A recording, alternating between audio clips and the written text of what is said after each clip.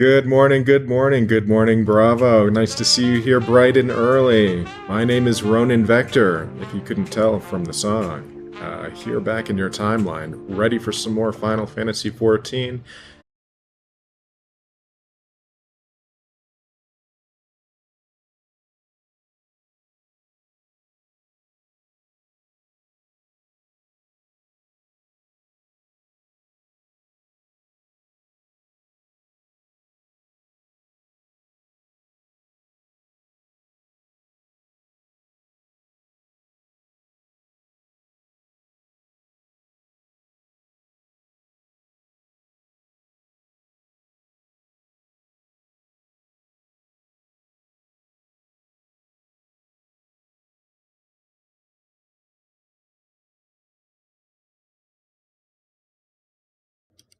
Alright, let's try that again. Yeah, I'm learning that the studio mode in Streamlabs is buggy and will crash your life.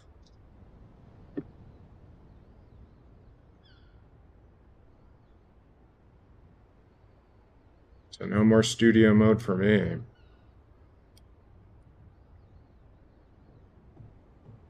Alright, so the game plan today, aside from talking about brain chips, is to try to recruit people for my my small military unit I've been command over.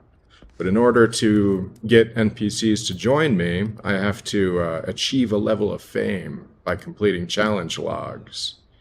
Now I'm not quite sure how that works if you've already completed a bunch of challenges, but we're gonna try our damn best to make sense of it. So what I'm reading here is that the easiest one is to go to the gold saucer. So we're going to start with that. Earn some challenges doing that. Because supposedly that's the easiest way to do it.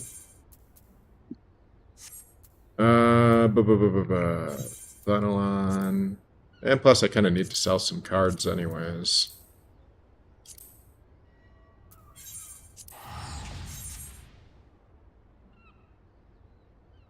Oh yeah, and here, let me get my little TV going here.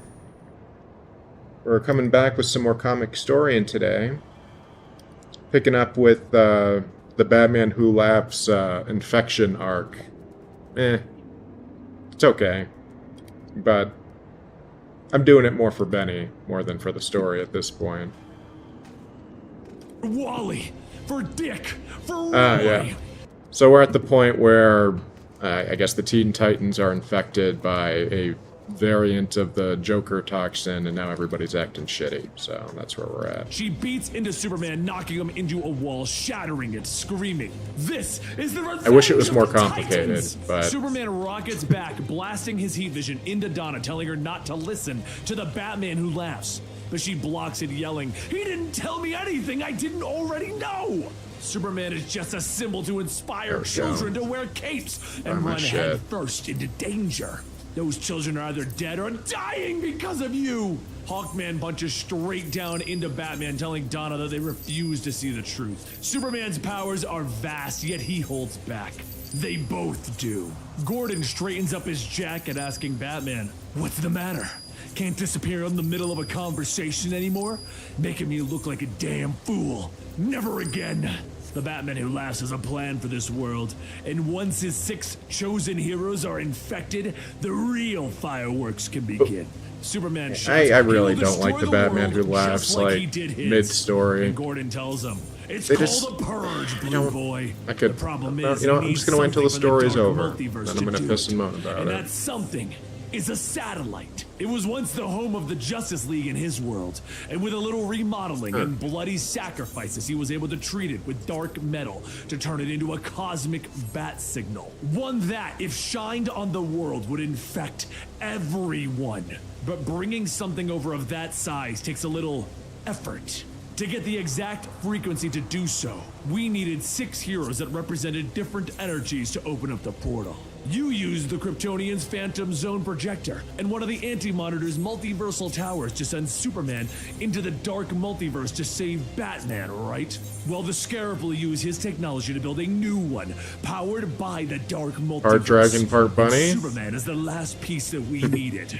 Once infected, the whole world will finally be able to understand what it means to know the truth. Scarab, activate the fortress's security alarms. Superman calls out for Gordon to stop, but Donna lashes out at Superman with her lasso, asking, "It's a frequency that only Kryptonians can hear, right? Who's coming to your rescue? Supergirl? Superboy? The damned dog?" Gordon holds the infected batarang meant for Superman, asking, "Are you ready to join the winning side? Or do we have to kill whoever shows up? Are you willing to take that risk?" As Hawkman swings his mace, Batman leaps over it, telling him, "I have just the thing for this." And he pushes a button. A beeping can be heard coming from Gordon's old batsuit, and before anyone has a chance to react, it sets off a massive explosion, knocking everyone away. The infected start to cough as they back up, and Hawkman says, "It's just a smokescreen, non-lethal. We keep going easy on them." Yeah, I gotta check the lottery. "Shut up!" Batman pulled his disappearing act on me again. "Find him!" Down below in the animal pen, Batman tries to reach out, but says that the Blue Beetle has control of the fortress and he isn't getting a signal in or out. Once Blue Beetle has complete control, it's over. And if that happens, they need to get Superman away from here as far as possible. Superman calms the animal, stating the words that Donna and Carter spoke. It's closer to a reflection of the thing that they really felt deep down. Superman then leads Batman into another room and says that Blue Beetle may have infected the mind of the fortress. But this is its heart. The fortress's reactor is volatile, so an emergency system was put into place that if that reactor was ever in danger of detonating, everything would be locked and the fortress would sink to the bottom of the ocean. Nothing can go in or out. I want a Batman then looks at the consolation shining prize. reactor, telling him we'd be trapped inside, and if it quarantines us and the infected, it'll be worth it. Superman then says that if they can get past Blue Beetle and regain control of the fortress, they can activate it. However, they need to do it without Blue Beetle or Gordon knowing what they're up to.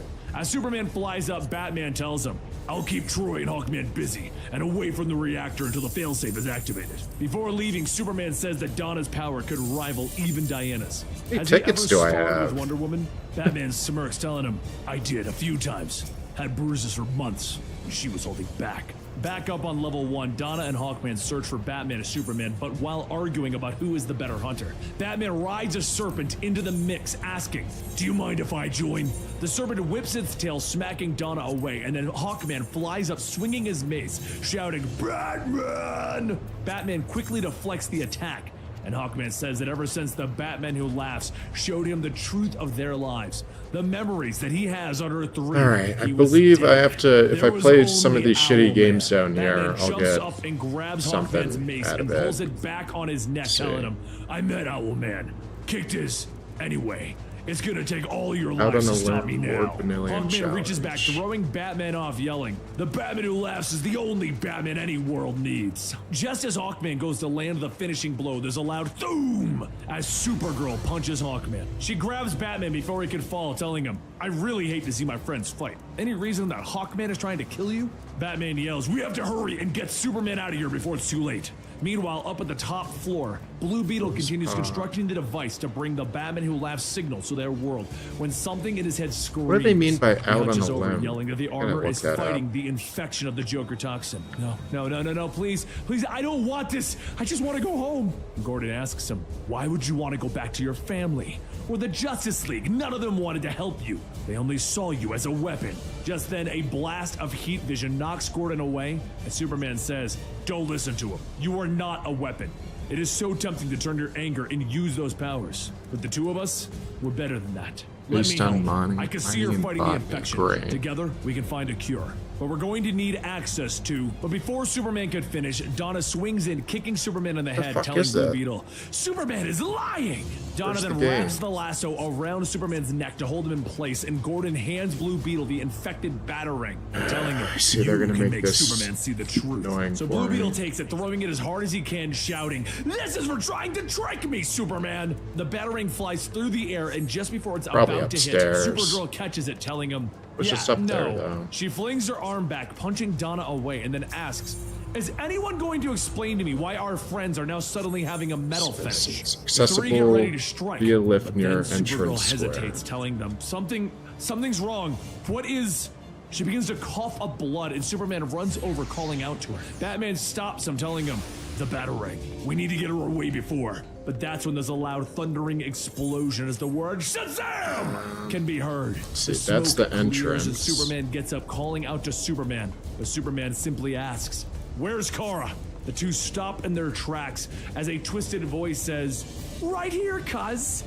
I know my new look isn't exactly the most Smallville style, but you know what they say. If you don't love me at your worst, then you don't love me I at think my that's the best." biggest crime of this whole thing is that the fucking designs of the character changed when they got infected. Like, puts back on his mask, what- telling them all, not exactly how does what the getting Batman infected Lab's make planned. your skirt More rumbling can from be heard Hot as the Topic? portals of You the know what I dark mean? multiverse Like, opens up, and how do they all Batman have the same yells, style "They're done for choice? now." That- The there's just so Secret many Six questions is I don't give a assembled. shit They about. are bringing the whole damn dark multiverse with them. They don't The Batman who explain laughs how the smiles in his infection cell, telling works. Superman that he knows that he can hear him. Just makes And it works everybody a both simp for the ways, you know. Batman who Are you laughs. finally ready to Makes no admit sense to me. that you've lost? That my way is better? The truth is, you're all twisted on the inside and you need to just let go. These six are merely just the start of the infection. Now we show the truth to everyone. I'm missing here. Oh, this way. Growing up on a farm, you learn the hard way that some seasons are better than others. One bad weed can kill a whole crop. All right, here's Paul out on will a have to limb. burn one of the fields to save the farm. And right now, Superman thinks of those things. Okay, the actual minigame will begin. The pointer will start to move rapidly up and down, and the goal is to stop the pointer at the correct spot or close enough to too late to save advance it now. to a As higher the Batman Who tier. Laughs satellite connects to the Kryptonian tech in Superman's Fortress of Solitude, Supergirl tells the two heroes that there is no chance for them now. Soon the world will know the truth. Supergirl then fires her heat vision at Batman, forcing him to retreat. And Superman pleads with the infected to stop what they're doing. right, We may let's not give have a this a cure yet, shot. but we can fight this. Shazam asks, "Why would we want to fight it when fighting you is so much more fun?" Hawkman slams his mace down into the ground, knocking Batman off balance, telling him, "You're out of moves." And Batman asks him, I don't- "Are you sure about that?" And then he yells something in Kryptonian. At that moment, a horde of Kryptonian beasts break through the crystal walls and they begin to charge in. As the infected are fighting against Superman's zoo of animals, Batman calls out to Superman, telling him that they need to take down both the tower and the satellite. Gordon then shouts, "You'll have to get there first! Supergirl, Shazam, get to the satellite and activate the infection. Infect the entire planet with the Joker toxin." As the two fly up, Superman races behind them, telling Batman that Supergirl and Shazam are his. Hawkman then kills another creature, asking Donna, "See how the Kryptonian leaves behind his pets to get slaughtered?" As Donna goes to respond, the Batman Who Laughs communicates to them that before they can continue, he has a special assignment. Listen closely so that his whisper may guide them to him. Hawkman and Donna then take off, leaving Gordon and Blue Beetle to handle Batman. Gordon takes out his gun, telling him, "This is it, old friend. Do or die time. We both already know what must be done. What will finally push the world's greatest detective over the edge? What will convince you to do it?" Up in the sky, Superman follows close behind as he travels into the dark multiverse. And when he gets onto the Batman Who Laughs satellite, his eyes widen. Strung up are the heroes of the Batman Who Laughs New world recruit has dead, arrived. as if he View wanted them enlistment. to be Okay, seen, as that's if they were good. trophies. one Superman down. stands up asking, "Is this the Batman Who Laughs world? Batman said he was evil, but I never." As Superman turns, he loses his train of thought, immediately seeing a display of him, Lois, and Jonathan before him. He falls to his knees, tears rolling down his eyes, and Shazam and Supergirl float down, asking, "What's got you so down?" Shazam looks up at the display, seeing Superman and his own family as skeletons, as a trophy. "This is awesome!" No one ever said the Batman Who Laughs was an artist. Supergirl says that she's sorry for his loss, even if they are from another world. This is proof that he lost this fight before it even began. He should just join them. He of all people knows that Batman always wins, right? Superman's eyes glow red with rage. And as Supergirl gets close, Superman spins around, grabbing both her and Shazam by the head, and he rockets off through the satellite. He slams Shazam's head into the ground while throwing Supergirl up into the ceiling and then throwing her down into the ground. Before the two of them can get back up, Superman's eyes burn and there's a sudden doom. As Supergirl and Shazam are sent out of the satellite, Supergirl says, "He seems pretty mad." And Shazam yells, "I got one word for him. Shut!" But before he could finish, Superman shoots in, grabbing both of them by their necks, and he begins to squeeze. Supergirl struggles to free herself, and Shazam tells her, "Hang on, I got this." Lightning strikes down with a thundering "Coom!" forcing Superman to release his grip, and down on the ground, Gordon is watching and smiling. He says it warms his old heart seeing Superman give in and cut loose. To fight like them. Now it's your turn, Batman. Batman fights back Blue Beetle's tendrils, telling him, "I'll never be like you. Jaime, listen, you're stronger than this. Don't let the Batman who laughs." Blue Beetle shoots Batman, telling him, "Give it a rest. I'm not one of your Robins." Gordon goes to the computer, stating, once the satellite is activated, it's going to open up more dark multiverse portals all over this world and pull out all sorts of nasty surprises. The only way to stop it would be to stop Jaime, and that would require killing him. See? You have no choice here. The tendrils lift Batman up, and Blue Beetle yells that he is so tired of Batman and Superman stealing the show. "It's my time now!" Batman struggles, telling him, "You've always been a hero. But the Scarab itself is a threat combined with technology and magic that I needed a plan for. Now, I might hate magic, but I know technology." Batman's Blue Beetle contingency activates, and he thrusts his arm, grabbing Blue Beetle's chest, telling him, "And while Jaime is infected, the Scarab within him is not." Batman pulls his arm back, pulling a piece of the Scarab off, allowing it to bond with him. Blue Beetle falls back, asking, "What did you do?" And Batman tells him, "I borrowed control of the Scarab. Now the tower is connected to me instead." He hears the sounds of Gordon's gun clicking as it's pointed to the back of his head, and Gordon tells him, "Would you look at that? Hurting children to save the day again. You never needed the infection, did you, Batman? Using people to win, just like the Batman who laughs." Before Gordon can finish his sentence, Batman kicks Gordon in the stomach with such force that it launches him across the fortress. Meanwhile, up in the sky, Batman tells Superman that they're both angry and they both want to burn everything down. But Supergirl and Shazam are a distraction. "I need you to let go and focus on the satellite. Once we stop that, we can go to the ends of the earth to find them." Remember the conversation we used to have? That if we ever started to act like our enemies, we'd be better villains than they ever were. I was never worried about what would happen. That's because I trusted my friend. Superman finishes pulling the satellite out of the dark multiverse and hurls it into the sun at the same time that Batman overloads the fortress's computers and destroys everything. Gordon screams, "No!" And Superman floats down, telling him, "It's over. Supergirl and your friends may still be out there, but we're gonna find them and we're going to cure them." Batman goes on, telling him, "I'm sorry for what happened to you, Jim, but we will make the Batman who laughs cure." Gordon stops, asking him, "And how exactly are you going to do that?" "Oh, right. Where do you think my friends took off to?" It's right at that moment that the two heroes realize that they are too late. Hawkman and Donna have freed Batman who laughs. They stopped the satellite in the portals of the dark multiverse, but they've lost their allies, their friends, and their family. They can't come back from that.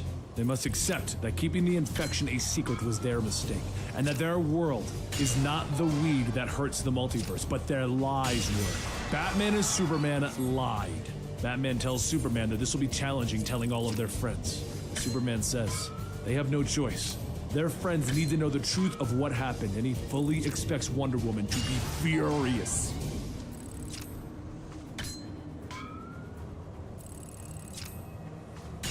"Billy, don't you dare talk to Victor like that again. Are we clear?" Rosa yells from inside the house. Billy looks up from his dinner, with both Victor and Rosa staring at him in surprise. "Clearly, you didn't get that I was talking to both of you," he explains, anger in his voice. "Is that why you got into this fostering racket together? Too broken to have kids of your own? So you figured you'd ruin lives in bulk?" He asks. His foster parents stare at him in shock for a moment before Victor finally explodes. "That's it! Clear your dishes what am I missing here? this instant!" he yells. So Billy stands up, glaring at them both. "All I'm saying is that maybe you should get your house together before stepping up to me. I'd rather do my homework than stare at that wimpy soul patch anyway," He snaps back at them. He scrubs the dishes, anger in his voice as he hears Victor and Rosa talking about him and the challenges that come from fostering teenagers. He looks at the picture of himself and his brothers and sisters, and he finally throws it to the ground, smashing the frame. Forget this! He snarls. What the hell is going on with you? Mary asks, coming into the kitchen to find what the noise was. None of your business, Mary, Billy tells her. Mary tries to help her brother, telling him that he can talk to her, that there's no reason to let his anger out on Victor and Rosa. Open your eyes, Mary. This whole family thing, it's a trap. A lie, Billy tells her. This is such a one big scheme to try and control brain-dead me. task. He pushes past her, storming out of the back of the house. All of you decided that if I belong with you, then none of you are worthy to be related to. He stares up in the sky, and he speaks the magic word. Brain rot's starting to set in. Shazam! The thunder booms, the lightning cracks, and it transforms Billy into the mighty Shazam. Yet this is not your normal Shazam. His costume is darker. Spikes are jutting out of his knuckles. His skin is pale, and his I really mouth is twisted resent into I a have to hideous do this to smile, recruit people as in the he military. has This is been like infected if by the I sugar recruited virus. soldiers Time by to playing find a fam blackjack I can at really hang Vegas. with. He I don't... grins. Elsewhere in the world, the I'd die for you, sir. You hit that blackjack 21 times. That means A something. giggling whisper calls I out to don't... him. Is that what I'm to believe? He asks, getting up, About the moving military in through Final his Fantasy? He rounds the corner, discovering Shazam sitting upon the Guess globe so. of the worlds. What else am I I've left been with? thinking about how you're kind of like family to me. Family? My torches have gone out. I require light. Atlas begins, but Billy smiles, offering to help him. Lightning cracks against Atlas, throwing him away, and Billy flies towards him, more lightning leaping off of him, striking the god. There we My go. stamina's supposed to come from you, right? He asks, picking the being up. If that's really the case, you'll be able to survive such a roughhousing sesh with me, right? Atlas lashes out, knocking Billy away. Our paths have not crossed before this moment, boy, but I knew the wizard Shazam for a time, so I know the power that you wield Get should it? speak to the Got it. strength of your virtue, he says, punching Billy again. He leaps up to strike, but is knocked away by another lightning bolt. This me? The real me? Doesn't follow chumps anymore. Billy tells him, and Atlas swings a column, but the wood shatters against Shazam's strength. You really let me down, Atlas. I'm disappointed. He tells the god, reaching out and grabbing his leg. I think it's about time for your punishment. I'll make sure it's something special. He smiles, and in the dark of the night, Atlas begins to scream in pain. Elsewhere in the world, Mary lands with a young girl, having pulled her safely from the burning building. Whee! Again! The girl yells, and Mary smiles. Maybe after I help my brothers and sisters clean up. This shit is she so tells her. infuriating. Freddie walks over with her, letting her know that none of the list of people that he knows could have caused this much damage. Mary Nothing? nods, There turning wasn't to her mother. anything? It was Billy. I don't She tells fucking him, and believe she you. quickly fills him in on how strange Billy was acting before. Eugene nods, holding up his phone. If Billy's gone evil, we should call the Justice League. But Mary shakes her head. This all feels personal. I want to handle it myself. They'd maybe come on too strong, make it much worse. But Darla doesn't think that their Billy would ever do this. There's something in his eyes. I can't explain it. It's still him, but nasty. Son of Mary a tells her. bitch. And finally, she turns to go, telling her family that she needs them to stay behind in case Billy returns. So she takes to the air, determined to find her brother. Elsewhere, Billy throws another punch that knocks Thor away. Why you gotta suck so much, Thor? He asks, raining a few more blows down on the god. I couldn't find Hercules. I thought you'd do, but nah. He laughs as he punches him again. The god lays there barely conscious, his jaw broken. Shazam turns to DC fly away Thor. I was again. gonna say. Later, he finds the Kryptonian god of Rao, his fist smashing against the being's face. Come on, you're like Zeus to Superman! He laughs with each blow. Show me what you got! Another blow launches the god away, breaking his jaw. He lifts him up, shocking it with his magic lightning, offering to take away everything from the god. Just like the Batman Who Laughs did to him. I A chance to resent be this so actually much. dope, but you're just like everyone else I met today. A waste of time. He smiles at him and Rao struggles, spitting blood from his mouth. Rest in shot. peace. He gasps, looking up in fear as Shazam's fists come for him again. Far from it, dude. I just want to hear what it sounds like when a god cries. Meanwhile, Mary has found the home of Atlas, now destroyed. She calls for anyone and is greeted by the weak calls of the god. She lifts the rebel off of him, stunned by what she sees. Oh my god, she gasps, pulling him free, asking about Billy. Did he say anything? Did he give you a reason why he'd do this? The boy's been corrupted by insatiable rage. one that seems to be directed at the authorities above him. Atlas tells her, there's no telling what destruction he'll wreak in his pursuit of a family that he deems worthy of his illness. Shazam's blows fall again and again on the face of Ares as he gleefully counts with each hit. He's Ares! You're supposed to be the god of slaughter and warring, not the god of boring.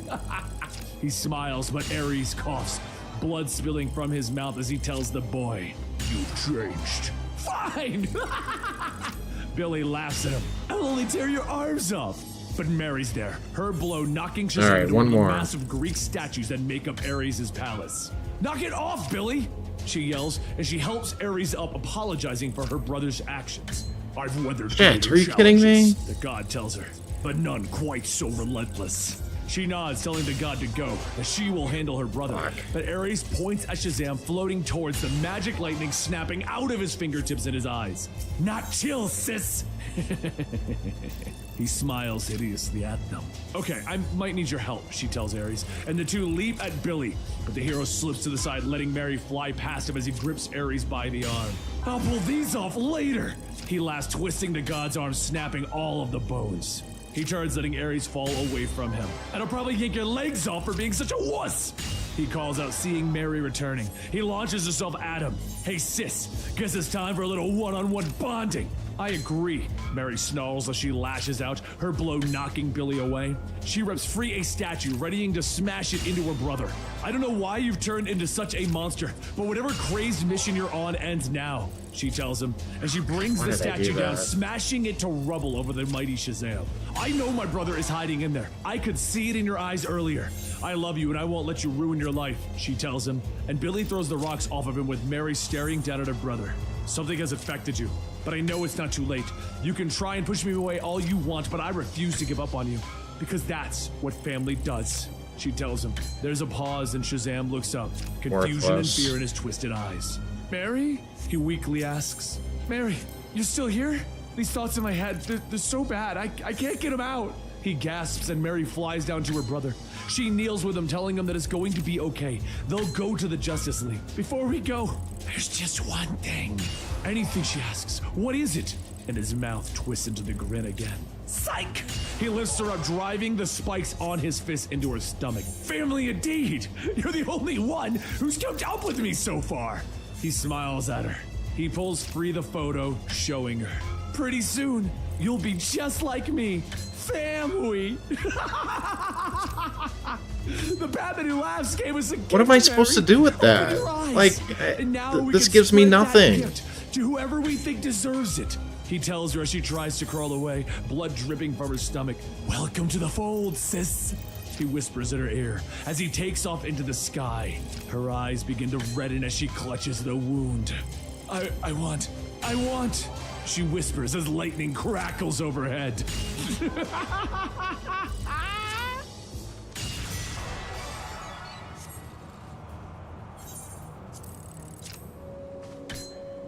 The sun slowly rises over Kahndaq as its people pray. Its people pray as their protector, Black Adam, lays beaten and broken in the Golden Sands. And the one responsible for this is the infected Shazam. But just one day ago there was peace, or at least the city still stood. Just outside of the temple, the military officials, Zafis and Wheel, talk of the current situation in Sharuda as the people speak of freedom. The citizens talk of freedom, one where they can use their land's natural resources and become more. Wheel says that perhaps they should first report their findings before rallying people for freedom. But as the doors to the temple open, Black Adam sits in meditation, telling the men to approach. Zafis reports that their intelligence confirms that the American Lex Luthor lives. He has liquidated his assets, and he uses the strength of the criminals across the globe to achieve his goals. But there's also been So additional tired of this. issues. This is just. The Leviathan This isn't a game. This is under just leadership. fucking. Talia al Ghul has been replaced by I don't know. I'd get more out of a most likely coloring book. unrelated to You know what I her mean? or her father. As for the information on Shazam, it seems that he's been acting erratically and had a public altercation with both Superman and Batman. Intelligence now believes that this interesting Shazam is on his way here. Black Adam opens his eyes. I know. I have good hearing. Just then, Black Adam leaps back over Zophies and Wheel, asking, where does power come from? Is it from me? Perhaps the soil of Kahndaq? Or from the gods? Or is the power delivered as a mandate from the masses? I freed Kahndaq from a tyrant. All Do I right, one become more the time. next tyrant in the eyes of my people because they are getting restless and wanting freedoms? Zophies tells him that they mean no offense, but Black Adam stops him. None taken. You are both free to go. This is such Perhaps Lex Luthor is horseshit. right. Something has to change. This is the way the world is going. People want a coffee house on I every hate corner, this. American jeans, and Can't open wait to never internet. play this fucking thing The again. illusion of freedom. Well, what price is this illusion? Freedom, as the saying goes, is anything but free. So go. Assemble Kahndaq's armies and explain these quaint desires of theirs to the petulant 15-year-old boy heading their way in the form of a weapon of mass destruction. As Zophies leaves, he tells Black Adam that Sharuda has been evacuated of its civilians. And Black Adam tells him, good. Today the armies of Kahndaq must fight to protect the ultimate freedom of their people, life itself, and I in turn will do my utmost to protect them. There's, Outside I don't understand. Like, asking what is going on. what is the point of even One having a man says that difficulty he's if you're not just sure. fucking guaranteed to A man lose? appeared There's and started statistically yelling no at reason to everyone. play it. Above those people, the infected Shazam floats and tells them, You get more from doing all this I'm saying stupid is you have shit. oil, right? That stuff is cash money. Where does all that cash go? Because one thing's for certain. It sure as hell doesn't go back into the neighborhoods. Have you seen this place? It's a trash heap. Look, all I want to do is tell you that your leader's been lying to you. That's why I'm here. To set you free. Build a new roads Right and stuff. now, Get I'm rid of trying to those filthy recruit old people buildings. for my Blow up a few high-rises. grand Get company. this place I need going. NPCs to run Hands up missions for for anyone me. wanting a new And hospital. apparently I can only earn their People stay respect silent, if I, Shazam tells them. you know, Okay.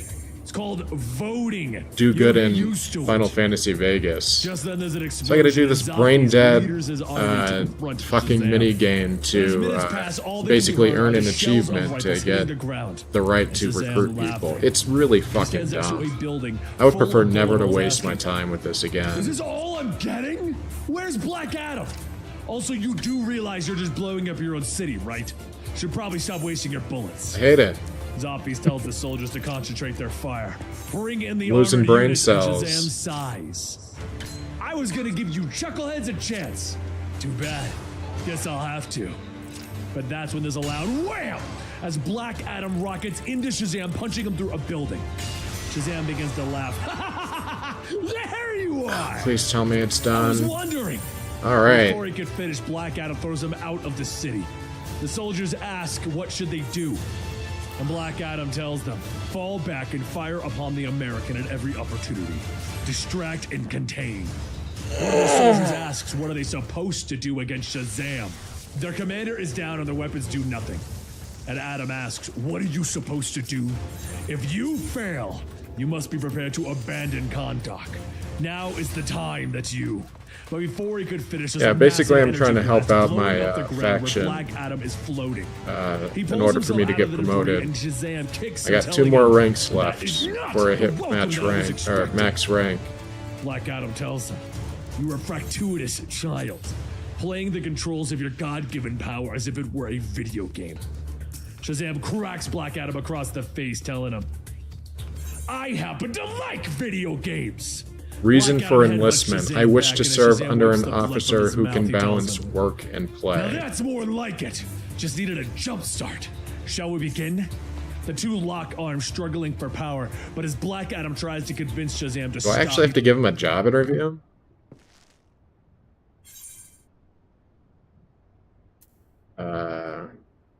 Okay. I didn't really ask him a question, but sure. he's brought to his knees by the child god. Shazam releases his power in the form of lightning, knocking Black Adam back, laughing. Squadron is now Ready 4 now? strong, which I means got we're ready for power-ups. deployment, sir. Shazam attacks him with more lightning, and Black Adam flies off, yelling at him. You must listen to reason. I believe Your I need reality to- is broken. Let me see what the requirements are here. Shazam grabs him by the leg, telling him, "Not a chance! Condoc belongs to me." The barrack now." has room for 8 soldiers. If you wish to enlist any promising new recruits beyond that, I'm afraid you'll need to discharge one of the existing squadron members. Never a pleasant task, but an elite unit is no place for underperformers. Right then. They say that experience is the best teacher. Now, how about we jump straight into a simple mission? Deploy your squadron on a mission, speak with the squadron sergeant, and select squadron missions. Seems simple enough. Greetings, Commander. The squadron is eager to receive your next orders. Our fledgling squadron's first deployment. Now, ordinarily, I would offer you a list of pre-approved duties to choose from, but I've taken the liberty of arranging a simple mission. Whoops. I didn't mean to skip through that. I've taken the liberty of arranging some simple mission to ease the recruits into their roles. All you need to do is confirm the squadron members and give the signal to deploy. City patrol. Seems pretty straightforward. Oh, okay, so it's basically a typical party. Healer, 2 DPS, tank.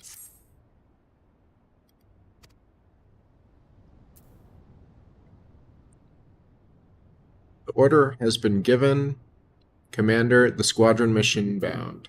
The squadron is mission bound. I should also mention that each deployment is funded by company SEALs. I've paid what's owed this time around, but the Maelstrom requires their soldiers to receive fair compensation. For future deployments, you'll need to pay the recruits yourself, Commander. And now we wait. Once the squadron has returned from their mission, speak to me and I'll provide you with a full report. Speak to the squadron sergeant to confirm the results of the mission. Squadron missions require 18 hours Earth time. Wow. The time remaining until a mission is completed can be viewed by opening the timer's interface in the duty menu.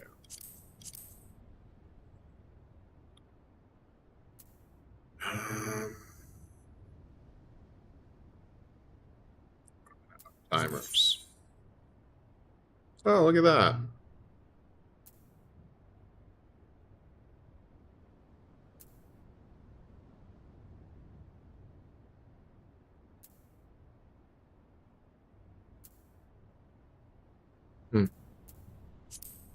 Alright, I guess that takes care of that. Let's do some of, actually let me check the fishing weather here. I'm never going to catch that one in Thanalan. It's going to take forever. Alright. See Shazam whoop some ass. Shazam begins to beat into Black Adam, telling him, "This place is a third world country on its best day. You turned Kahndaq into a pile of dirt. It turns into a pile of mud when it rains every 500 years. And with one more punch, Black Adam slams into the ground with a thunderous boom. The sun begins to rise in the distance, and Black Adam looks over to see a city in flames. Shazam lands next to him, telling him, "See? Lying here in a pile of dirt. Now that you're looking at it, maybe you should hire some architects or something. Maybe put an aquatic center in the town square. The Olympic Committee will love that." You can tell he's evil because Shazam then he's kneels wearing a down, asking Black loincloth. Adam, That's how you know "Want to see Shazam something is cool? evil. Watch this.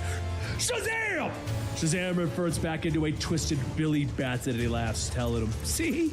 I said it. Shazam. Wait, one with the satellite cameras.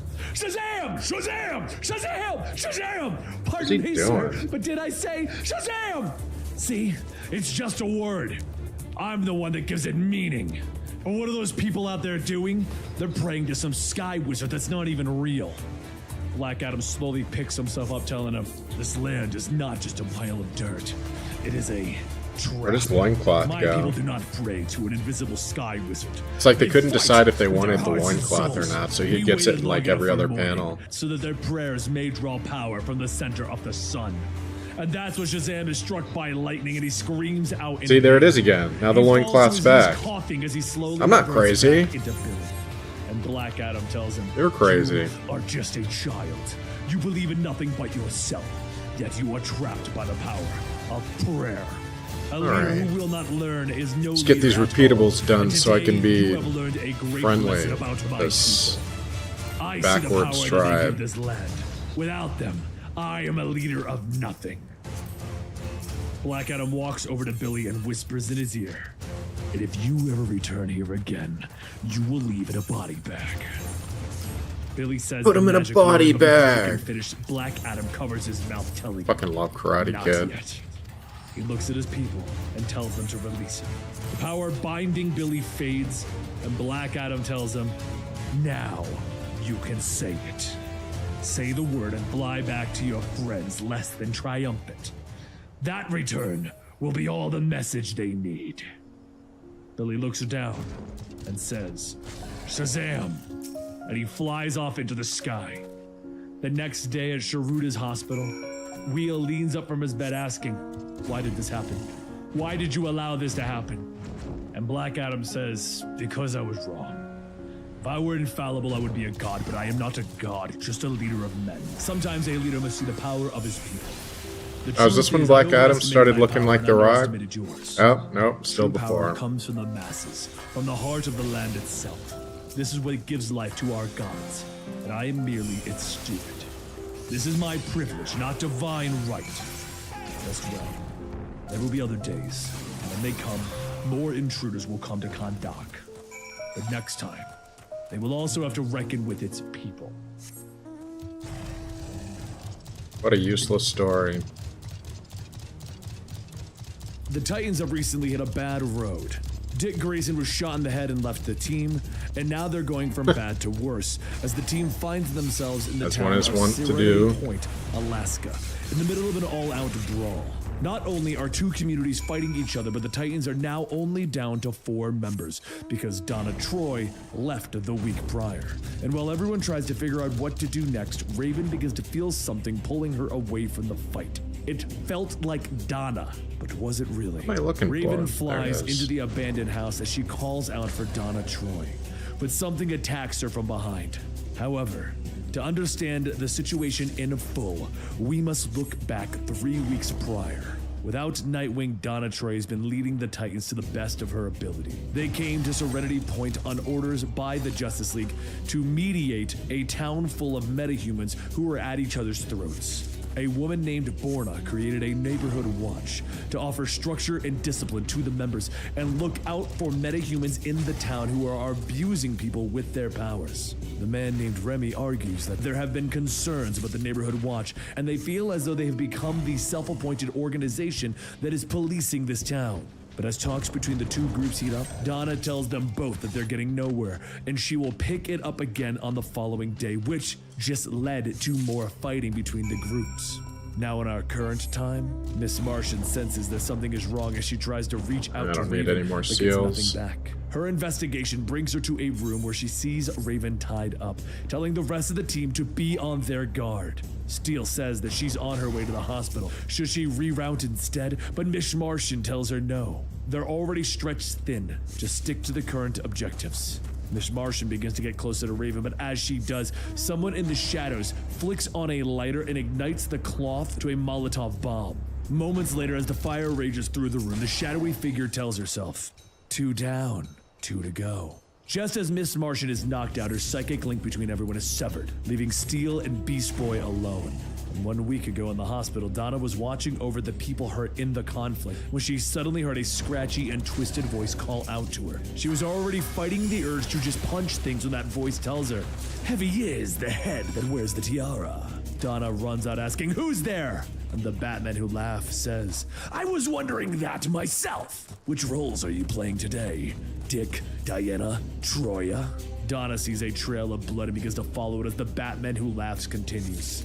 He tells her that he's quite interested to see what she's got lurking backstage. Well, more accurately, what you don't. She kicks in the door to the next room, seeing a broken mirror with her reflection, and the Batman who laughs tells her, "Major look!" Just then a small wire is cut and a VCR under the mirror shoots out a thin piece of metal that hits Donna in her side. She yells at him that this is unbelievably a bad time for her, and if he really wants to see her, he should just come out to take a closer look. So he says that he's sure he'll see the real her. "See ya soon." Back in our current time, Steele walks So she's into the infected security now, room right? and a Batman Who Laughs is watching over Donna, and he sees someone on the field. I don't think I've actually She seen looks this story closely before, and notices someone or in the read room it or above heard it. her, and that someone looks like Donna. Donna turns the dial for the MRI to max, and it begins to rip away Steele's suit. A few seconds later, Donna takes Steele's body, telling her that there's only one left, an animal easily trapped. Later across the city, Beast Boy begins to pick up everyone's scent gathered in one place. He tells himself that it's most likely a trap, but he just can't leave them. He rushes over to see Steele locked in a tube, and Miss Martian surrounded by fire, and Raven on the ground struggling to free herself. He pulls the tape off of Raven's mouth, asking, "Who did this to you?" And Raven shouts that it's Donna. Donna tells Raven that Donna Troy is dead. They want to see how it all began. Well, it was 6 days ago. The old Donna knew that she couldn't use force to create a truce between two groups. So feeling Eyes are all unfit to dry. lead, she did the only thing that she could think of. She submitted. She passed the reins on to someone who actually wanted them. A terrible idea, generally speaking, but it's not her fault.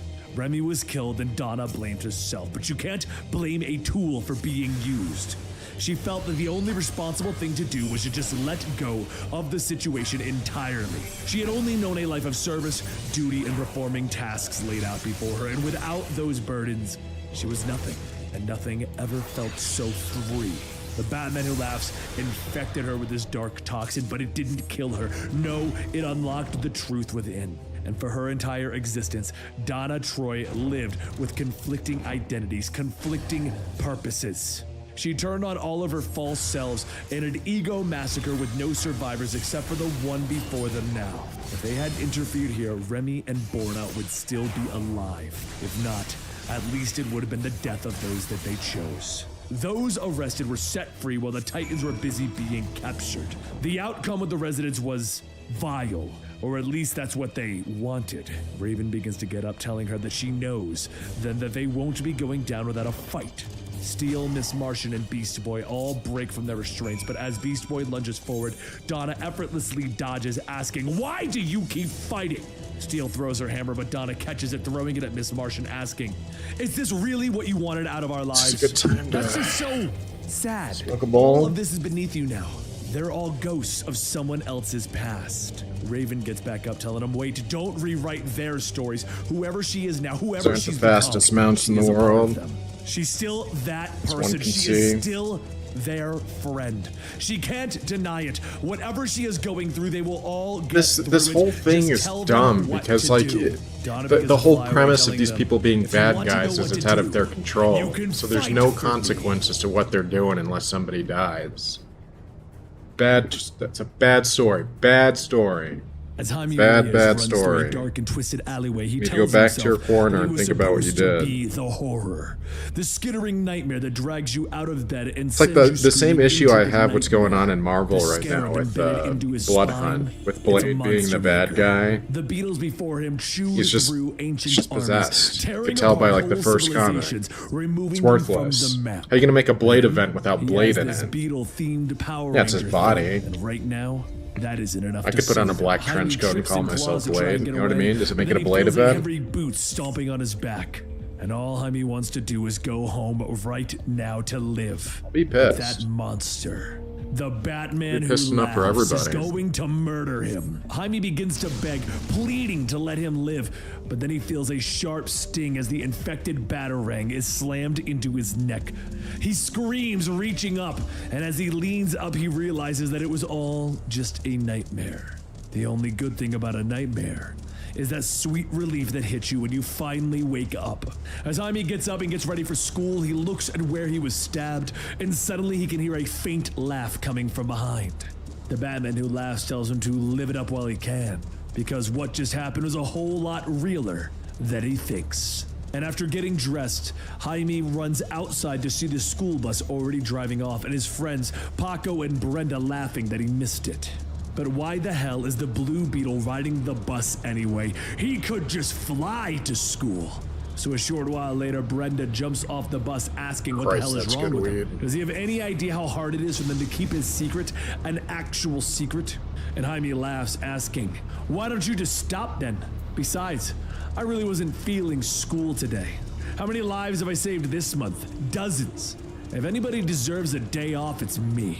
So, later at Ted Cord's house, Brenda looks around telling him that she really doesn't care what Jaime says. This is totally breaking and entering into Ted Cord's house. As Paco pulls food out of the fridge, he tells Brenda that Ted loves Jaime, and when a rich guy tells you to help yourself. But just then the floor to the kitchen splits open and Paco yells, "I wasn't thieving, except maybe a sandwich, but you said I could make a sandwich." The two see some stairs and they begin to climb down into the underground hangar, where Jaime fires up the Beetle jet, telling Brenda to move it or lose it. Brenda shouts asking, "What the hell? You almost killed Paco." And Jaime laughs. "Yeah, but I didn't. And that was awesome. Don't worry about the bug. Ted is totally fine with it."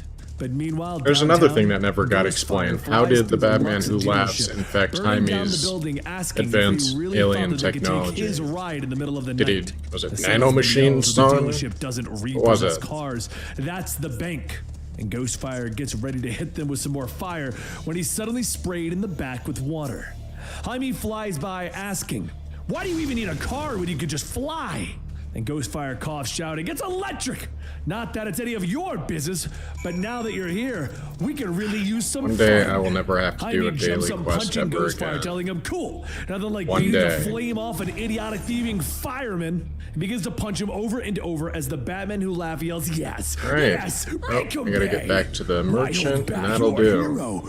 Don't That. let up." Jaime punches him one last time with Ghostfire shouting, "All right, So Uncle I may as man, well smoke Uncle, some I more weed give." about it, just to And be Jaime sure, knocks you know? Ghostfire back, asking, Do you give up Or about again? what? How many times are we supposed to do this? What if why I this smoke the time weed. I just put you out?" Ghostfire focuses his blast, telling him, "You can sure as hell try, but if we're going hard, then let's go hard." Jaime tries to protect himself, but the Batman Who Laugh tells him, "I know it hurts, but lean into it. Let the flames wash over you. Fire can't kill the beetle. Nothing can." As Jaime pushes through the fire, Ghostfire asks, "What the hell are you made of?" And Jaime lunges forward, shouting, "I'm the plague that blackens the skies, drowns out the wind, and devours the earth." The Batman Who Laughs tells him, "Yes, you are. Now snuff out the flame for good." Jaime roars as his jaw unhinges, and the Batman Who Laughs tells him, "This is it, full bug, just like you always wanted." But Jaime yells, "No, I didn't want this." And the Batman Who Laughs tells him that this is the gift that was given to him. This infection. Don't wrest control away. It unshackles you, frees you to be your true self. This is who you are. Lean into it. Jaime grabs Ghostfire, beginning to bite down on his head, and Brenda screams for him to stop. Jaime looks back and spits Ghostfire up at the jet, splattering him across the windshield like a black goo. He then turns and runs down the alleyway, stating that this isn't fine. None of this. I'm a bug. And the Batman Who Laugh tells him, "That's it. Now you're getting it." Jaime jumps through a window, shouting to the voice to shut up. And as he lands, he rips a part of the suit off, yelling, "It itches!" Do you ever have a hit The where you just Batman feel Who Laughs like tells him, you can almost see the "Metamorphosis is universe never for a second? comfortable. Like I just Look had that how pretty moment. you are in your new skin." Moments later, Paco and Brenda run to the corner, You know, calling out the for universe. Jaime, and he yells for them to stay away. Brenda tells him that they aren't going anywhere without him. Let them get help. And he begins to vomit up more black sludge, and Paco says, "Right. Are you supposed God, I to be love puking me up some rivers of horror goo at us?" diamonds. Jaime slowly reaches out, and he gets around to the corner with Ghostfire telling them, "Nah, let him!" And as Ghostfire throws another fireball, Just get the these explosion turds. goes off, knocking Paco and Brenda away. Jaime steps back out of the fire, holding Ghostfire by the neck, and he tosses him aside. And Paco and Brenda begin to run away, with Jaime telling them, this isn't him. But whatever the Batman at last did to him, taking out his inhibitions, his moral compass, all of his goodness, the stuff left behind is still him. It's his rage feeding the scarab, his fear and embarrassment. He's still inside of the monster that he's become, feeling it, tasting it. And the only thing he can't do is stop it.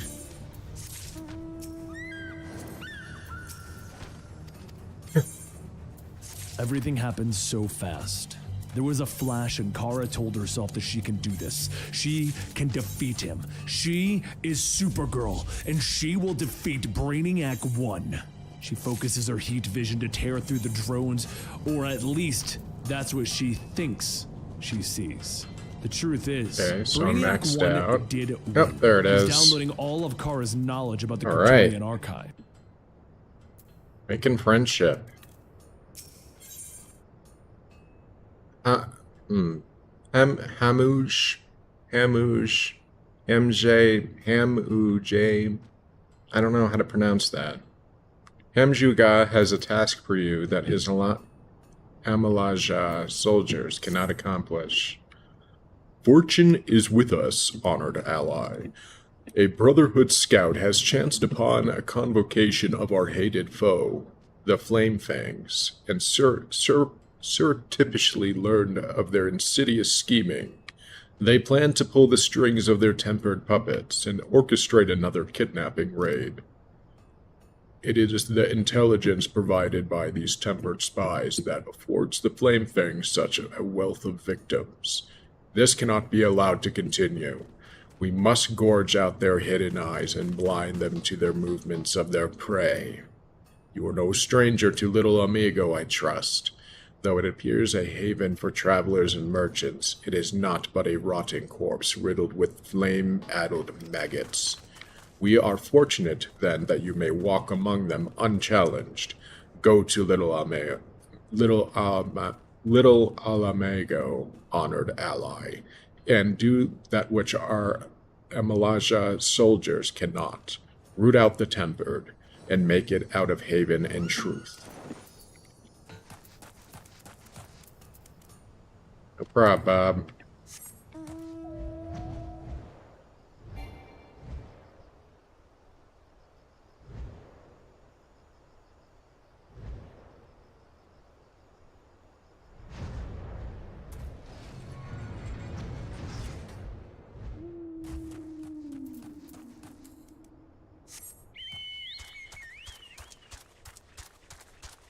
God, I love chocobos. It's the only bird that can't shit on you while flying. Because nobody poops in Final Fantasy.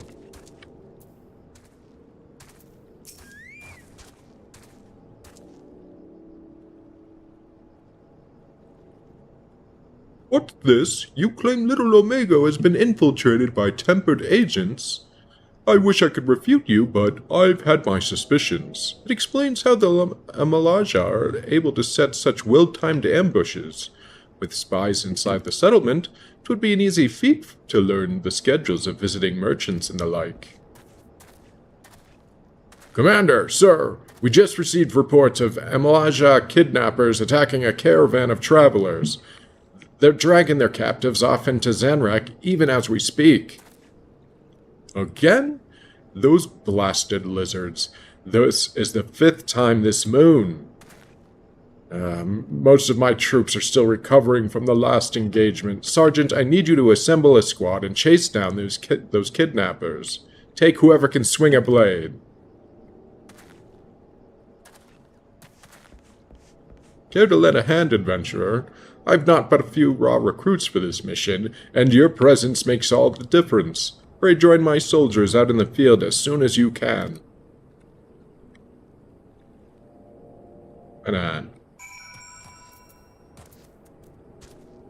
Oh, there's Crypto the super dog. I love Crypto.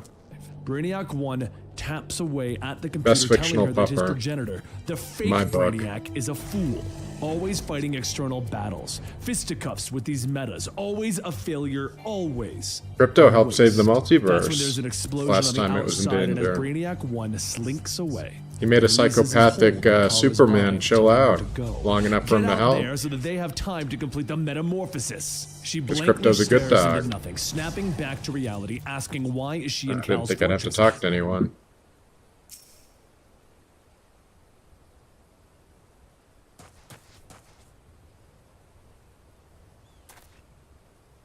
Who, Jizzabert sent an adventurer to wipe our asses, did he? Well, you're too late. With these soldiers down, his entire unit is in tatters. But all it took was the right word in the right ear, and away they scrambled. It was like leading lame furples to slaughter. You're one of the newer recruits. You swore an oath to the immortal flames. An oath. Ha! My loyalty belongs to none but the Lord Ifrit himself, and the Flame Fangs are generous to those who serve well. The immortal flames of Little Alamago are now not but the walking wounded. The Amalaja will be able to raid with abandon, and the soldiers we've captured this day will make fine additions to the Lord's Inferno's army. You're still here. You think to punish me? That's rich. I have allies lingering nearby, and very soon the main company of Flamefangs will be arriving to take possession of the spoils. If you lay a hand on me, you'll be making some very powerful enemies. I've already killed your god, just to be 100% clear.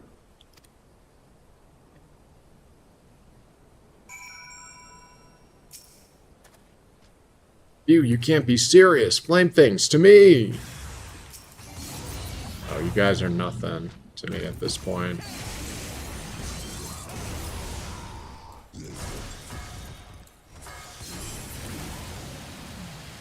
You're nothing.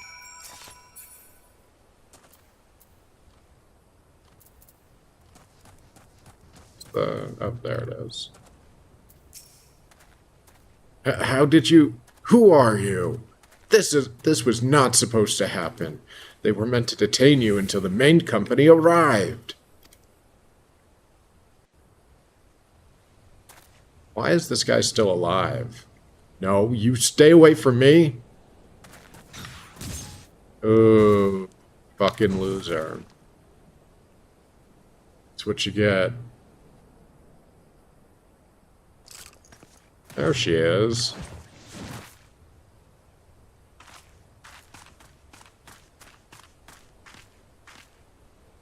Rax, what in the Seven Hills is going on here?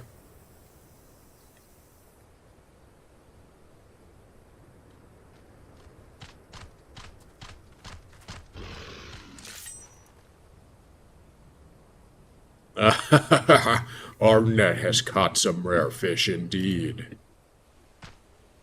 The Brotherhood of Ash. They shame the Malaja with their petulant refusal to submit to Lord Ifrit's cleansing fire. They are not but ghosts of a fading past, so lacking in strength they resort to consorting with the slave races. You are Zagota. And I know of you as well, Loga. Such an intriguing costume you wear. Have you enlisted in the army of my people?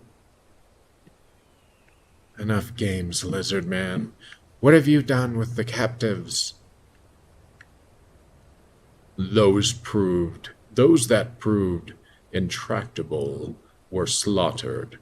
The Flame Fangs do not countenance the rebellion of cattle. The rest are already far beyond your reach, unless, of course, you intend to assault Zarok itself. You civilized people make such endearing squawks and squeals as your hot blood sizzles on the desert sands. Though years have passed, I yet remember your mother and her bleeding cries for mercy. Hells take you, you bastard!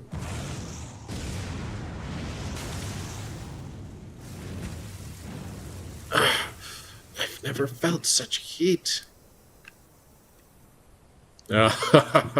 This is the extent of the resistance I am to face. Is this the vaunted strength and resolve of the Brotherhood? I wield unquenchable flames of Lord Ifrit himself, and you seek to extinguish them with a thimble of spite. Return to Hamujga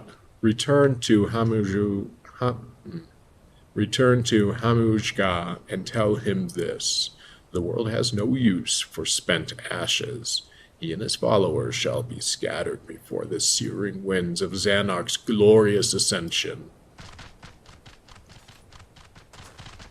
Oh, you gotta dig down, girl.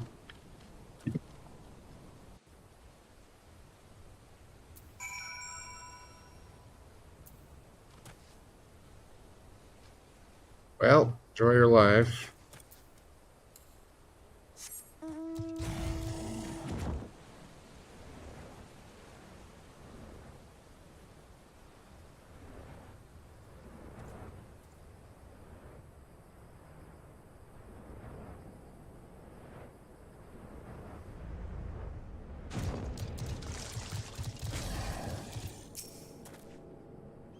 Gods, Rax, I can scarce believe it. A tempered spy within our own ranks. My men were killed or taken. The lizard men wanted more than merchants. They were after the immortal flames from the very beginning. And I all but bloody served them up on a silver platter. I beg of you, adventurer, save the soldiers that yet live from a fate worse than death.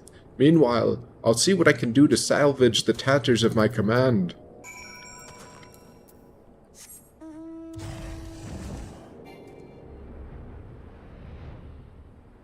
Could make the ceiling just a little bit bigger so you could fly straight up. For shame.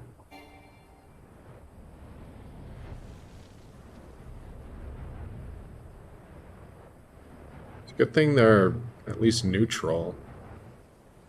Them being so close and all.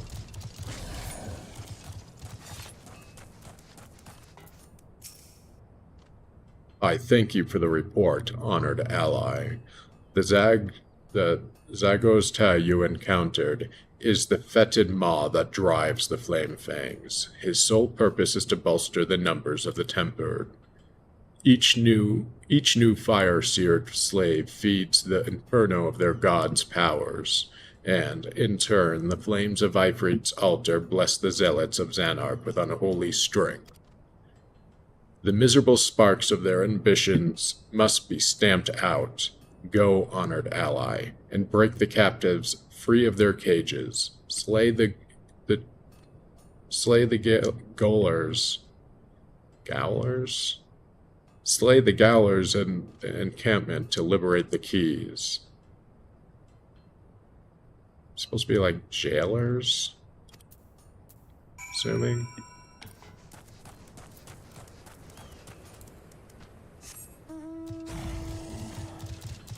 Alright, let's fight the power.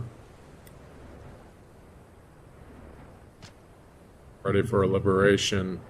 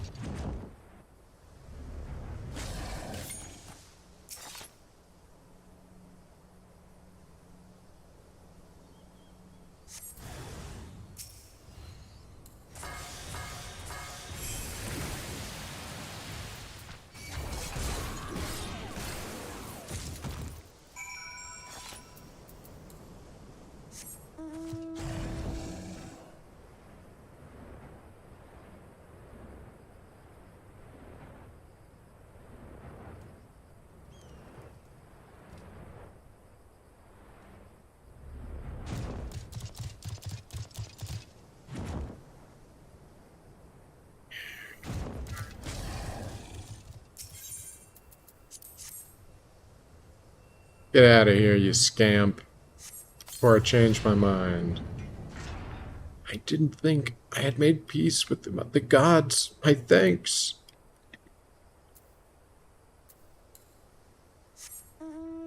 Oh. Got a new spell or something. A new summon ninjutsu? Ninjutsu, yeah.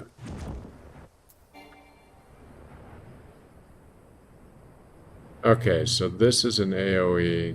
This is a big boy attack.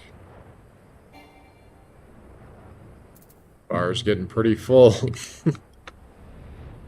I used just about every single one of these. Except for this guy. Never use it. But yeah, free the slaves.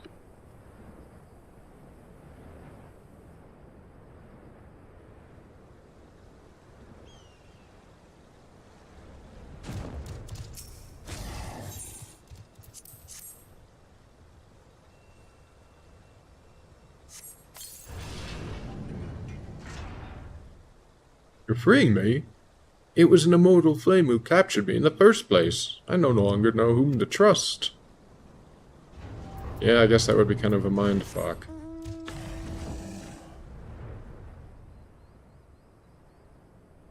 Is there another... There you are. Don't mind me. You know you're too weak to challenge me. Don't even try it. Lose my home to the Empire, and then my freedom to the basemen.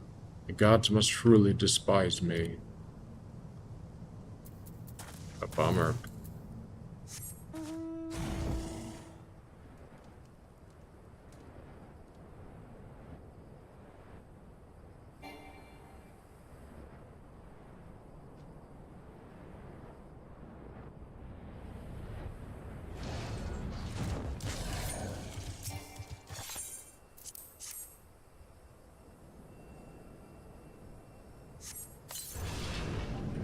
Why are they all dudes? I was stretched out on my bedroll gazing up at the stars when some bugger bashed me in the noggin. Next thing I know, I'm waking up in a cage. Say, you happen to know the way to Little Omega?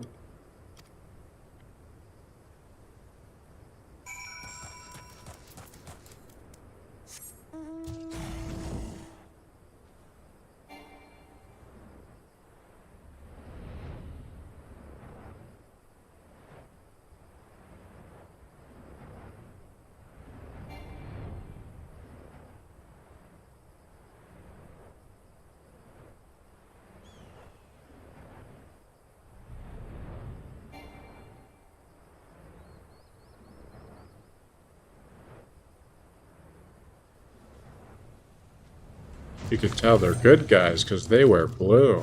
That means you're good. Red means you're bad.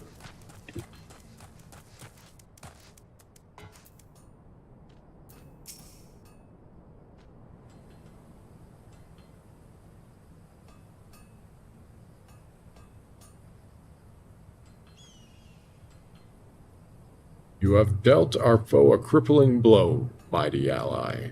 My warrior's blood sings at the thought of the confusion and devastation you have brought to the Zahark.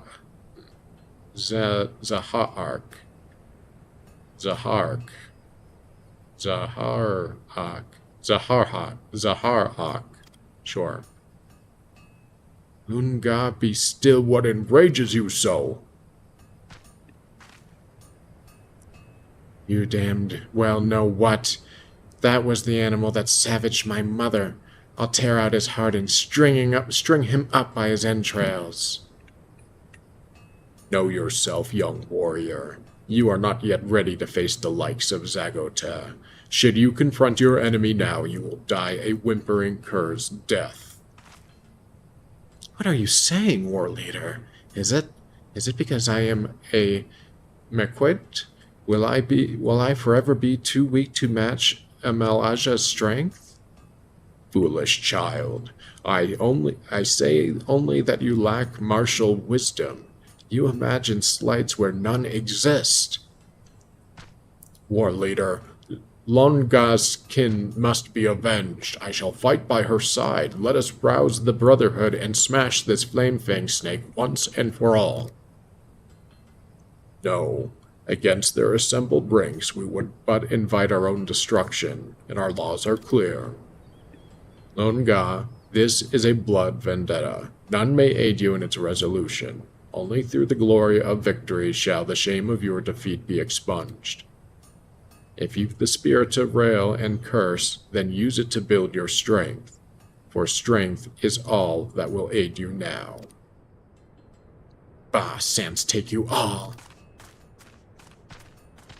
She pissed. It is said that the drake will drop its own offspring into a ravine to watch it claw its way up. So it is with a Malaja.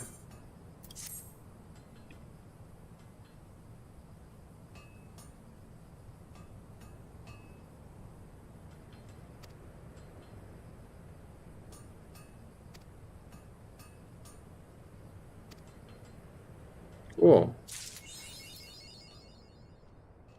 Bet your ash.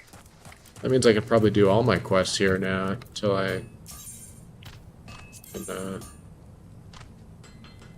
scavenge. Let's get this shit over with. Cool, yeah, so now I can just spend all my allowances here, all in one go. Until I max out.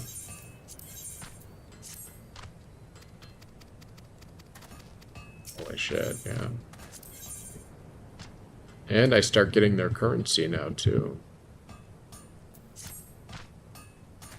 So I can buy their good shit.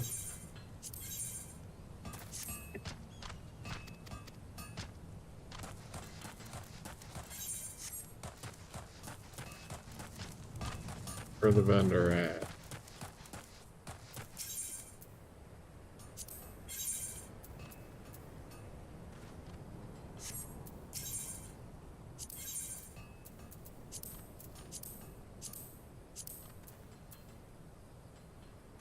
I can exchange it for 40 ventures. Up to 40. Music. Some kind of collectible.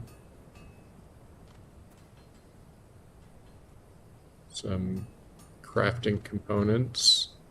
Some dyes.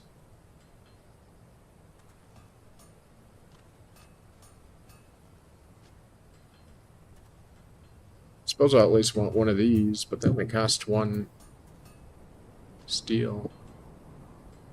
Not sure what I'm gonna do. Guess I'll get at least one of those. Don't really need any of this other stuff.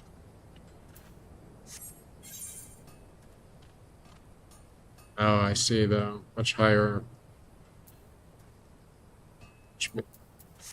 Get a lot more experience, relationship points, whatever you want to call them, to rank up. Alright. Lay it on me, Crypto.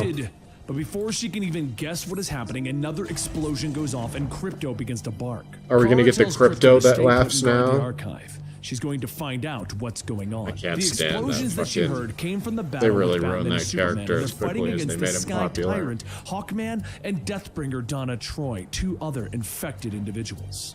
She arrives just in time to turn the battle, but when Blue Beetle threw the poisoned batarang that was meant for Superman, Kara grabbed it. She cut herself on the tainted batarang, allowing the Joker toxin to seep into her body. It spread so fast.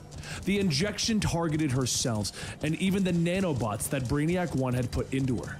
When she woke up, all she could hear was the twisted voice of King Infected Shazam asking her, how is she now that her powers are fully realized? She stands up after her transformation asking, is it too on the nose to say, super? Our now Joker-infected Kara coughs, scanning her hand to see Brainiac 1's nanobots are still in her bloodstream. She thinks back to remembering when she arrived at the Fortress of Solitude and found Helix destroyed. That's when Brainiac 1 appeared and hurt her, and no one hurts Supergirl! She flies up stating that she needs a minute. There's an unresolved issue that she needs to take care of. Within seconds, she slams back down into the archive and Brainiac 1 tells her no. He commands her to stop. The nanobots surge, subduing Kara, and Brainiac 1 says that so long as she obeys, there will be no pain. She quietly laughs as she crushes Brainiac 1's neck, telling him that she cannot promise the same for him. She flies up into the sky using her heat vision to burn out the nanobots. Brainiac 1 yells for her to stop. He was so close. Please! As she finishes, she looks at Brainiac 1 and asks, "What's the matter? Are you scared?" After a brief pause, Brainiac 1 tells her, yes. She focuses her heat vision, blasting Brainiac 1's head, telling him, "Good." She lets go of the broken mechanical body, telling herself that felt, well, exquisite. The voices of dead Kryptonians, they're gone. She's free of doubt, free of weakness. She could go back to the others, but why? One as fabulous as her doesn't need anyone. This backward planet has no idea what's in store for it. And she is going to have so much fun! As the sun rises the next day, Kara feels the sunlight on her skin, telling herself that she does have the power to build a better future for this planet. She is, after all, a superhero, and that's what superheroes do. Just then, she hears the cries for help and she rushes over to see a bus dangling over the edge of the bridge. She yawns as she easily lifts and tosses the bus back onto the highway, telling everyone, "You're welcome." The people are unsure what to make of her new infected look, but there's one thing that Kara needs to take care of: the reason as to why the bus almost fell off the bridge. She rips the door off the semi that collided with it, and the driver says that he's so thankful, but before he can finish, she pulls him out, telling him, "Those people almost died because of you." The man shouts that it was an accident, his tire blew out, and she holds him up in the air, stating, "I'll just make sure that there won't be any more accidents, all right?" A voice shouts for her that she needs to stop. This is not how they do things. "Put him down." She sighs, tossing the driver back to his truck, stating, "Sure thing, baby cousin." And Superman tells her, "You need to listen to me. We are here to help you. Come with us and we'll find a cure for this infection. We can stop it together, Kara." She begins to laugh, asking, "Do you really think I want you to take this away from me? You needed me to save you from being attacked by the other infected. Are you so ashamed that you would destroy the evidence? Keep the world knowing just how weak Superman is. What a failure you are, and what a hero Supergirl is." I wonder what they're talking about. Superman Yeah, tries so to I tell her hate the family, slave but Kara races. I smacks can't him wait for away. "We are Ifrit to done be taken talking, over. Yeah, me Cal." too, bro. She repeatedly punches into his chest, throwing him to the ground, telling him, "You can't even defend yourself." He races back, grabbing her, telling her, "I don't want to hurt you." And she laughs. "You've always wasted so much time holding back. This is why you lose." Suddenly, she flies straight into the ground with a kaboom, forcing Superman to release her. She begins to fly off, stating, "I'll see you around." But before she could leave, there's a small explosion going off around her. She turns around asking who would, and that's when she sees him. Of course, it's Batman. Batman tells her, "Stand down." And Kara charges at his attacks, telling him, "I'm so very sorry, but I'm not one of those teenagers who take orders from you. How many of you gotten killed at this point?" Batman fires a hook, telling her, "You're acting like a spoiled child. There are bigger things at play than your ego." As the hook wraps around her, Batman takes off, and Superman asks, "Are you gonna drag her back to the fortress? This isn't going to work unless she chooses to come with us. She isn't working with the other infected. She is still calling herself a hero, Bruce. We have to try and reason with her." Batman asks, "Do you really think you can talk her down?" As the hook is released, Superman flies over, telling her he has to try. Kara, as she gets free, she jets upwards, ripping one of Batman's thrusters out of the Batjet, asking, "Are you still hiding behind your toys?" She pulls him out, and Batman tells her, "You're proving that my concerns about you are right. Superman sees you as his cousin. I see you as a danger, a threat, a child that can't control herself, who is losing herself. Prove me wrong, Supergirl." She stares at him for a moment and says, she isn't going to hurt him, even if she wanted to. He would never let her, which makes for a good distraction. Kara flings Batman over her shoulder, forcing Superman to give up his chase and rescue Batman. As Superman catches Batman, he says that she could have killed him. The fact that she didn't means that there is still hope for her. The infection might not be affecting her the same way as the others. Apart from her Kryptonian physiology, the battering that infected her was meant for you, not her. Meanwhile, elsewhere, she stops mid-flight, shouting in frustration, asking, "Why won't people listen to me? I will show them how wrong they are. They think that they can save this fragile little world, that it won't splinter in their grasp like Krypton did? They don't understand, but I do." However, as Kara tries to lay low and blend in, she hears a high-pitched "Tee!" She begins to run away from the sound, but it follows her everywhere that she goes. And as she tries to make sense of it, she stops and concentrates. And then she begins to make out the sounds. It sounds like a siren, but it's actually a he. It's laughter. Someone is laughing at her. A voice then asks, "You still don't get the joke, do you? But soon you will." She turns around to fight whoever it is, but all she can see is a projection of the Batman who laughs getting closer.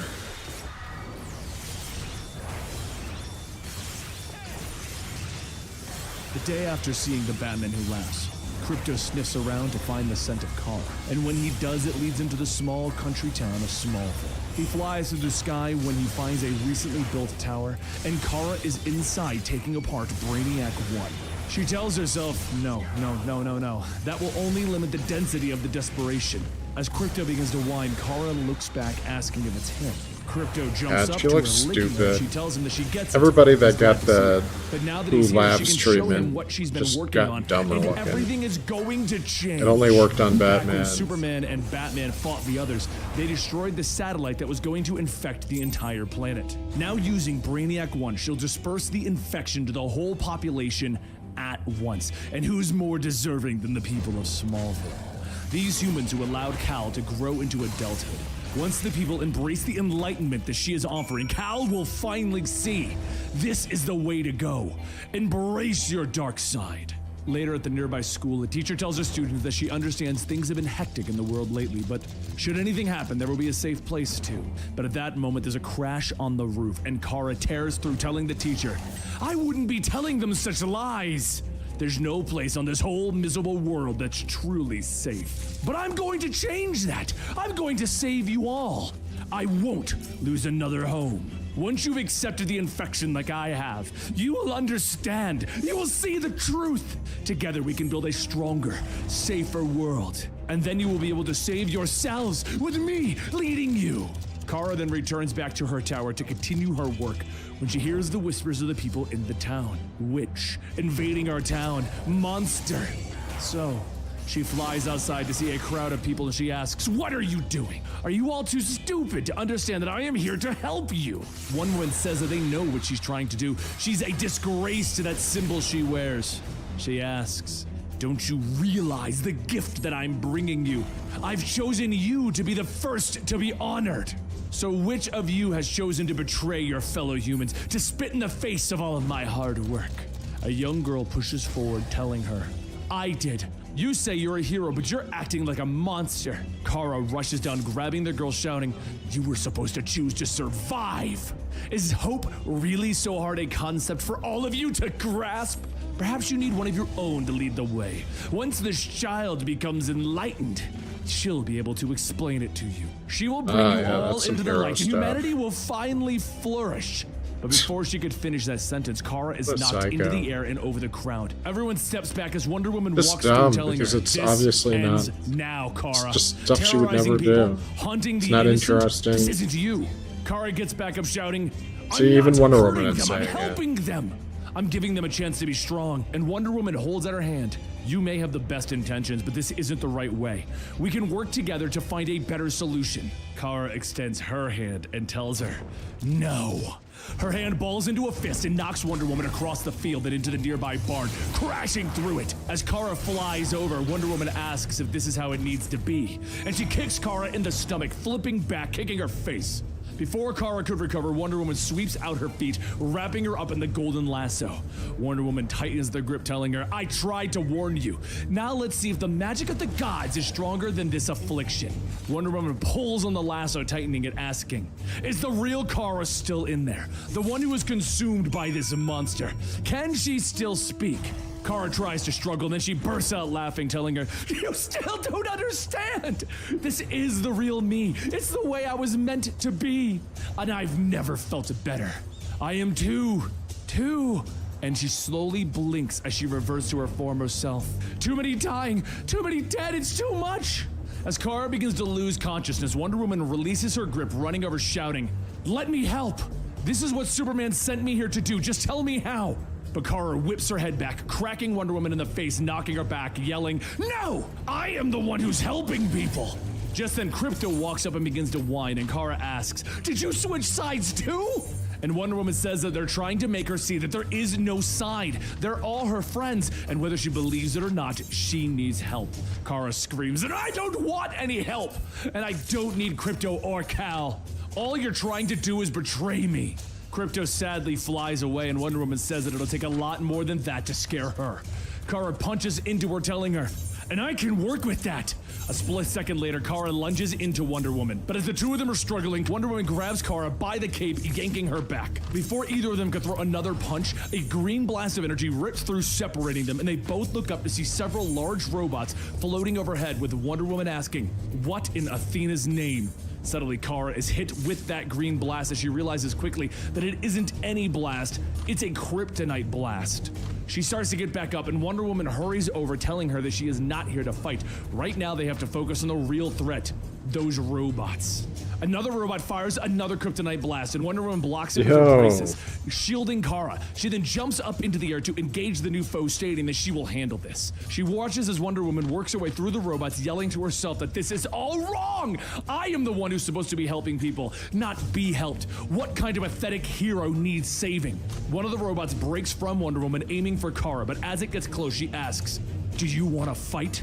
Kara's heat vision tears through the robot's body, and as he falls, it bursts into flames, and that's when Kara can hear the voices. Alright, so somebody help us, please! Done with these guys. She sees the fire spreading to the nearby barn, and when she good, looks right, back at some Wonder really Woman, good she progress stops with them. flying over to help the people she claims to be saving. She punches a hole for the people inside to escape, but everyone just, well, they stand there. She shouts, "Move or burn, it doesn't matter to me." And soon the people begin to make their way towards the opening, and one little girl stops to tell Kara, "Thank you." She gives the twisted smile back, telling her, "You need to hurry and watch for the giant robots." And just then another voice shouts that she isn't going with that monster. Kara looks back at the rebellious teen, asking which is the more immediate danger here, the monster or the fire? The girl stumbles as she goes to speak, and Kara cuts her off, telling her, "I give you a choice. Choose to live today for a better tomorrow." The teen takes her hand, but before they can get out, the support beams begin to give way, and Kara flies up, catching them. Why does her telling face the look teen, like that? "Run!" Why does she look like Once she's everyone in is clear, Kiss Kara or flies something? out of the building, only to be hit directly with a kryptonite blast. Wonder Woman finishes destroying the remaining robot and runs over to Kara, Terrible praying that character it's not too design. late, that the blast didn't kill her. And as she kneels down, Kara screams in pain as the spikes in her costume grow larger.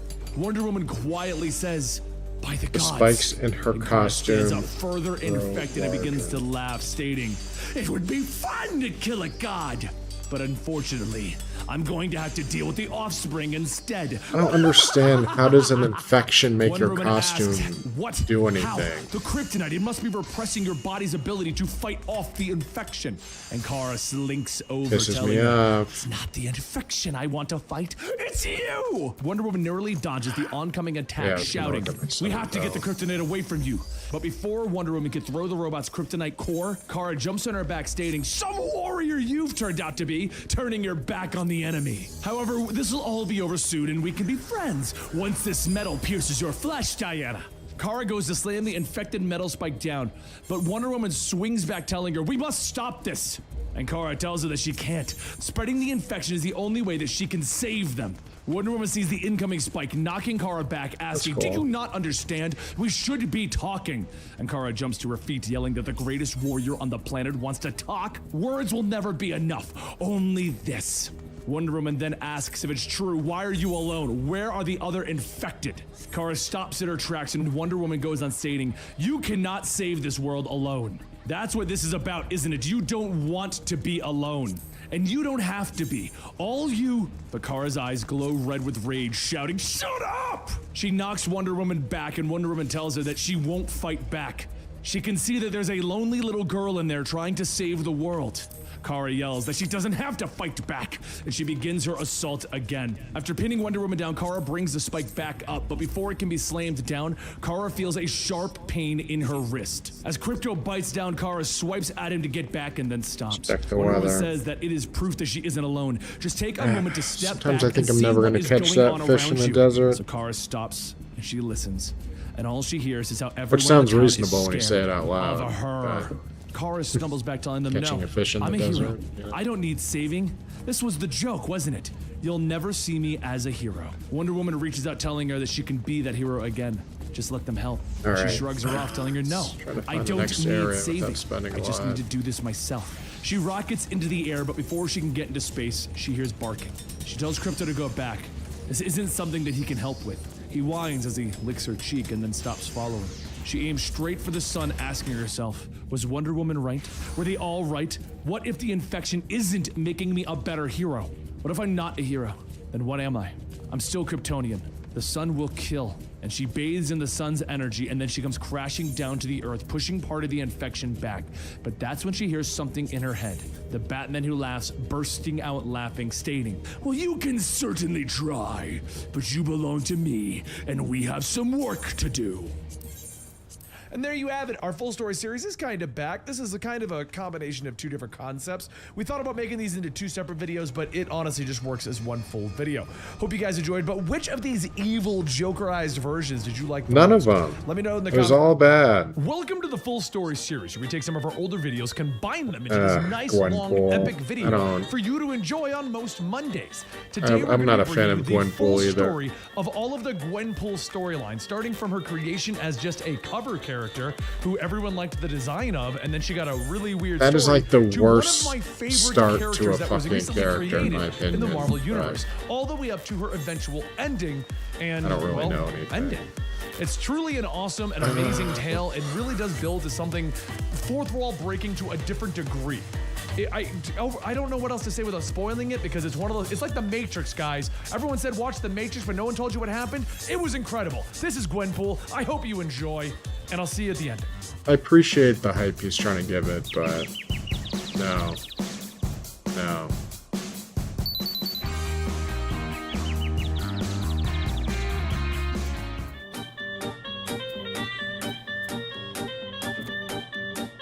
Howard the Duck is finding it a tad difficult to breathe as there is the high heel of the Black Cat in his throat. She releases him and tells him that she wants to hire him for a job. She needs him to find a woman, and if he won't help, she'll use this footage that she has of him robbing her house against him. So he asks, who do you want me to find? Black Cat explains that she was conducting business on the rooftop of a building when someone came crashing through the doorway on a motorcycle shouting, "Hello, world!" She was wearing spandex and a modified-looking Hydra mask, and she had no pants on. She slides her bike into all of the thugs and then stabs one of them in the hand with a pen. Trade your pen for your gun, then grins at the thug. I know, terrible trade, and she opens fire on all of them. She then rides over to the box that everyone dropped. Hey, that's what I came for. And then she rides off the rooftop shouting, "Bye, Felicia!" Black Cat was left standing there wondering, who the heck was that? Ah, Rex, I've been awaiting your return. You see, after you helped bring an end to the Dragon Song War, we have striven to rebuild the city. And thanks to the assistance of countless craftsmen, our efforts to restore the firmament to its former glory are finally complete. In fact, House Dismail assembled a team of masons so skilled and efficient that they were able to finish the construction of an entirely new quarter. Its name is Imperium, and it was created to serve as a residential district for adventurers from across the realm. No amount of description can truly convey its splendor, so I have asked Thumlin to escort you to there that you might see for yourself. Seek him out in Brume when you have a moment.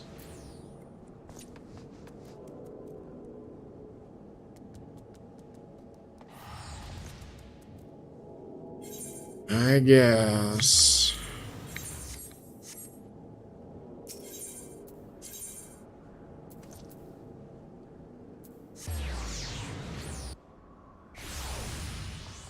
The broom? The brum? Brume? Broomy?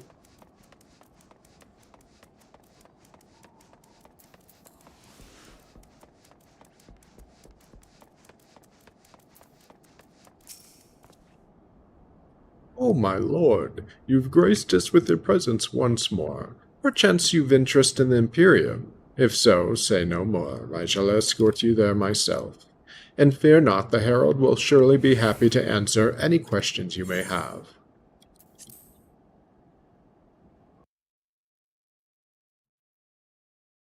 See what this weird mohawk has to give me. Mohawk, I guess? I don't know what they call an updo like that.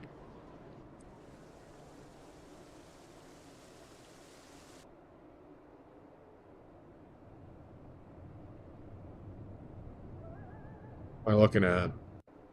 What is he trying to show me?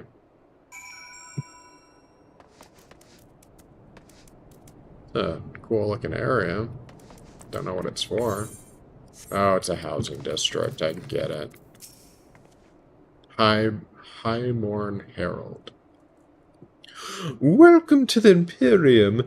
As our restoration efforts progressed, they eventually expanded to include the construction of this little taste of havens on Earth.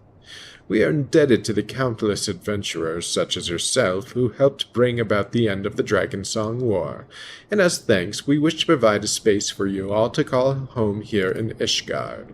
Of course, we will still require a nominal fee for any plots of land or apartments you wish to purchase, but know that your guild will help us rebuild bigger and better than before. If you would like to hear more, please speak with the resident caretaker for further assistance.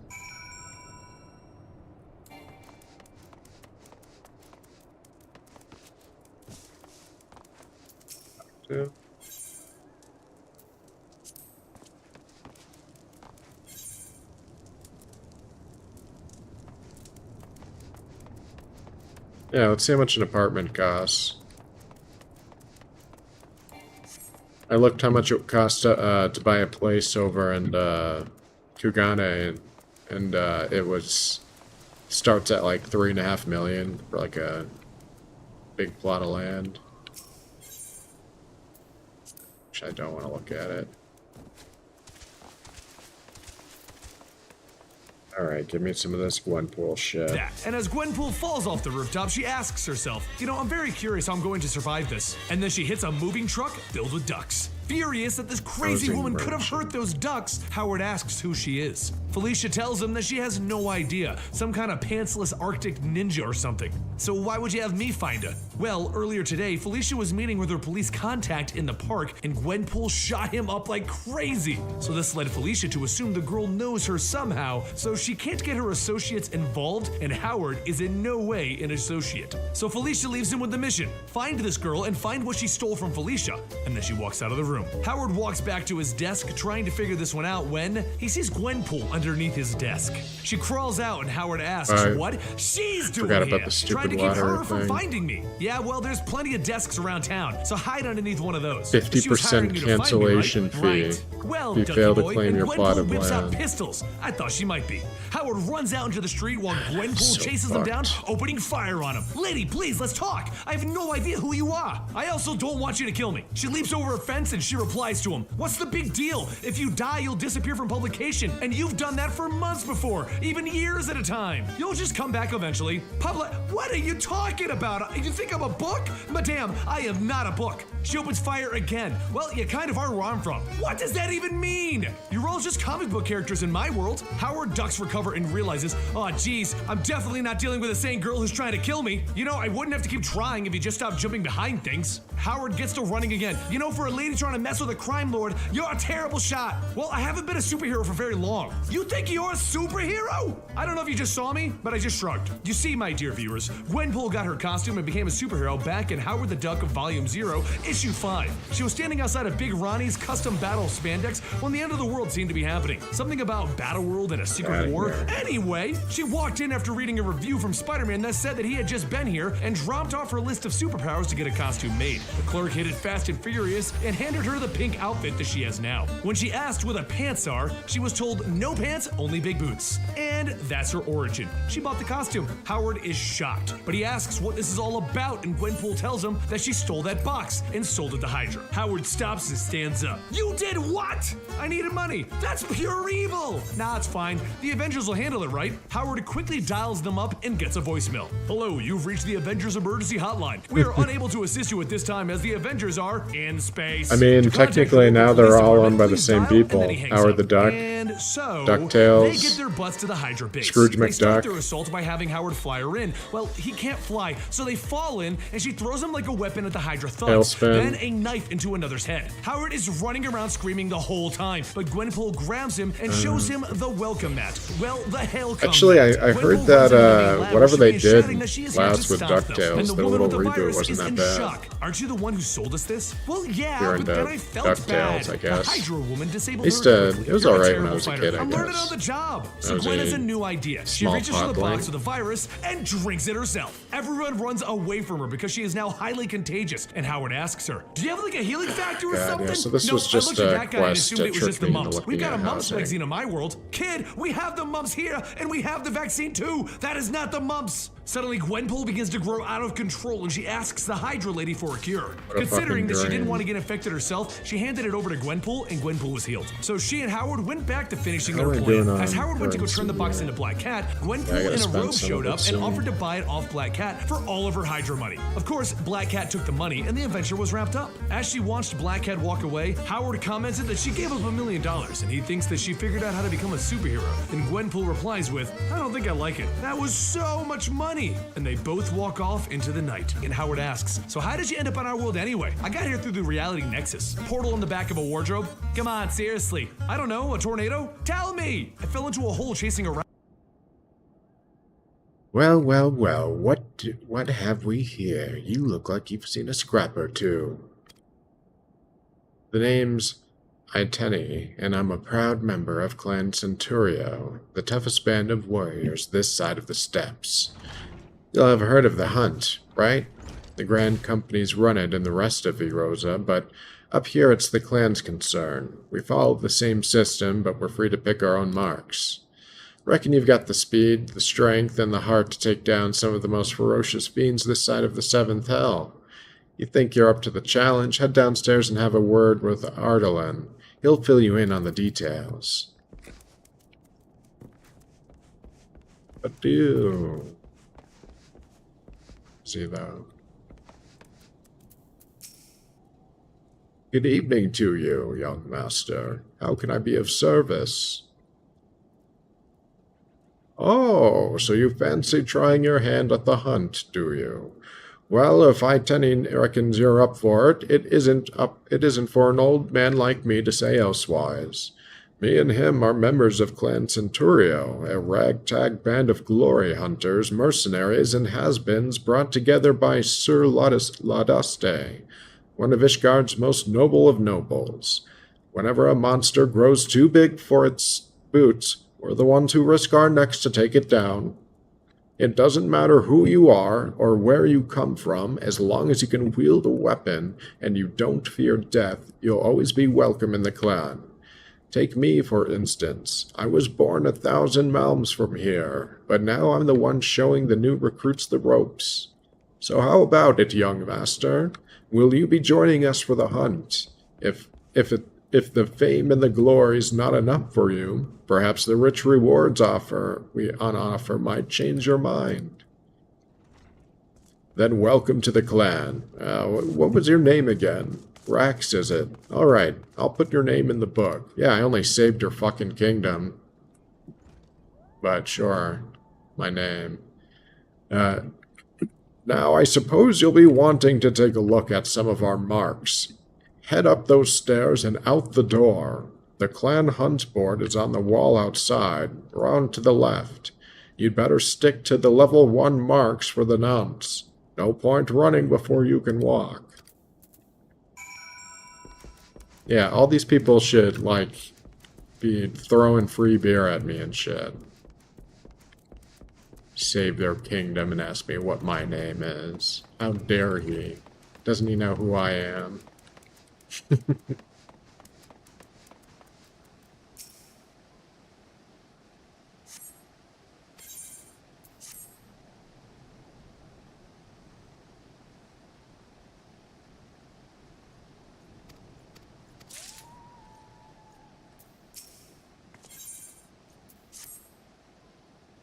You're Rex, are you? I can see why that old rogue Atene signed you up. You've got the fire born of a hunter burning in your eyes. I'll wager those level 1 marks don't offer much of a challenge to a burly boy like you. You'll be wanting to spice things up a little, am I right?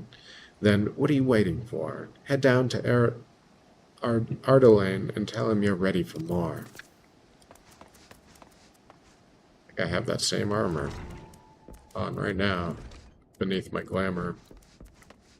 Alright, old man. Your work is too easy for me, apparently. Oh, so Eustessa reckons you're ready to move on to bigger and better things, does she? If that girl had it her way, we'd be throwing babes in the river to sort out the swimmers from the sinkers. She might be onto something this time. Alright, I'll give you a chance. But level 2 marks ain't nothing to be sniffed at, understand? Let your guard down even for an instant, and they'll hand your posterior to you on a platter. Take a look at the clan hunt board, and you'll see what kind of beasts I'm talking about. Look at me moving up in the ranks already. Just by showing up.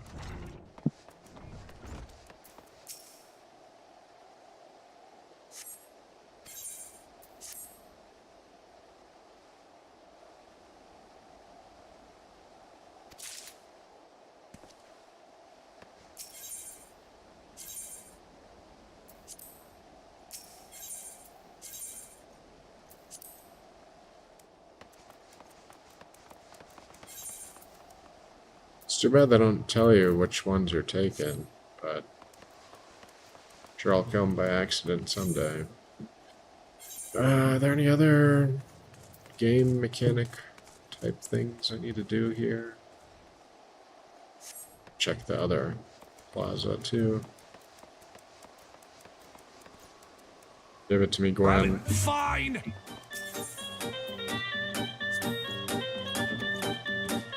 Gwen was just chilling at the local bank waiting to deposit some stolen money when the bank teller was trying to inform her that she needs some kind of identification of sorts, and she informs the guy that she doesn't have any. She's not from this universe. Well, that's when bank robbers walk in and tell everyone to get to the ground. Gwen smiles about it and tells the teller, don't worry about it. She's Alright, a superhero. that's it for Ishgard. Just don't tell anyone. And then she puts on her mask. Stealing money? Cool, Gameplay cool. But I'll mechanics bet go. you really wish you were robbing a blood bank. Then with a smile, she shows them her rifle. Because you're about to be out of blood soon.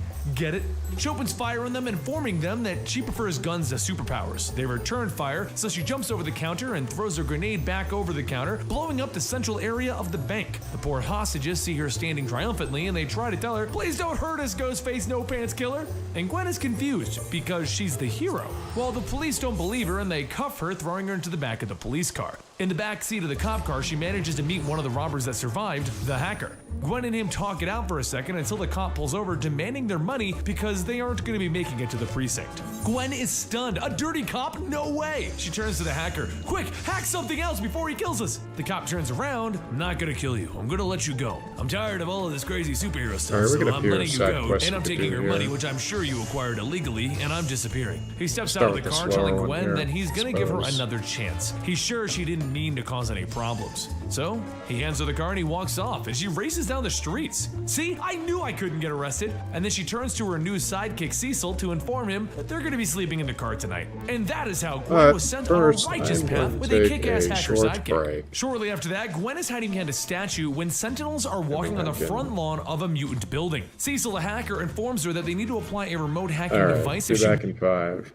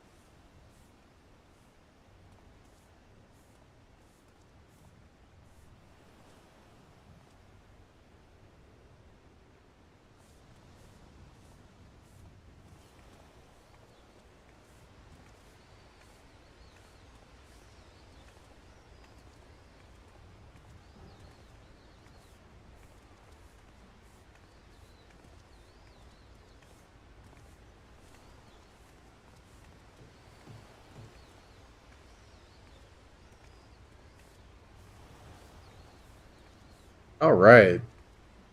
Sorry about that. Just needed a little fuel for my belly. Takes a lot of energy, you know, doing schlocky voice acting. Tea house serving girl, a fabulous, relaxed, foxed fellow. A tea house serving girl of Kugane is at her wits' end due to the incessant repetitions of an Ebrus citizen.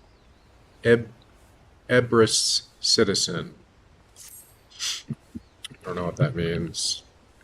It's smart enough. Enough! I cannot stand it anymore. How many times are you going to recant that same old tired tale? Shut your mouth and open your ears, you little bint. This statue of Zuko of Clan Buon, greatest warlord Hingashi has ever seen. The founder of Sunukunai. Let's see, how many years ago was it? Or Lord of the Sunakuni. Excuse me there, me lord. Would you please do something to cool off this hot-headed drunkard? Can only try. I have just now sent a tea-house hireling to fetch some water from the well. If you're able to find her, ask her for a pail of cold well water. I'll do what I can to keep this ale-soaked sod from bothering other patrons until you return. What an asshole.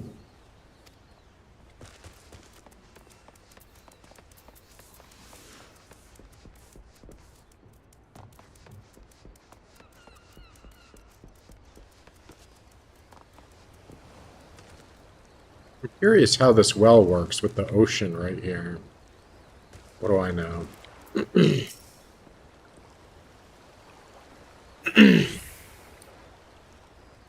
That drunkard is at it again, is he? Well, I got just the thing for him. Here, take this pail of cold water and give his head a good dousing. That always seems to do the trick.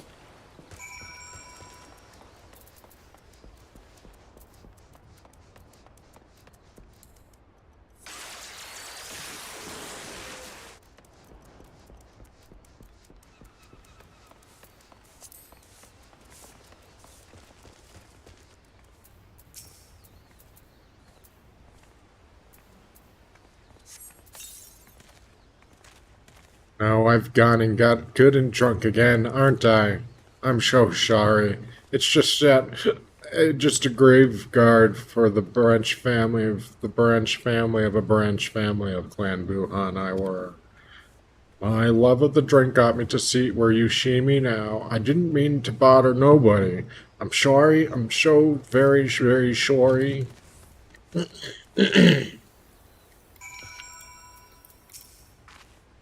Thank you for your trouble, stranger. I hate to admit it, but as a prominent and well-to-do establishment as our Uminiko Tea House is, we do find ourselves a close neighbor to the hostelry. Drunkards are not few as far and drunkards are not as few and far between as we would like. But that's not to say their lot is all bad. There are many whom the drink drives to be quite generous. Those souls are always willing to part with a pretty gill to buy whatever tea and sweets we recommend. That is just one of the many reasons why I have come to love this city. I hope you come to grow as fond of it as I. Good day to you, then.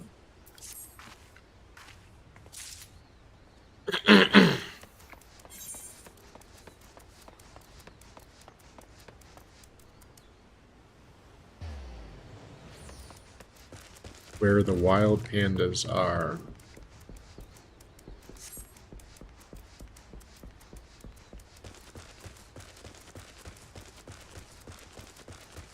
Graceful Geico? Oh dear, wherever could they have gotten to? My sweet little babies. You there, you look to be kind and a helpful soul. Please, would you be so good as to help a Geico? Can't be Geico. Gecko? Geeko?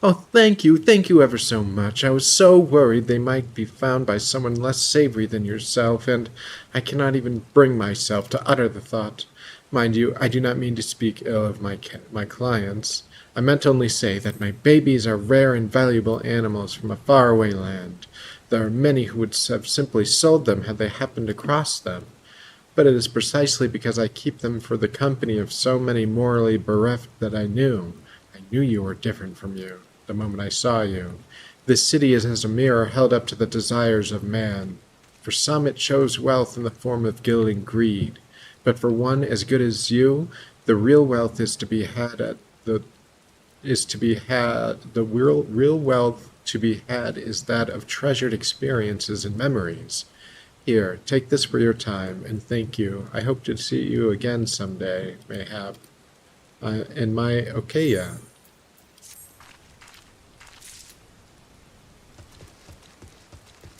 Alright. Other side quest down.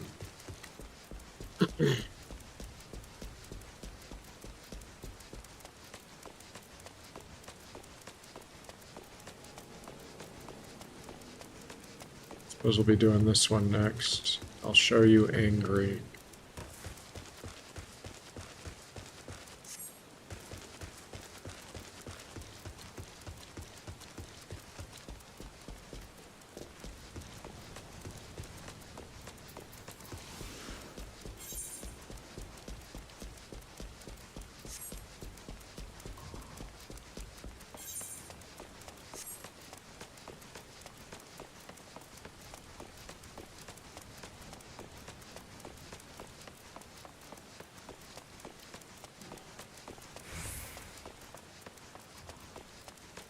Modest maiden. Excuse me, are you an adventurer? You are, aren't you? I wonder, would you not hear me out for a moment? I am in dire need of help. I'm on an errand for the master of the estate where I serve.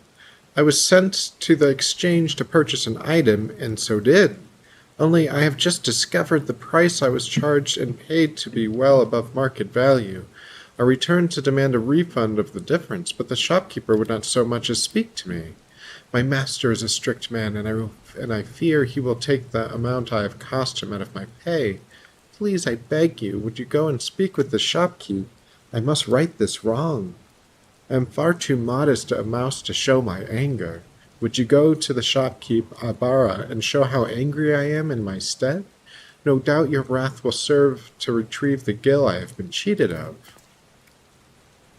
Yeah, sure, let's go scare the fuck out of some shopkeep. These are too dumb.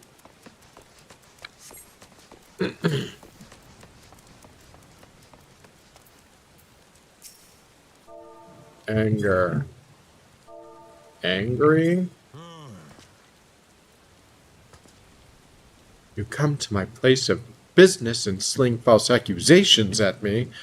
That fool woman knew full well what I was asking and what she paid.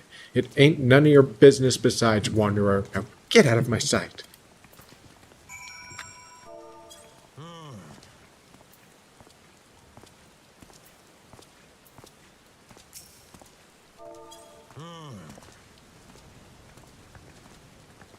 You are a persistent bugger, ain't ya? Keep it down. There's others who mean to part with their gill. I'll not suffer you to scare them off. All right, calm yourself. It's not but a paltry sum anyhow. But I'll not see it to your hand. You could be a thief for all I know or care. Tell the wench to come here and claim the coin for herself.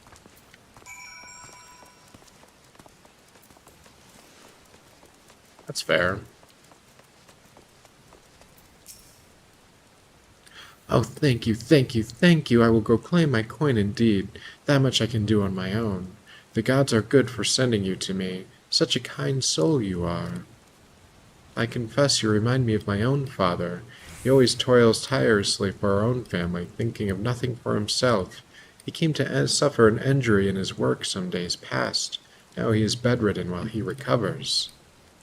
That is why I am here. I must do what I can to support my family until he is healthy. But I see now that it is no easy thing to earn gil in this world. I must grow stronger.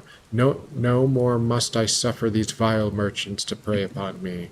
You have taught me that today, and for that I am grateful. Thank you. Did I just absorb her into my body?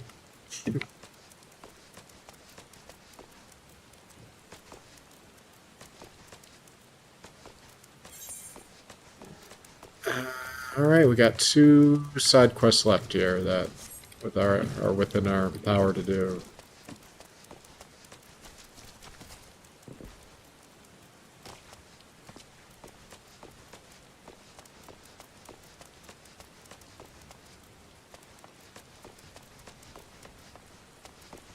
Is he on top of the building? What am I missing here?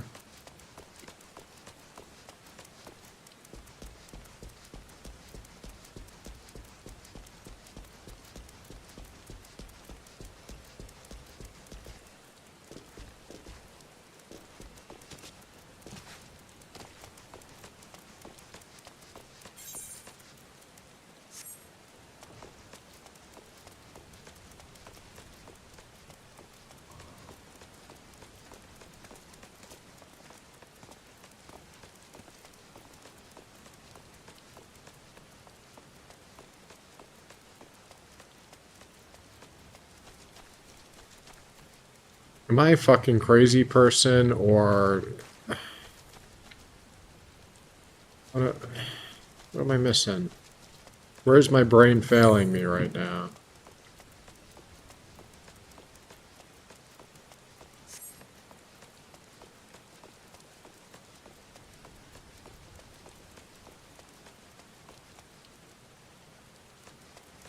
Oh boy.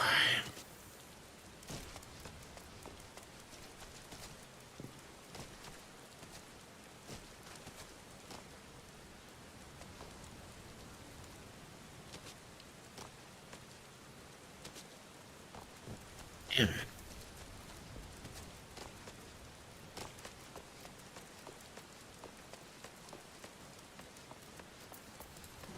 I'm kind of at a loss here. Is there like some sewer system I'm not seeing? I don't believe there's any way in these buildings, so what am I missing here? I don't...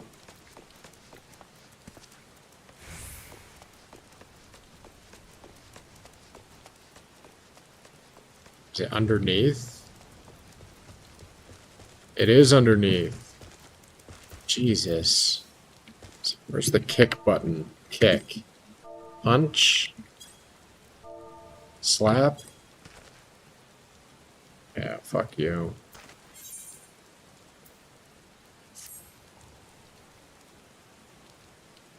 I must get word to my brother. But these wounds, I can't. You don't look to be one of them. I take great risk in trusting you, but I have no other choice, nor the time. Please hear me out. I am a blade of Seki Izumigumai, and I came under attack by a foreign devil while on patrol. I fear my fellow blade may meet with the same fate if not warned. I will survive, but my Sekigumai brother must be told of this attack. He patrols an alley off Koganai Dori. Please go with haste. While you bleed out. Alright, let's get some more Gwenpool. You're the famous Gwenpool? Well, you work for me now, or else. She looks the at famous him Gwenpool. and then laughs at his face.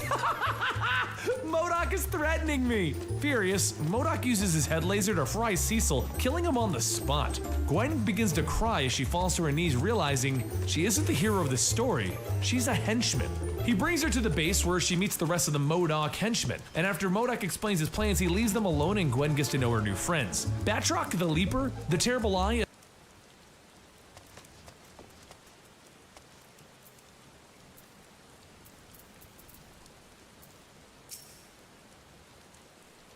What do you want of me? My brother Blade, attacked by a foreign devil, and one so skilled as to injure one of the single Seki Gumai's most gifted? Rushing after this fiend on my own would be rushing to my own death. I would ask your help in this.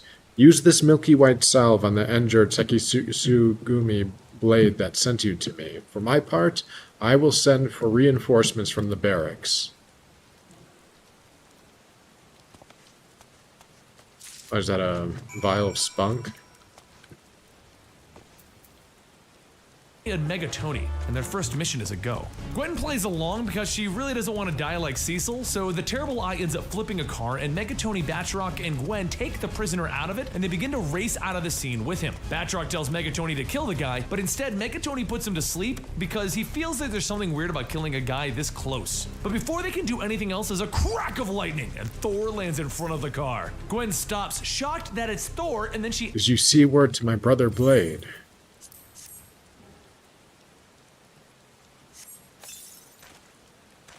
He sent you back with this salve.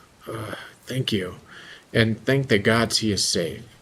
Worry not, my pain is mostly gone. My apologies for pulling you into this, but I see now I was right to trust you.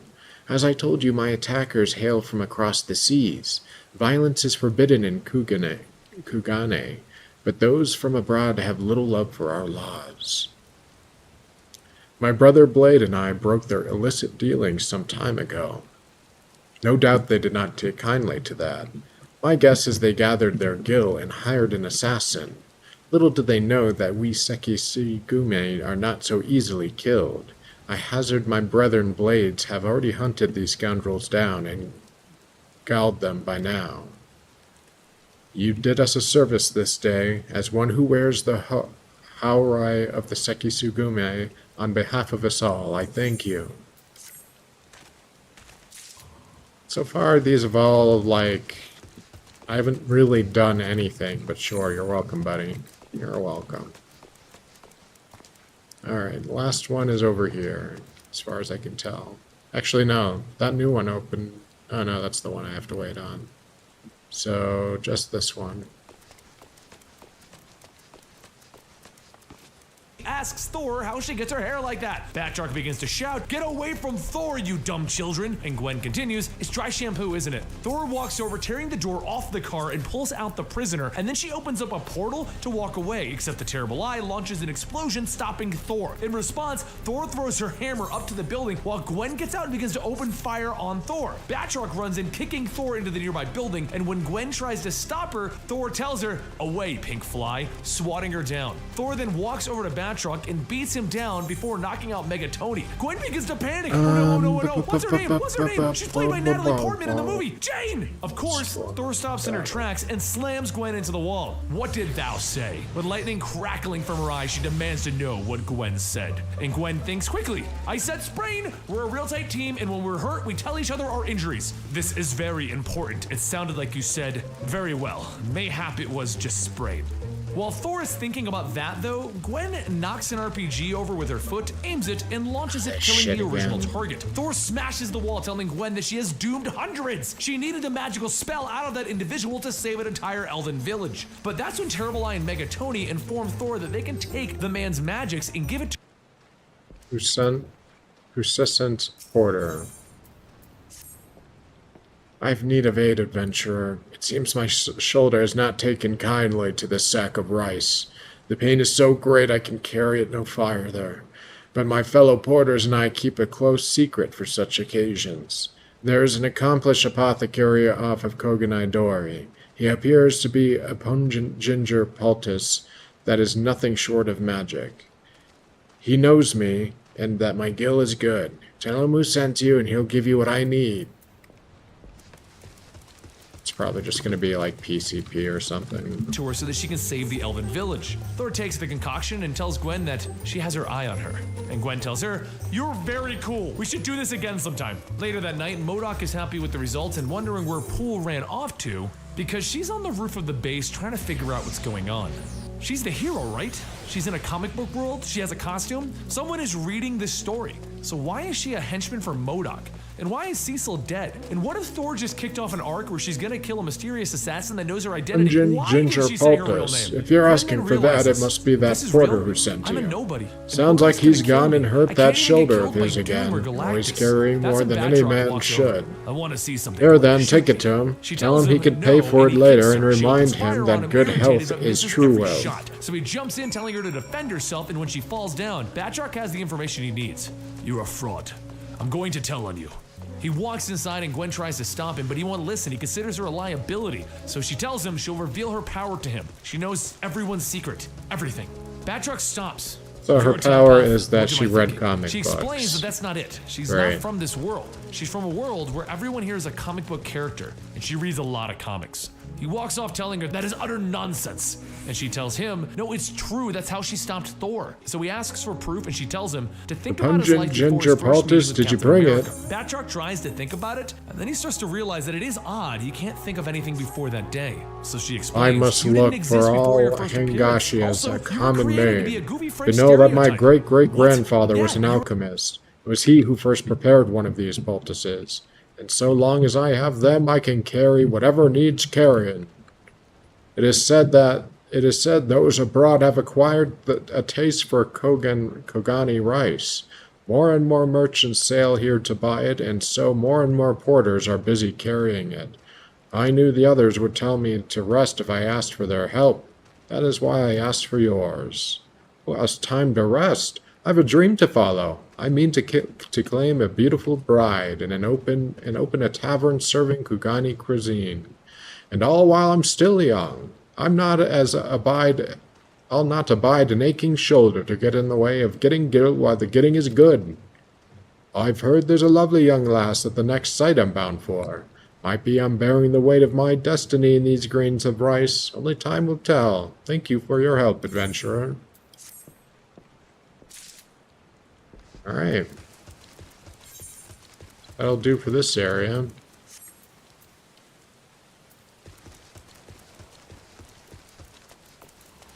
You were named after Batrin, which means frog-like because of your jumping around. I'm a master of Savat, the French art of kickboxing. At that moment, MODOK walks in, throwing his accountant out the window because the accountant can't find the existence of Gwenpool to pay her. He sees Gwen and he tells her that she needs to get a bank account. No cash payments. The MODOK company is on the up and up. Then he sees Batroc and he asks him what he wants, and Batroc walks away. Nothing. Gwen heads back down to see her broker to ask if they've got any material to make pants yet, and she's told that they don't. So she tells her to get on that because she's tired of shaving her legs so much. She wants pants. Anyway, she explains that she doesn't exist in this universe, so she needs a side job since MODOK won't pay cash. And Right, Ronnie they gotta decides laugh to at help her him. out by cracking an egg in her hand, and it reveals a time. She's confused by that, but Ronnie says Oh. come back after she has her Look at that. citizenship. So Gwen More. heads off to meet with Batroc. Who'd have thunk it?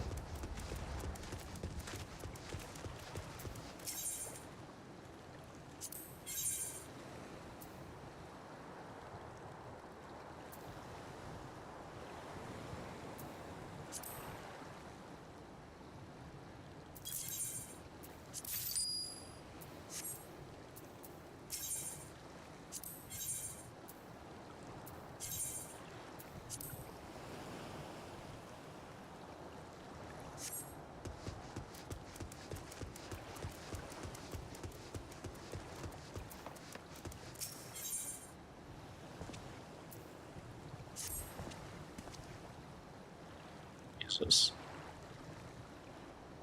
Army above. You can't just sneak up on someone like that. Now, what is it you need? If you do not require anything, I ask that you kindly allow me to return to watch at second glance, you appear to be far stronger than the average Ura. Perhaps there is something you can help me with. Lately, we've been seeing eerie flashing lights along the eastern coast of Sakazuki. It is probably just the ships passing through the area, but some of the men here are convinced it's an Anabi. They are terrified. Would you go and have a look for us? The lights were last spotted northwest of here. If it turns out to be an Anabi, Onibi, after all, please see that it is dispatched. I would go and take care of it myself, but of course I cannot leave my post here. Sure. Sure it is. Excuse me, sir. Do you have a quick moment? There's something I'd like to ask of you. They brought me in from Kugane to inspect the cannons and make sure everything is in working order. Problem is, the boat I came on was rocking so hard my pots of linseed oil tumbled from their box and slid right into the ocean.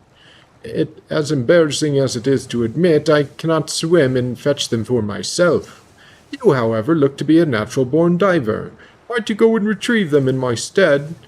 If the current is anything to go by, they would have been swept west of here, meaning that they are somewhere along the eastern coast of Sakizuki.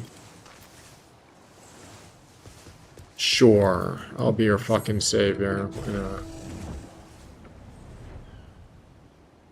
Truck. He begins to show her how to shoot and train her how to fight, and he has a few questions for her, such as, do these stories have happy endings? Because I've always known defeat. Gwen tells him, that's because you're a bad guy in Captain America's ongoing story. So where is the happy ending for the Captain? He has fought for decades with the illusion of a meaningful victory, but the world is no safer now than it was before him. He struggles for nothing. What a fun children's story that must be. But then, time stops and Doctor Strange arrives out of nowhere.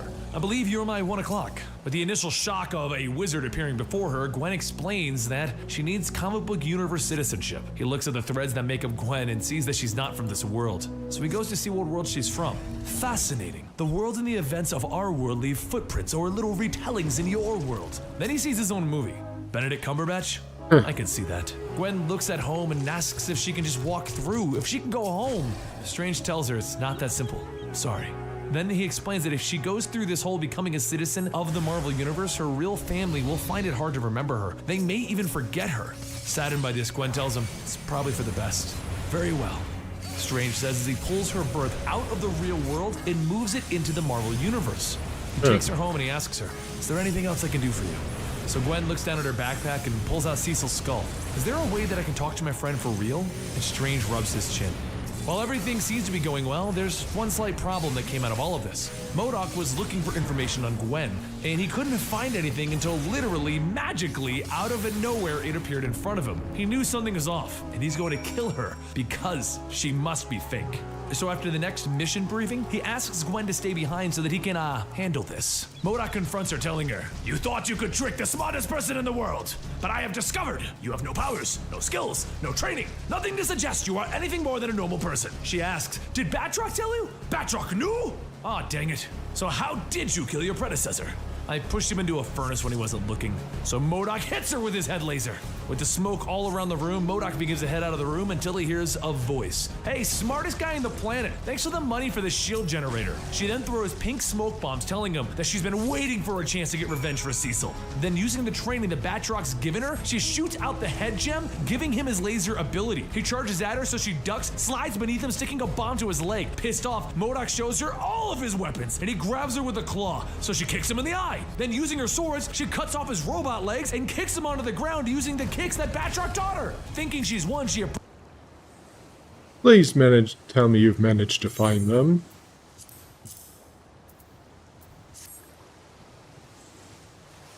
Praise the Kami, I'm saved, thank you, sir. The salty wind here causes metals to corrode at a much faster rate. To protect our cannons, we must frequently slather this oil on them. The ruby price is Hingashi's main line of defense. Had I been unable to fulfill my duty and an enemy nation came to attack, we would have had to face them with rusted cannons. What a disaster that would have been. My good sir, you have done our nation a great service today, and please accept this as a reward.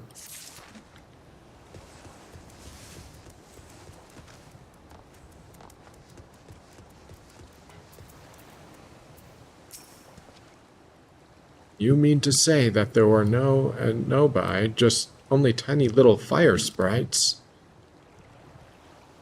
Huh, I cannot wait to reveal the news to the others. They will feel so foolish for being frightened. A reward, you say? Is the act of doing a kind deed for a fellow man not reward enough? Huh, I'm just joking. Here you go. Oh, you got something else, huh? You! Yes, you! Come here, I need to speak with you! I was surveying these waters just now, and I spied a young pirate boy being attacked by sea monsters. Well, he made it back to the coast of Sakazuki. They have followed him. I fear he will not last long without your help. I know what you are thinking. He is a pirate, so why should I care? Indeed, normally I would not. He is, however, a boy before a pirate, and I cannot in good conscience turn a blind eye to a child in danger. In informing you of his plight, however, I have already done my part. Whether the boy lives or not is now up to you. Welcome. I'm just kidding. I'll save him. Approaches him, but he blasts off and begins launching missiles at her. She runs for it, Just shouting, this "How can once. you fit all of that in there? You've got to be running out of ammo soon." No, I'm not. She takes cover and decides that she only has one shot left, and she grabs Cecil's skull and she throws it out at MODOK. "Cecil, I choose you!" It explodes and Cecil's spirit appears out of nowhere. Gwen then pokes her head out. "Hi, Cecil, I missed you. You're a ghost. Dr. Strange enchanted your skull so that I could summon you." "I'm a ghost? What? I'm dead?" "Yeah, we can definitely talk about that later, but first I need you to ghost hack MODOK." "MODOK? Oh, right. He killed me." Cecil jumps into MODOK's body and begins to tear apart his programming, which launches him into space. Gwen walks over laughing, and then, after a very long paragraph, explains everything to Cecil. Batroc and the rest of the henchmen walk in, wondering what just happened, and Gwen smiles, thinking to herself, "I was right! I'm the hero! I sent MODOK into space, everyone!" But Batroc calls her over to the computer to inform her that the client would like to talk to the new head of the agents of MODOK.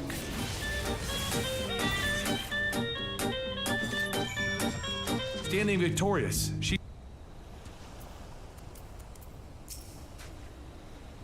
What's the big idea? Who said you could kill my monsters? Now how am I supposed to prove to everyone I'm a full-fledged pirate? Now you get it. I was not being chased. Rather, I was attempting to lure them into this trap. As soon as they got in close to these firecrackers, bam! They were as good as dead. Now because of you, I've got to start all over again. Could you at least go tell the pirate watching me from up there that I will be late to return? Firecrackers, huh?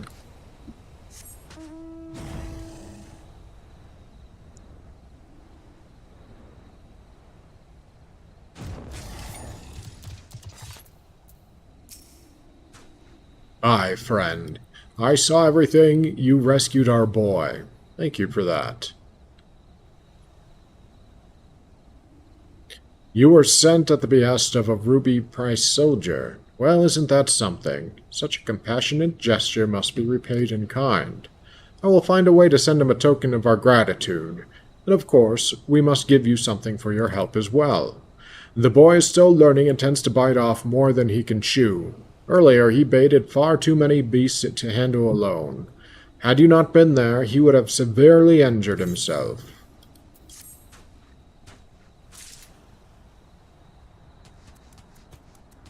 She knows that she's an actual superhero in her own series, not just some random MODOK henchman. She really thought she was a henchman for a while there. And from behind her, Batroc says that it's nice that she defeated MODOK, but, well, his employer is on the line wanting to talk to her. Gwen says that she's sorry. She just defeated MODOK like 60 seconds ago. Sue her for wanting some fresh air. Tony steps in asking, why does Gwen not find the person giving MODOK orders as scary as MODOK himself? And Gwen decides that maybe she should take the call. Back inside, a figure tells Gwen that he would like to meet their new representative since MODOK is now gone, so they can continue their working relationship, but they must be discreet about it. After the call, Gwen says that she would love to stick around and help and all, but she'd rather just go back to freelancing. And Batroc tells her that they're all just mercenaries here, so they need to stick together, which is why they're sending her in as the representative, since she defeated MODOK with no superpowers. Gwen says that she's pretty sure she's just in a comic book that got renewed or something, and Batroc tells her that that makes no sense, and then he hands her a Metro Pass stating, remember, discreet means street clothes and public transportation. Over in Gwen's room, she begins to tell Cecil the ghost that she appreciates him not using his ghost powers and watching her change. Real solid ghost move there. And he says, yeah, about that. Can we talk about the whole returning as a ghost thing? She shouts, oh my gosh, of course. Dr. Strange said given the circumstances of your death, you would be returned to avenge your death and reach peace. But Cecil stops her, stating that he's pretty sure he was at peace. All he remembers is being zapped to death and then waking up after his skull was thrown. Gwen runs over grabbing a book, stating that Dr. Strange also gave her this book, so he should probably read it while she's out. And She hands him the book, but it just drops through his hands as she says, yeah, learn some tips. A short while later in the subway, Gwen begins to panic as she sees who just sat in front of her. Miles Morales stares at Gwen as she nervously says that she's totally a big fan of his work, and she motions her hands into shooting webs. Thwip, thwip. Miles' eyes widen because his secret identity was just outed, and he rushes out of the train car. She runs chasing after him, asking what's wrong, and as she steps out, a web wraps around her arm and yanks her up. He shouts, who are you? And how do you know who I am? Inside Gwen's head, she tells herself that she needs to make sure she doesn't sound crazy. So she tells him that she's just a normal girl with secret knowledge from a dying watcher. He begins to think about that for a moment. He tells her,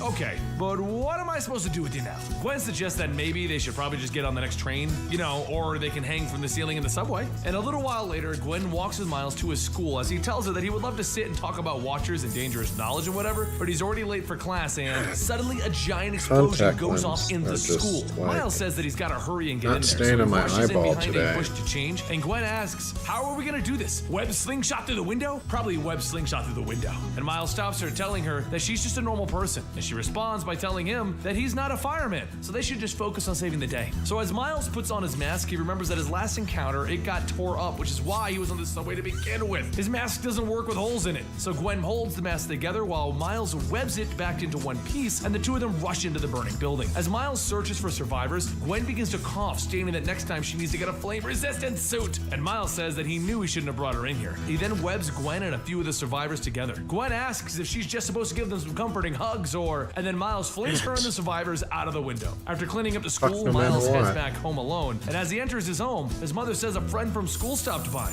Miles thinks about it for a moment, and then Gwen steps out from the corner telling him, "You've got to study, buddy." Miles' mother says that she's glad that everyone at the school is safe, but Gwen mentioned that they have a team assignment to do. Gwen follows up by telling him, "Yeah, totally big project," and then she leans in towards Miles, stating that they need to figure out the mysterious bombing. Miles tells his mother that they do, and she says that's fine, just make sure you keep the door open. Back at the giant mobile fortress that the entire organization of mercenaries works out of, Batroc says that it seems like Gwen didn't make it to the meeting. Soon her display shows an incoming call from space, and Tony begins to panic, thinking that it could be MODOK. Batroc tells him to relax as he answers the call, and aliens appear on the screen, looking rather angry and speaking in their weird alien language. And as they go on, what? Why? Gwen, explain it. Selfie after killing like the back over in Miles' room. Gwen looks around and Miles tells her that he appreciates the help back at the school, which really wasn't helping, but this is where they should really part ways. Gwen says that they can split now, but she totally knows secret stuff here. Gwen then asks Miles if he remembers when he snuck into the school and ran into a guy in an abandoned art room. Miles says, yeah, he totally forgot about that. Gwen goes on to state that at that time he didn't see it, but that guy was actually hiding something, so they need to figure out who that guy is. Miles says that the kid's name is Damien and they have English lit together, though he's not really sure where this is going. Gwen then tells him that he's only in this universe because in the other universe he was important, and important characters made it here from the Ultimate Universe when it was destroyed. She continues stating that Damien was brought here because maybe the writer didn't want to drop the whole school bomber storyline. Miles stops her, asking what is she even talking about? Writer, Ultimate Universe? So she says, okay, wait, I'm gonna tell you the truth. I come from another world, one where I can see what happens in this universe, so just trust me on this. And Miles tells her that she's not making it very easy. A little while later, over at Damien's house, the doorbell rings while he's working on another bomb. As he gets up to check on the door, he sees no one there. But before the door shuts, Gwen sticks her foot in to catch it. He heads back to his room in a hurry, and Miles is holding the explosive, asking why did he do it. Damien asks how did he find it, and Miles thinks of the school directory and says it was my spider sense. Damien then goes on stating that he bombed the school because of the lottery school system and its symbol of inequality. He then goes on explaining that it's just an unjust system, and Damien begins to think that that's actually the first time that he's said it out loud before. Miles then asks if he should just knock him out before he gets check out that side quest over there. But Damien begins to flee out of the room, and as he does, Gwen jumps in his way holding a gun, shouting, "Hi!" Any last words? Another card game? Gwen fires her gun, and Miles jumps in, knocking Damien down. And then she says, "Great, now he's just passed out." And Miles shouts, "Because you tried to kill him!" A few moments later, Damien's mother runs in asking what's going on and begins to panic seeing Damien on the floor. Gwen starts to climb out the window, telling her to chill out. Her supervillain in the making is totally fine. No thanks to Spider-Man here. She then runs into the yard, telling Miles to hurry up. They have to figure out how to take him out another day. But before she can get very far ahead, Miles throws a web rope around her neck and pulls her back. He demands to know why, and Gwen says that he tried to blow up the school. He isn't important, he's just a plot device, a B storyline. Miles tries to understand, but Gwen says, "You're just in a comic book." Gwen then shoots the web, stating that she knew they should have started with a fight. That's why they team up after a misunderstanding. That's how superhero team-ups work. You fight and then you team up. She then pulls out her knife and Miles punches her. After tying her up up to a telephone pole, Gwen tells Miles that he's supposed to pull his punches, and he tells her he did. But now he's leaving her for the police. The last thing he's going to do is let a murderer run around on the loose, and then he swings away. Gwen then begins to cry, stating that she's not crazy. Later, Gwen is booked and placed into the jail, where she sits in her cell. She tells the officers that she would like to see her lawyers. After being ignored, she lays on her bed, and then suddenly she hears a bomb go off in the distance. The officers begin to run towards the sound, but then there's another explosion knocking everyone away. And through the hole in the wall, an officer sees a mobile fortress, and Gwen says that her lawyers are here. Batroc helps Gwen, stating that they found her because they saw her on the news and it looked like she had a busy day. And that's when Tony fills her in that they're currently working on a defense against the aliens that are currently in around to take over. I could play a card game with the fucking Gwen otter. stands there thinking how all of this really isn't that fun. The comic book world should be more fun. I like that. This story Smoke begins a in ball Times before I Square, play a where Gwen card finds game herself with an being otter. chased by squid-like aliens known as the Dithyrians. Since she took a selfie after killing one of their kind, they decided that it was time to come to Earth and get their revenge. But after catching a baby pig dressed up as Gwenpool, the aliens decided to compare the photo, and it's a perfect match! Meanwhile, over at the Bay Ridge area, Batroc calls Gwen from the mobile base as she heads over to meet with their contact, asking how is it that she managed to escape the Dithyrians. She tells him that it was easy. She dressed up a pig in her costume because all aliens can't tell the difference between the species. Batroc asks if she knows this because of comics. She tells him no, it's because they're racist. They are the enemy, they are aliens, and they are racist. That's why. As Gwen goes on, Batroc stops her and tells her to just make sure that she leaves a good impression with their client. Their organization needs assignments. In the back, Terrible Eye shouts, "Tell Gwen we need money! MODOK gave us money!" Gwen says yeah, she knows. Is the address correct? Because this place looks like it's somewhere that her grandpa would come to retire. After hanging up, Gwen rings the doorbell to the client's home and the door slowly creaks open. As she walks in, she says that the spooky automatic door is more like it, so that's cool. After walking around the house for a bit and finding no one, she says judging by the fine decorations, she's pretty sure their client is Dracula. So they're meeting Dracula. She then asks Cecil if his ghost sense is picking up on the king of the vampires. Cecil appears in a chair next to her, telling her no, he does not sense Dracula. He's pretty sure that he doesn't even know if he could. In fact, she shouldn't even be in here. Gwen says, what else are you gonna do? You're dead. But judging from the silence, that was probably too soon. While the two of them go on, the study door opens and out steps a plain old man. The man shakes Gwen's hand, telling her that his name is Vincent, and all Gwen can say is that he's so normal. Vincent then takes a seat at his desk, telling her that he clearly remembers not inviting ghastly specters into his home. Gwen tries to say that he's with her, but Cecil tells her it's alright. He just wanted to make sure she got here safe anyway, so he'll catch her back at the base. Vincent tells Cecil, thank you for respecting his wishes. May peace be with him soon. To which Cecil tells him, thanks? Once the two of them are alone, Vincent explains how they live in a very turbulent world, one where superheroes and villains battle over the fate of the planet every single day. Gwen mentions that she knows of a world without superheroes. It's pretty boring. Vincent then goes on to say that the main reason he would like to continue working with them at MODOK is because they are in fact not superhuman, but rather just normal people. Even Terrible Eye, she's just a very nice young lady who happened to find a powerful magical headpiece, and everyone else is just agents with guns. Gwen asks, other agents? But rather than answer that question, Vincent goes on to tell her that they are his kind of people, which is why he needs them to handle the Dithyrian problem. However, there will be a payment by the truckloads if they can handle it peacefully. A short while later, in the subway, Gwen tries to figure out how exactly she's supposed to wipe out a bunch of super advanced aliens, because now thinking back on it, that sounds pretty hard. But while she thinks, she sees two officers making their way into the station. The officers spot her and they radio in that they found her, but as they go to talk to her, they see Gwen with her head in her backpack. She pulls her head out, wearing her mask, shouting that she isn't going to jail! And that's when she hears the aliens beginning to talk. She looks over to see the Dithyrians walking towards her, and she says, that's cool. Not only do the cops want to arrest me, the aliens are working with the cops. Super cool. Not really though. As everyone begins to surround her, one officer shouts that she's under arrest for destroying a bunch of stuff, and these aliens want to take her away or something. They don't speak very good English. Gwen notices that there's a passing train and runs over to the crowd, jumping onto the back of it, telling him that if they ever figure it out, never get back to her. Okay, bye. A little while later, Tony starts to treat Gwen's wound on her arm, and she asks if there's a reason that their base is like hanging upside down or anything like that. Reverse Tony plus dismisses the and question, swap. asking how did this even happen. Gwen explains that she may have jumped onto a speeding train, but other than that, why is she on the news? Tony tells her that it seems the NYPD and the aliens are working together, so that would be newsworthy, which means they're screwed. His phone then begins to ring, and Gwen asks if he's going to answer that. He tells her, nah, it's just debt collectors back from when he didn't have health insurance and had to go to the hospital. Gwen says that he won't have to worry about about that soon. The client gave her a job and is offering a truckload of money, and right now everyone needs to meet up on the bridge. The main room's the bridge, right? While rounding everyone up, Gwen begins to hear laughing coming from Terrible Eye's room, and she walks in. She sees Cecil and another girl sitting there and asks who they are. Sarah jumps up shouting, "Oh my gosh, it's me, Terrible Eye!" And she hugs her and tells her that they never get to see each other out of costume, do they? She goes on to state that she shouldn't be keeping the mask on for too long. Sometimes she'll forget things, and sometimes she just needs a break. Gwen says, right, she remembers a long while ago that she was having a conversation with a rock.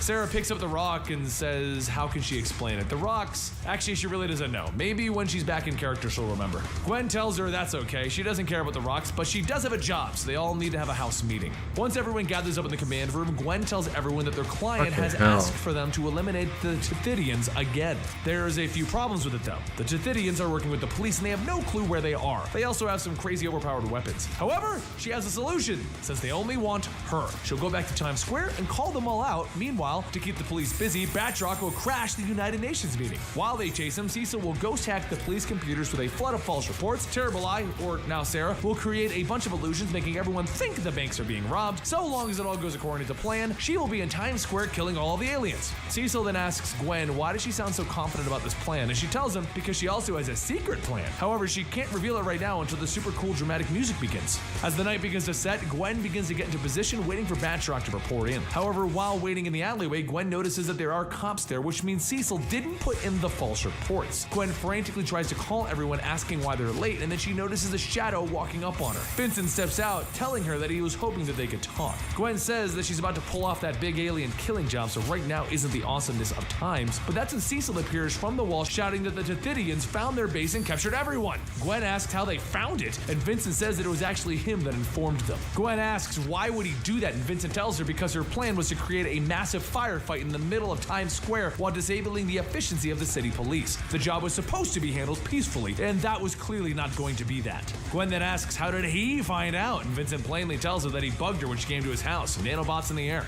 Cecil says they need to hurry and get out of there, but Vincent shouts telling him to be quiet. He then goes on to state how at first he thought the Tithidians were the problem, but now it seems that they are the problems. He grabs Gwen by the arm, telling her that she will meet her friends soon, but first he wants to hear more about the world of the superheroes. I don't understand the role. She takes out her gun and shoots Vincent in the side of the head, telling him no. Got a new recruit for and as Gwen pulls away, losing a Vincent's card grip game. doesn't That makes release. sense. He looks back, showing the exposed part of his Doombot face, and he tells her, "You're not going anywhere."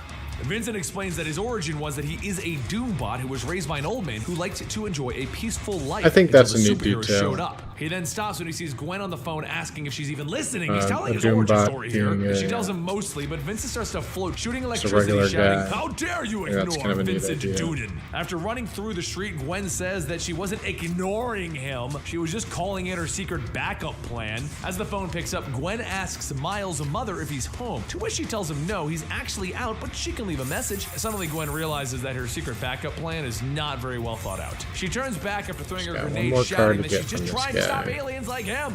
Vincent knocks the grenade away, telling her that she doesn't understand. Aliens, mutants, radioactive whatevers, you all disturb the peace. And it turns out that you are far worse than the Tithidians. In fact, they are being quite respectful in my home, keeping an eye on the others until I return. Meanwhile, over in Bay Ridge, Batroc says that he doesn't like this. Their captors let the pig make a mess in the corner, and they're just leaving it there.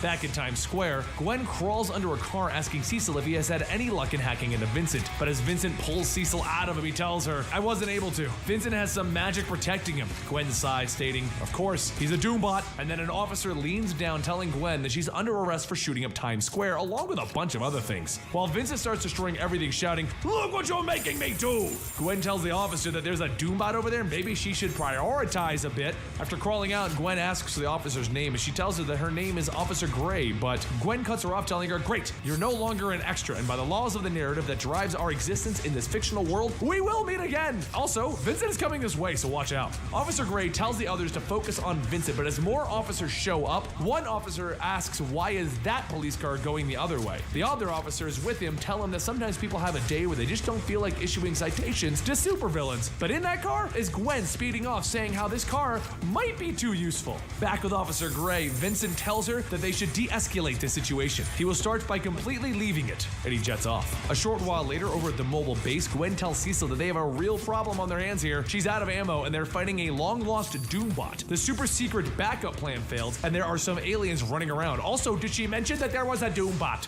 Gwen lays her head on the table asking what is she supposed to do, and then sees a doorway with someone walking in it. She jumps up and runs after the man asking who he is, and the man says that he's just another field agent. Oh, fuck off. He never sends them out. Speaking of, where is he? Their checks are kinda late. He then continues to walk into the barracks, revealing an entire team just sitting around. And the man says that MODOK never sends them out to see the kind of action that she does. Make it make Gwen sense. stares at him and says, Somebody make it make "You're sense about for to." me. The next morning, Gwen drives the mobile base into Bay. Oh, how come I didn't get a plus combo shit down my Over throat? in the I don't Titanium ship, the understand. commander tells the assistant to go ahead and decloak the ships, but what is I don't get it. calamari? The I assistant hate tells him these that it's a rules. food that the humans make out of little ocean things that they kind of look like. And the commander says that's gross. Gwen asks, ships? And then suddenly, several Tithidian spaceships appear out of the sky. She looks around asking where's the battle mode for the base and begins frantically pushing buttons. And Cecil tries to tell her where it is, but through her many button presses, she's not quite listening. He then appears on the control panel shouting, Why, "Here, push though? this button. I can't because Like, I'm dead." what- Gwen pushes the button and then the machine Let's guns read and it. missiles Let's read it spring out of the again. base.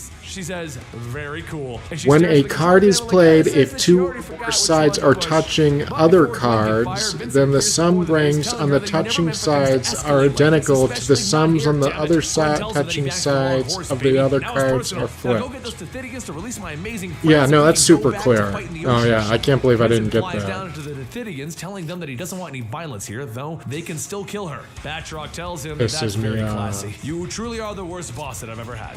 The Tithidians point all of their guns at Tony, and Gwen says fine. And then she points the base's guns at an older couple walking outside. Gwen shouts that she'll do it. She doesn't even know these people. She very much likes her friends. So either fix this or she will kill off some random background characters. Vincent stares for a moment and then begins to fire electrical blasts at the aliens. She fires her cannons at the Tithidian ships, destroying them, and then the ship starts to go down towards the homes. Vincent shouts that he's sorry for breaking into the Cooper's house, but this is an emergency if they can't tell by now. The remaining Tithidians begin firing at the mobile base's legs, blowing it away, causing the base to crash down. And Gwen shouts to Ronnie, asking if it's ready. I She tells her hate that this she's just shit finished. with, Though like, this every is kind of fiber of my pointless. She being. then shouts that this will work because it wouldn't if it was just generic henchmen. Release the pool boys! The base platforms drop and Why, out storm though? a squad of Like- henchmen, now dressed in Gwen's costume. I'm Ronnie glad says I that she won, but I understands still now that she don't. has It no still more pink infuriates fabric to me. give Gwen pants, right? And Gwen tells her, this is totally worth it. But while the pool boys begin to push back the forces on the ground, the other Tithidian airships begin to focus their fire on the mobile base. As the base begins to fall, Gwen shouts from the top in one of MODOK's escape chairs. She lands, picking up Batroc and the others, and then the the base wrong continues deck. to fall. Vincent flies up to try and catch it myself. before it falls onto a house, and he shouts that he's sorry that he has to do this, and he throws it. The Tithidian commander says that they were fools to pursue Gwen, and the assistant says, "You are a poet, sir." The base then crashes into the other spaceships, destroying everything remaining in the sky, and afterwards, with the Tithidians taken care of, Gwen calls Officer Gray to tell her that it's safe for her to come in now,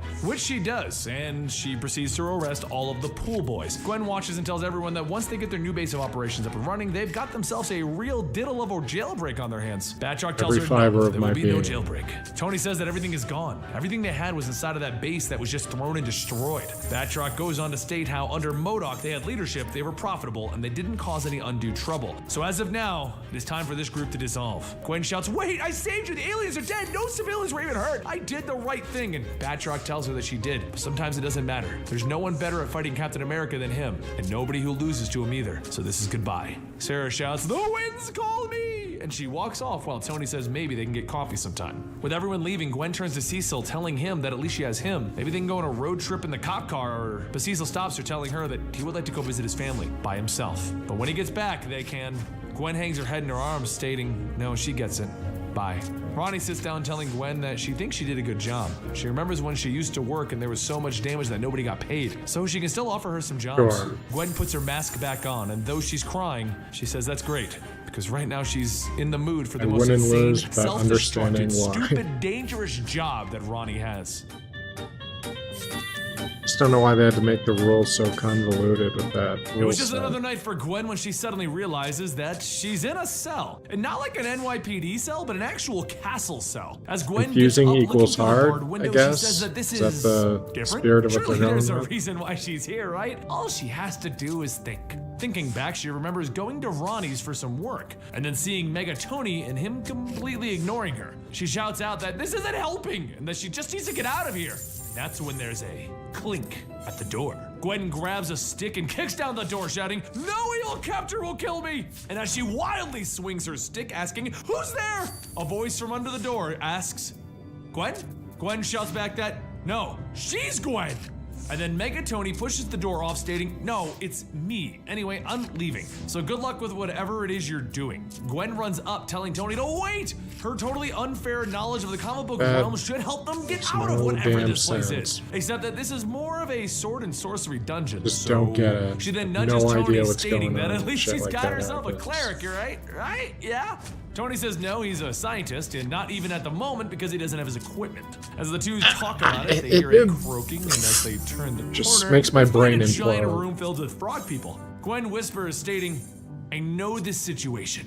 No memories captured, no gear. This is level 1. All we have to do is figure out the puzzle. It is right over there with the hanging chain." She charges into the room, stating that she wished she had rolled a rogue, but since she's a fighter, she isn't sneaking by them. She cracks one of the frogmen and then jumps on the hanging chain, which conveniently drains the room and sucks the frog people away.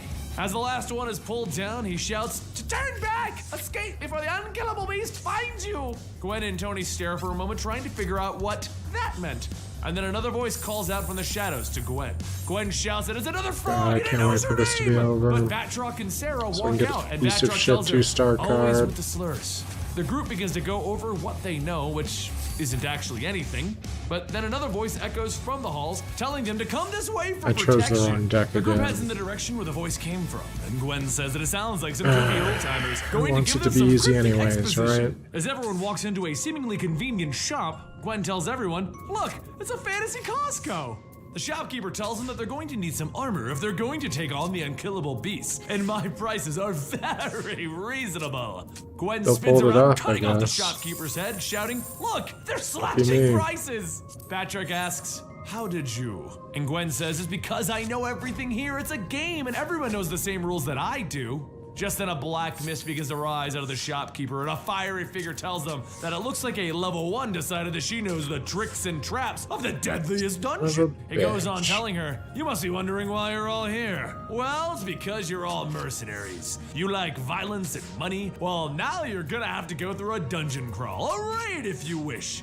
Gwen stares and tells the figure, "You're Arcade." The figure tries to hide himself. "No, I'm not." But eventually he rips his cloak off, telling her, "Fine, yes, I'm Arcade. Since you've ruined the shopkeeper's scene, Damn you it. must now go through the dungeon slaying enemies and solving puzzles if you want to have a chance at fighting me." Arcade laughs as he fades away, and Gwen starts going through the shopkeeper's inventory and giving everyone equipment, shouting that it's time for them to suit up. Once everyone is ready, the team pushes through, fighting the frog people from before, and finally they reach the end of the level, as depicted by the large wooden door with the word "Beast" painted on it. Tony pulls out his dagger, stating that he is done with this place, they should just hurry up and leave. And as he walks in, a severed hand is thrown out the door, and Tony stumbles back, stating, "I did a dumb thing." Out from the doorway, Deadpool walks out, reattaching his hand, stating, "First Goonie Frogs, and now Batroc the Leaper's little gang? How many baddies of medieval hosiery do I have to kill to get out of here?" Deadpool grabs Batroc by the throat and he jumps through a wall, shouting, "Oh! You just bashed a freshman through the floor. You unlocked the secret basement level." As Deadpool slams Batroc into the ground again and continues talking, Gwen jumps down, cutting into him, shouting, "You talk so much! Your word balloons are probably covering all the art." Deadpool stumbles back, and Tony shouts that that's the famously crazy and yes, unkillable beast. "Use your comic book knowledge on him, Gwen." Gwen says that there's only one problem with that.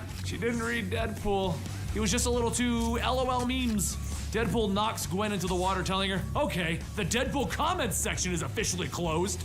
Gwen gets back up, telling him, "This isn't how you're supposed to play the game." But just as she remembers it's a game, a digital game board appears with everyone on it. Gwen jumps back up into the fight, giving everyone individual commands, and the group manages to stop Deadpool where he stands. Everyone continues to keep Deadpool down, but after being set on fire, Deadpool tells them, "That's enough of this pretending that we're in medieval fantasy. It's time to use the guns that I snuck in." As he opens fire, he hits Gwen as she falls back as Tony tries to heal her. But just as the healing is finished, Deadpool charges after Tony, and Gwen trips him, shouting, "You always protect the healer!" Everyone surrounds Deadpool as Sarah then casts a paralyzing spell, and Gwen says that it's time to chop this boss up. Deadpool then asks, wait, what's going on here?"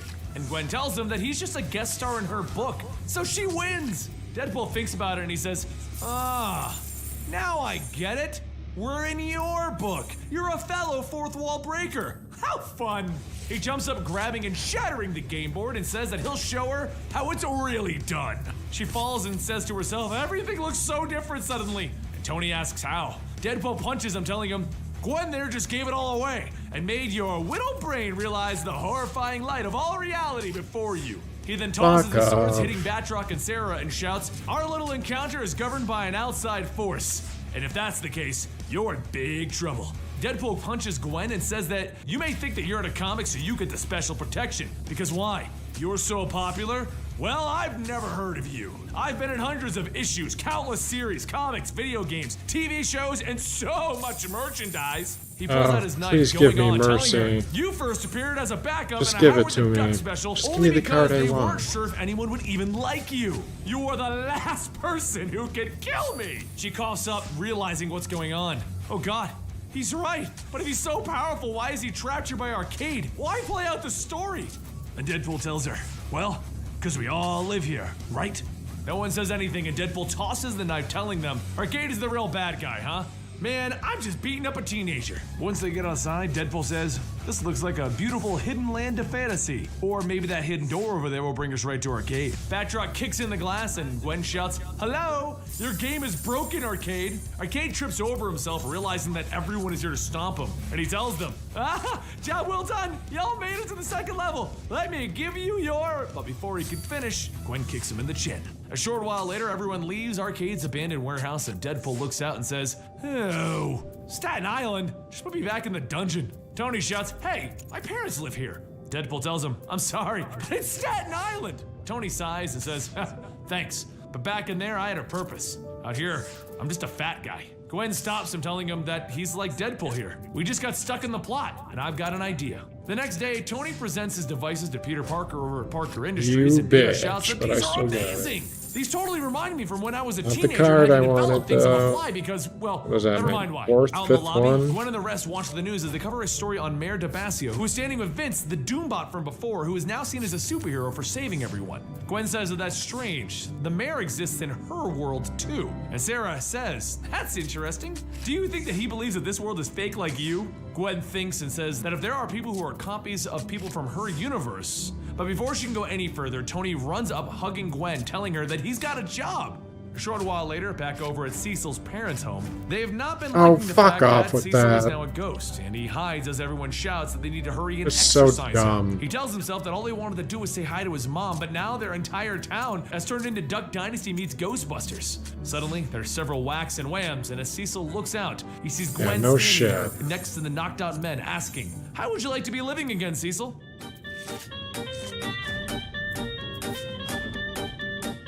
But when she finally got to what would be her home in the real world, she nervously approached the door. What is she gonna find there? A version of herself? A family that doesn't know her? Is it just dumb? So she decided that it wasn't worth walking up to that door and learned what fate had befallen her family in this universe. When the door opened, out stepped her brother. Gwen, you finally showed up. Teddy, your voice, you're you, like the real you, not the comic book version of you. He turned to the door and grabbed her hand. It's time to go home, Gwen. They walked into the house where there was a swirling portal in the center of the floor, and he jumped in holding her hand. As he did, he told her, I'm taking you back home. Back to before you came here. The world twisted and warped around her as she tried to tell him that she didn't want this. She wanted to be in the comic book world. She likes it here. And that was it. She found herself sitting in her room playing video games. Her mother walked in telling her that she shouldn't waste her time. She should go get a job. She tries to convince her mom that looking for a job is pointless. Minimum wage is garbage, and most jobs want experience from outside New York, leaving only New Jersey as an option, and she's not moving to New Jersey. But her mother told her, you don't pay rent, you don't have bills, get your privileged hiney out in the streets, and get to looking for something that's gonna pay you that minimum wage. Oblivious to the adventure that she just had, Gwen begins to wander the streets texting her old friends. But they all graduated and moved away. She was left alone here. She walks into the comic book shop where she gets her latest pull, and she looks down excited about the Secret Wars book. She jokingly tells the owner that wouldn't it be nice to live in one of those multiverses that are fighting in the Secret Wars? What if we are a comic book universe? And the owner chuckles, no, Gwen. Why would I want to live in a world that could be destroyed at any moment and only a few select people get to live in Battle World? She asks if he's hiring, and he says no. So she walks out happy that she searched for a job. She runs into her brother, and they go talking about their lives, their real lives. Not some crazy comic book nonsense, but real life stuff. On her computer that night, select websites appear blocked, and she finds it weird, but of course there are no answers. And the next morning, her father slams the newspaper down, telling her to find a job. She tells him that she will, and her mother walks in, suggesting that if she enjoys writing, maybe she could get her GED, and then go to school for an English degree. But Gwen tells her that she doesn't need a degree. She's working on her fanfic. Some of the best-selling authors started in fanfic. Her father asks her how's that going, and she tells him that she's just waiting for some inspiration, and he snaps at her again. I knew it! You can't even commit to something you care about. She angrily stands up. It's not the writing that I care about, it's fantasizing about a better world than this one. Alright, fine. Tell me what's so bad about your cushy life, Gwen. Tears begin to fall down her face as she tells him, I couldn't graduate high school, all of my friends moved away, and I can't even get a job at a restaurant. And he doesn't help. Again, honey, if you stick to something that isn't a video game or a comic book, okay, fine, I'll go to my job. Good night. Teddy, her brother, is confused. Gwen got a job? But her father continues to aggravate the situation. It's her BS sleep study thing. They don't normally have her come in at night, though. Teddy knows what this means. This is the night that she becomes Gwenpool the superhero. He needs to stop it. This is his chance. He runs to the building and he sees her staring at a giant pink orb glowing with light. She looks into it and she sees Captain America's shield, Spider-Man's webs, and Thor's hammer. And she tells Teddy, I knew there were worlds better than this one. So I got Teddy's 7 confused. of these cards total. This isn't even how it originally happened. This isn't fair. The world isn't fair, Teddy. But look, there's a better one right there. It's so real I can almost touch it. She reaches out, but Teddy grabs her other hand and he gets knocked to the ground. He knocks over a can, which then gets shocked by the giant pink orb, and now it's smoking. She realizes that this orb will probably kill her instead of bring her to another world. I want to see how many cards I got. And she turns off the machine and agrees with Teddy as they hug. That was a dumb idea, Teddy. I could have died. Tomorrow, I'm applying for a fast food job and I'm gonna write the first chapter of my fanfic. And if it sucks, so be it. I bet it won't. Thanks, Teddy. And that's it. The end of Gwenpool. Or is it? Because Gwen turns around and sees some words on the ground. Words that you would assume only we can see. The end. And as she questions it, the words shatter. And there stands, to be continued. Gwen moves on with her life, getting a job at a movie theater, but things are weird. She's seeing titles and credit scrolls, such as the current one. Gwenpool, Beyond the Fourth Wall Part 2. Her day moves on as she sits on the train drawing characters in her notebook, but the characters of MODOK and Batroc the Leaper look a bit weird, like something's missing from MODOK. So she adds a mohawk, like the one he had in her story. And now, that seems normal. She begins to wonder, if she saw this in a comic, is she in one now? She questions how she got on this train because she was just at work. Did she lose a chunk of her life between the pages, between the scenes of a comic? Is she just living panel to panel? She glances up. Am I seeing my thoughts as little pink boxes? Am I talking to my own captions? If there are captions, maybe. She closes her eyes and she pictures nothing but white around her. Then she looks straight ahead. She knows how the comics are drawn. She knows where the edge of the panel is. And that's when she touches it. She snaps back to reality and sees that she's just touching a woman's face, but she knows that that was real. The angle of the scene must have changed. It must have gone from straight to the side of her. She goes home where her father is supporting her ideas now that she's working and improving her life, but she walks upstairs and decides to try again. Above her, she sees the caption, but it's too high, she can't touch it. She begins to think that if that's her thoughts, then she could fill it with words, and she lets her mind wander. Over and over, she just starts thinking about random things, thoughts about everything, and eventually, the bubble gets larger and larger. The caption fills the room, pushing her into the wall, which begins to crack, and she throws herself out of a window and onto the grass in the front lawn. Her mother runs to her side, and they bring her to the In order to undertake this quest, you must clear... Oh, yeah. To get access to the Palace of the Dead, you must complete the quest, The House That Built Death.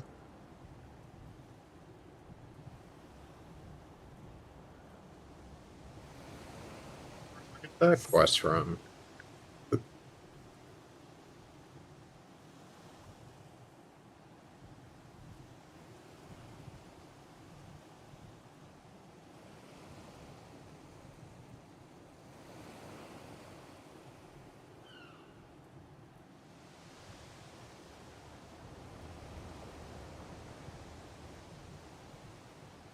My overlay is kind of buggy. Let's do a different one. There we go.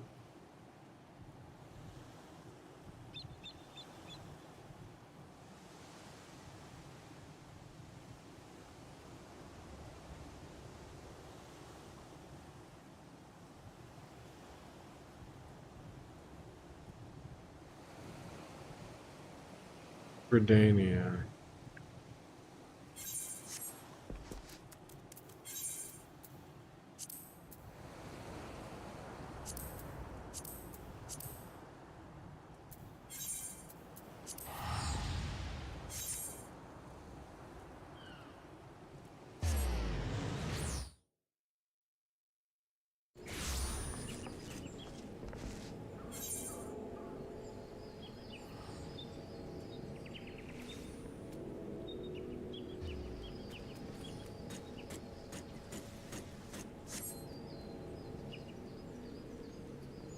Speak with the Wood Whaler Expedition.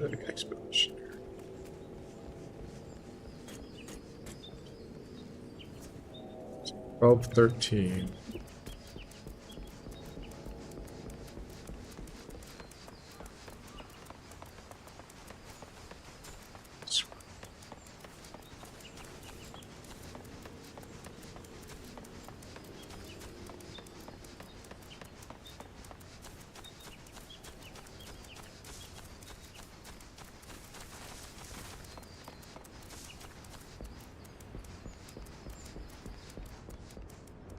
And I must have already done something.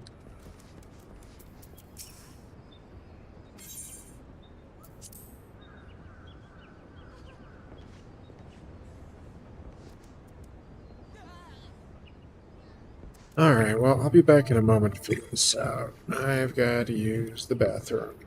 So I'll be back.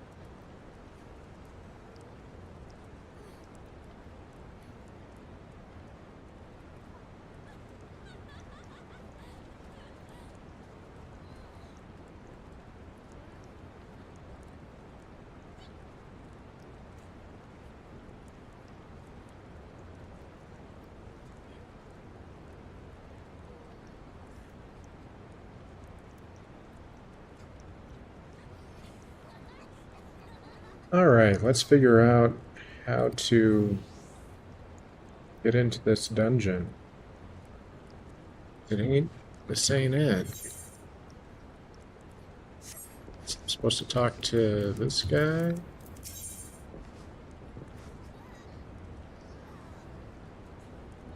No? Everything I need? Nope.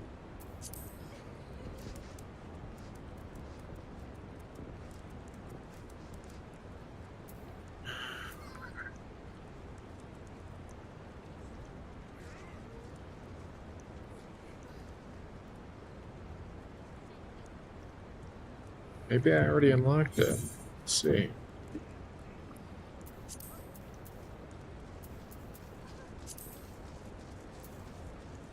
Apply for a search.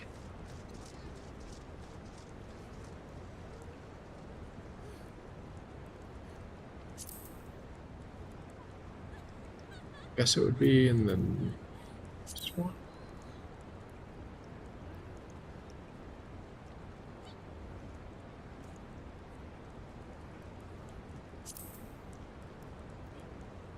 No?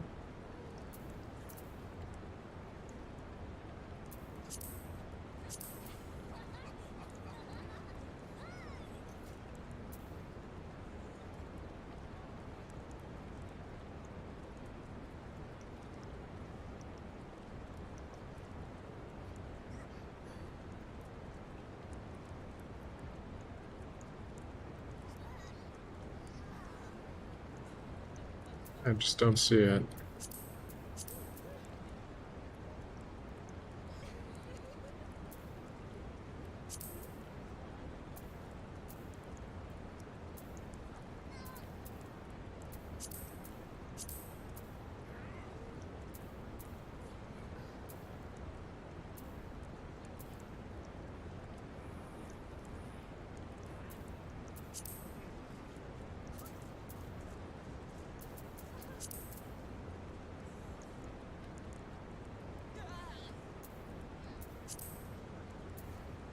Okay. So just look it up on the wiki.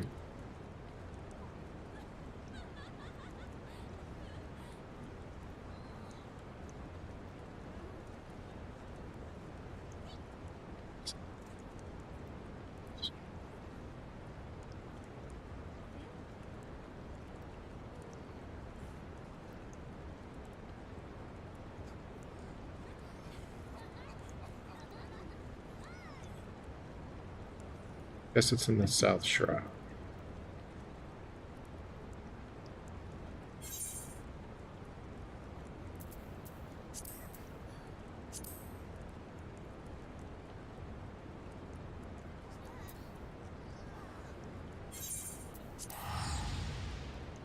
Oh, there it is.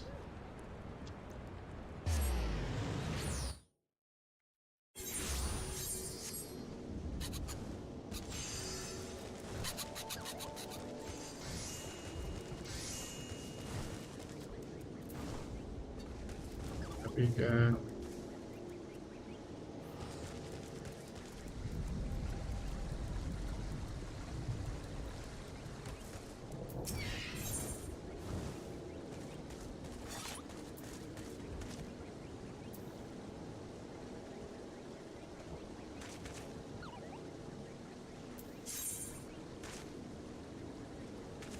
What is this?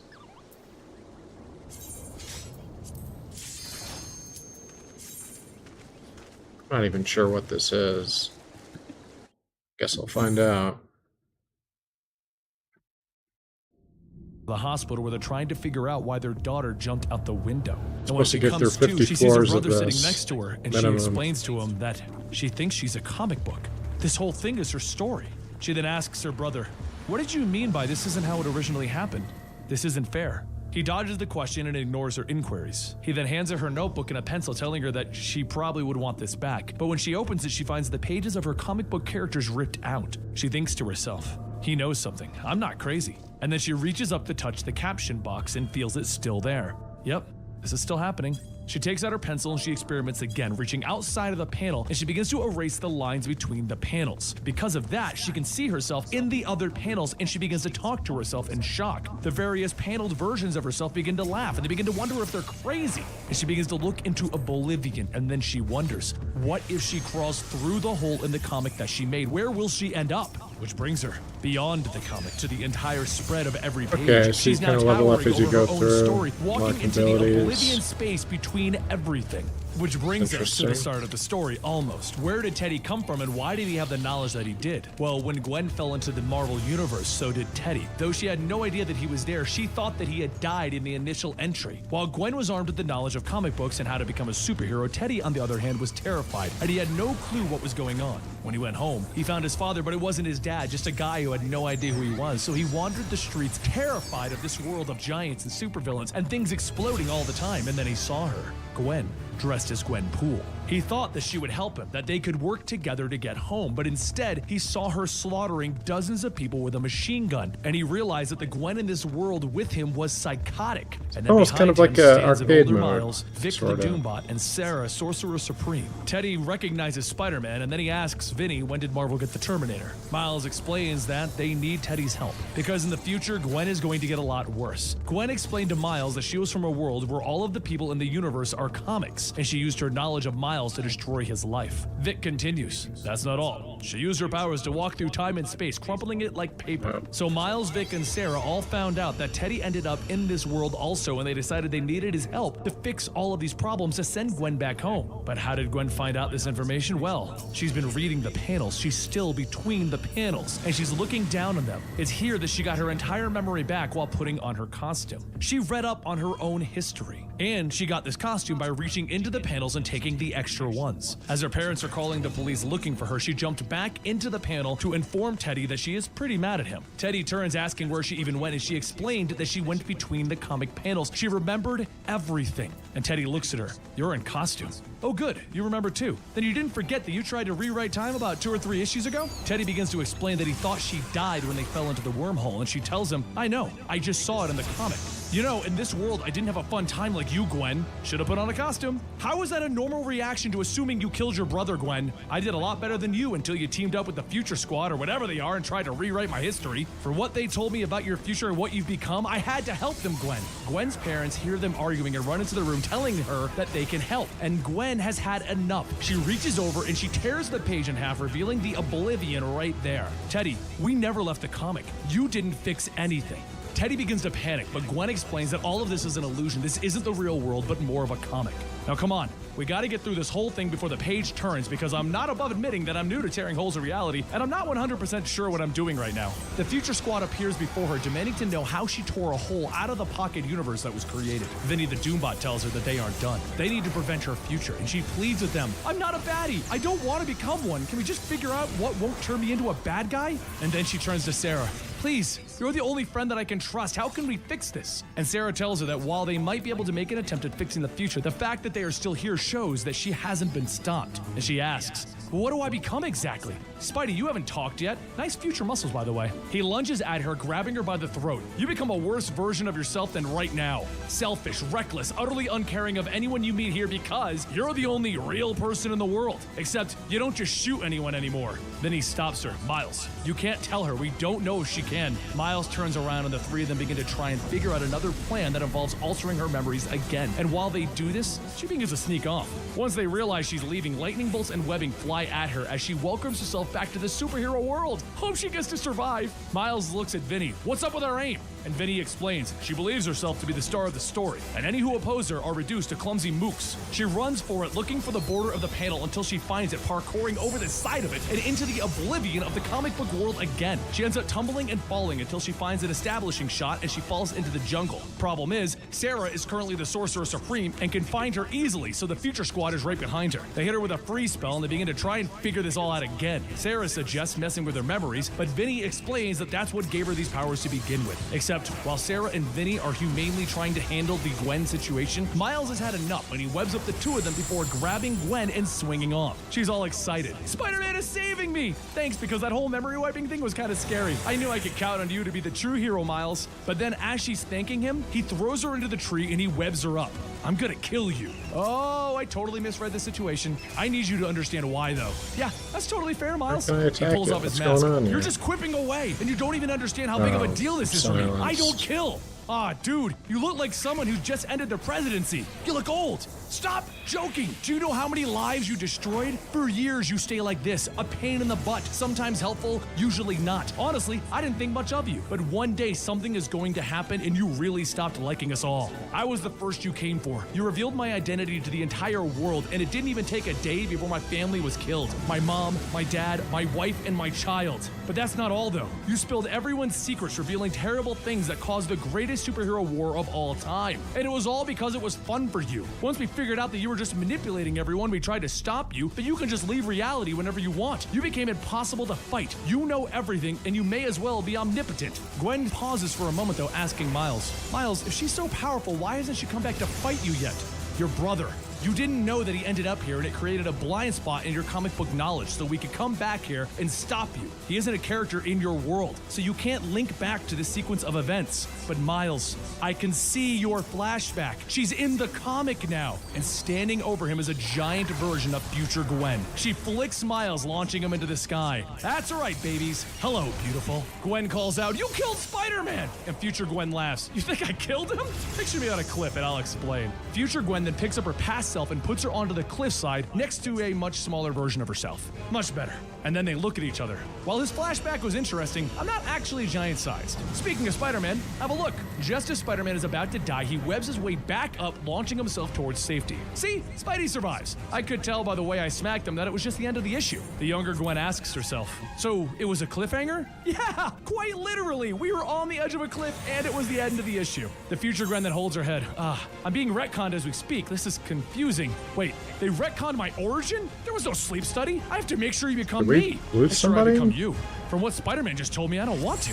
Evil future Thought we Gwen had a looks at her. healer on this. What? Sarah then runs Guess and we're all hitting Future Gwen, damaged and in Vinny one pops tank. up with Spider-Man climbing up the cliff. Future Gwen realizes exactly what's happening. They're changing my past, and they're weakening me. So they throw Gwen over the side of the cliff with no other option but to kill her, but then Future Gwen appears at the bottom to catch her. Vinny and Spider-Man come down to attack, and Future Gwen welcomes her younger self to join in any time to save the both of them, but Gwen herself is still confused. She doesn't want to be evil. While she's battling against the three heroes, Future Gwen asks her younger self, have you even considered for a moment that you were lied to? Maybe this Spider-Man is evil. But as she's convincing herself that maybe it's a lie, she's gaining more and more skills, becoming the evil version of herself once again. And that's when Sarah realizes they need to allow the younger Gwen to live, to help her. Otherwise, she's going to side with the future version of herself and become the omnipotent evil. As the battle continues, evil Gwen begins to vanish out of existence, and Spider-Man sees it happening. He turns to the younger version and he tells her, you see this now? You don't want to become evil. So evil Gwen has finally had enough, and she lightning bolts everyone and then shoots Spider-Man in the chest with a gun. See, this is why it's cool to be me. Why would you do that? I know this looks bad, little Gwen. Bad? Bad? And future Gwen grabs her and brings her between the panels again. Let's get out of space and time for a second so we can get a little perspective on the situation. Gwen looks at her future self and tells her, I don't want to be you. I'm gonna do to you what you did to Batroc the Leaper. Do you remember your home life? What you hated so much that you had to get away? Well, yeah, I dropped out of high school. I didn't have a job. I lost all of my friends and my parents were on my case all the time. Nope. Your readers only just saw that in issue 16 of this series. Do you actually remember anything before this? And future Gwen holds up a page of the first appearance of Gwenpool. You see, Gwen, you're a part of this world now, and as far as the comics are concerned, you never existed before that appearance. You read all of the comics, so you know everyone's secret identity, and does that sound like a superhero power to you? Think about it. You were forced to be a henchman for a MODOK. The world doesn't want you to be a hero. Then in front of them, the pages begin to swirl around in a vortex, and the words, Gwenpool can't kill Spider-Man, appears. You see, you can't break the laws of comics. None of this matters, so you may as well have fun. Blackmail Daredevil, steal the Milano and crash it into Ego, cut a deal with Mephisto, or start summer events. You think Cap joining Hydra was nuts? Wait until you make Eternity do it. It's so much fun! Gwen looks at her evil self. But why? Just because I can? I stopped trying to be good when I made a decision that I thought was right, and then the universe or the writers or whatever decided that I was wrong. I saved a friend and it was used against me, and it was a 10-issue crossover with 9 tie-ins. You tried to stop the school bomber. Then Spider-Man beat you up. And when you thought Cecil was gonna be your ghost hacker sidekick, they killed him. And then you saved Bay Ridge and your team left you. You keep going against what the universe wants for you, and it's going to dispose of you. Nobody ever gets killed, Gwen. Spider-Man always comes back. Gwen, with pain in her eyes, looks at her evil version. Yeah, but you hurt Spider-Man. Yeah, I did! And I love Spider-Man. I love all of them. She grabs her future self and she tells her, I will make sure I never become you. Ever! And with that, future evil Gwen was wiped out of existence. Gwen is left standing on the endless landscape of the comic pages, and she jumps between the panels back to the jungle, but everyone is missing, even her brother.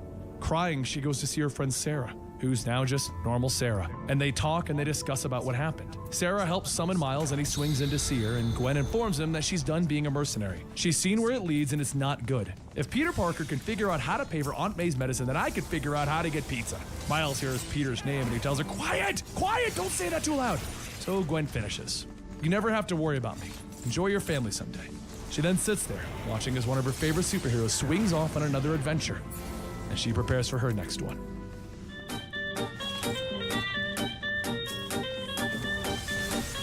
In the subways of New York, a man whistles as he gets ready to board his train and stops when he sees the entire platform filled with snakes. Like any reasonable man, he immediately turns and runs, yelling, Nope! A short while later, as the police arrive, Officer Gray asks another officer why he didn't just call animal control. The officer says, well, if it was an alligator, sure, but this, it's a little different. At that moment, Gwen slams her hand on the hood of the squad car, telling them, obviously, this has something to do with supernatural forces. Lucky for you, I'm a superhero who's here to save the day, so everyone can relax as I take care of the problem and shoot a bunch of snakes. She pulls out her guns heading into the station, and Officer Gray asks, is anyone gonna stop her? And the other officer says, well, no. Inside the station, the Snake Master is sitting on his throne of snakes, and he says, well, this place is perfect for the Master and his posse of snakes. As he holds one of his snakes up, it suddenly explodes. And while Gwen starts shooting at all of the snakes, she asks, did he seriously decide to claim this place? The Master says that he didn't just pick here because he controls some snakes. It's because he controls all snakes. Just as more snakes begin to slither out of the ceiling, Gwen says that there she goes again, letting her overconfidence betray her. And then one of the larger snakes runs towards Gwen and she screams! The screams travel outside of the station, and Gray and her men start to move in. And that's when Gwen walks up telling them, no problems, the snakes are taken care of. Gray looks around asking where all of the snakes went, and Gwen tells them, you know, I just went in and showed them who's boss. The Snake Master told me that I was right, and that I was the boss, so he left. But don't worry, I'm a superhero now, so no payment is needed unless it's guns. I could really use more guns. Later that night, Gwen heads to her apartment when she sees the pizza guy getting ready to deliver an order, and she shouts that she can take that from him. The man rings the doorbell saying, sure, I'll just give it to some random girl running down the hall. And just as Gwen tries to explain that she lives there, the door opens, and Cecil, who's currently a large purple mythical creature, tells the man, yeah, those are for me. Once the two head inside, Gwen tells Cecil, you know, you could go out if you want to, just put on a trench coat. No one will notice you in your new body. You have a gift now. You've inherited the body of a mythological creature, and you have actual superpowers now. You're just gonna waste them doing... And Cecil stops her, telling her, I'm doing what I liked to do before MODOK murdered me. Can't I just be happy to have a body and that I happen to be inside of a body? Gwen then says that she's just worried about him is all. Besides, she's got a new plan of what she's going to do next, and that's join the Avengers. Cecil stares for a moment, and then he turns back to the computer, telling her, good luck. She pulls down her mask, telling him, all I need to do is show off some more good deeds and I'll be picked up in no time. Just keep looking for that thing that we talked about. Later at Bay Ridge, the criminal Paste Pot Pete spots an armored truck with 2 guards loading money into it. He yells, Bay Ridge is starting to look like a nice home for Paste Pot Pete. The guards look back and ask, Paste Pot Pete? What the hell is Paste Pot?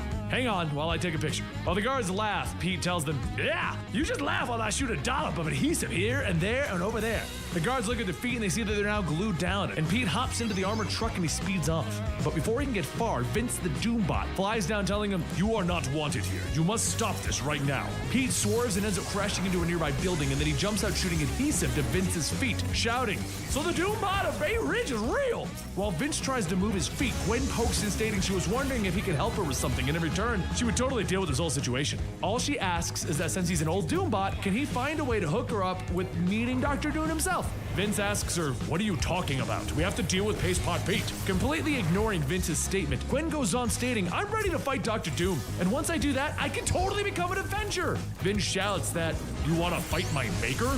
You're about to be killed by Paste Pot Pete. Gwen says, yeah, about that, I picked up some new moves since we last met. Check it out. Pete begins to spray adhesive at Gwen, and Gwen rolls out of the way. Vince then says, wow, you moved out of the way. Incredible. Incredible moves that you picked up. She then gets back on her feet and charges at Pete, telling herself she just needs to see the borders of space and time, the edges of the comic, and as Gwen grabs Pete, she pushes him out of the comic panel and into nothing. The nothingness of the fourth wall, the space between the comic and the real world. Pete looks at the blank area asking, what is this? And Gwen tells him it's nothing. It's time, it's space, it's a lot of things, but for you, it's the gutter. Sorry for doing this, but as Pete begs her, please don't leave me here, Gwen lets go, letting Pete fall into oblivion.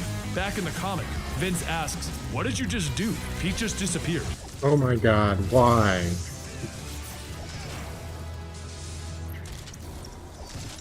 Jesus Christ. Give me a fucking break. Doing because she's way over her head. She should leave right now, but she refuses to go anywhere until she resolves this mysterious murderer thing. She walks deeper and deeper until she finds a man in a Hydra uniform killing the last alien and standing in front of a furnace. And as he calls up his boss, she pushes him in, wondering who he was. She then texts her broker Ronnie, filling her in on the haul, and heads back to her place with Cecil already there. She hops right into the bathtub in her costume because she figures that the costume is probably a bathing suit. That's why she doesn't have pants. And then she realizes that having the sleeves on the costume wouldn't make sense for a bathing suit. The news then goes live with Captain America informing everyone that someone killed all of the aliens and saved the city. And Cecil tells Gwen that things may get messy if someone goes looking for her, considering that she didn't actually save the city. That's when the wall blows up and MODOK steps in. You're the famous Gwenpool?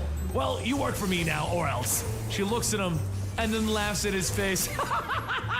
MODOK is threatening me. Furious, MODOK uses his head laser to fry Cecil, killing him on the spot. Gwen begins to cry as she falls to her knees, realizing she isn't the hero of the story, she's a henchman. He brings her to the base where she meets the rest of the MODOK henchmen, and after MODOK explains his plans, he leaves them alone and Gwen gets to know her new friends. Batroc, the Leaper, the Terrible Eye, and Megatoni, and their first mission is a go. Gwen plays along because she really doesn't want to die like Cecil, so the Terrible Eye ends up flipping a car and Megatoni, Batroc, and Gwen take the prisoner out of it and they begin to race out of the scene with him. Batroc tells Megatoni to kill the guy, but instead Megatoni puts him to sleep because he feels that there's something weird about killing a guy this close. But before they can do anything else, there's a crack of lightning and Thor lands in front of the car. Gwen stops, shocked that it's Thor, and then she asks Thor how she gets her hair like that. Batroc begins to shout, get away from Thor, you dumb children, and Gwen continues, it's dry shampoo, isn't it? Thor walks over, tearing the door off the car and pulls out the prisoner, and then she opens up a portal to walk away, except the Terrible Eye launches an explosion, stopping Thor. In response, Thor throws her hammer up to the building while Gwen gets out and begins to open fire on Thor. Batroc runs in, kicking Thor into the nearby building, and when Gwen tries to stop her, Thor tells her, away, pink fly, swatting her down. Thor then walks over to Batroc and beats him down before knocking out Megatoni. Gwen begins to panic. Oh no, oh no, oh no. Alright, that's not so bad. She's played by Natalie Portman in the movie, Jane! Of course, Thor stops in her tracks and slams Gwen into the wall. What did thou say? With lightning crackling from her eyes, she demands to know what Gwen said. And Gwen thinks quickly. I said sprain! We're a real tight team, and when we're hurt, we tell each other our injuries. This is very important. It sounded like you said, very well. Mayhap it was just sprain. I went backwards. Honestly, inside this message from his asking, he lives for. I'll trade the on, but she then jumps to New York to help Spider-Man single thing, including the desire to get better. Gwen then says, wait, are you saying that I should become a villain? And as Doom rockets off, he says, I did not say that, but good luck. She sighs and says that may not be what he said, but no matter what, she has to become a villain.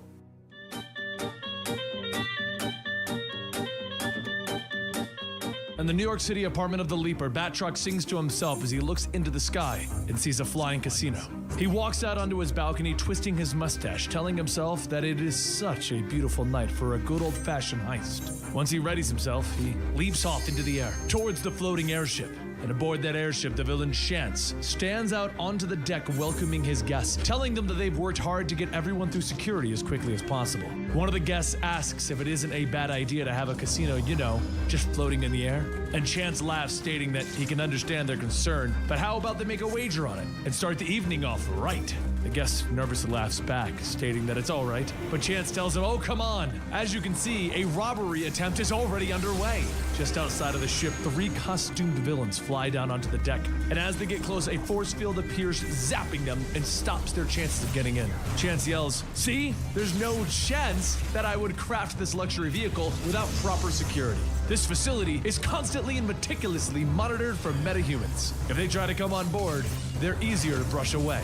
Plus, there's some really neat magic stuff installed too. So if you have superpowers, you're not getting on this ship, which means Batroc, who doesn't have superpowers, can easily sneak onto the ship without setting off the security alarms. He climbs up, looking at his watch, asking, where is she?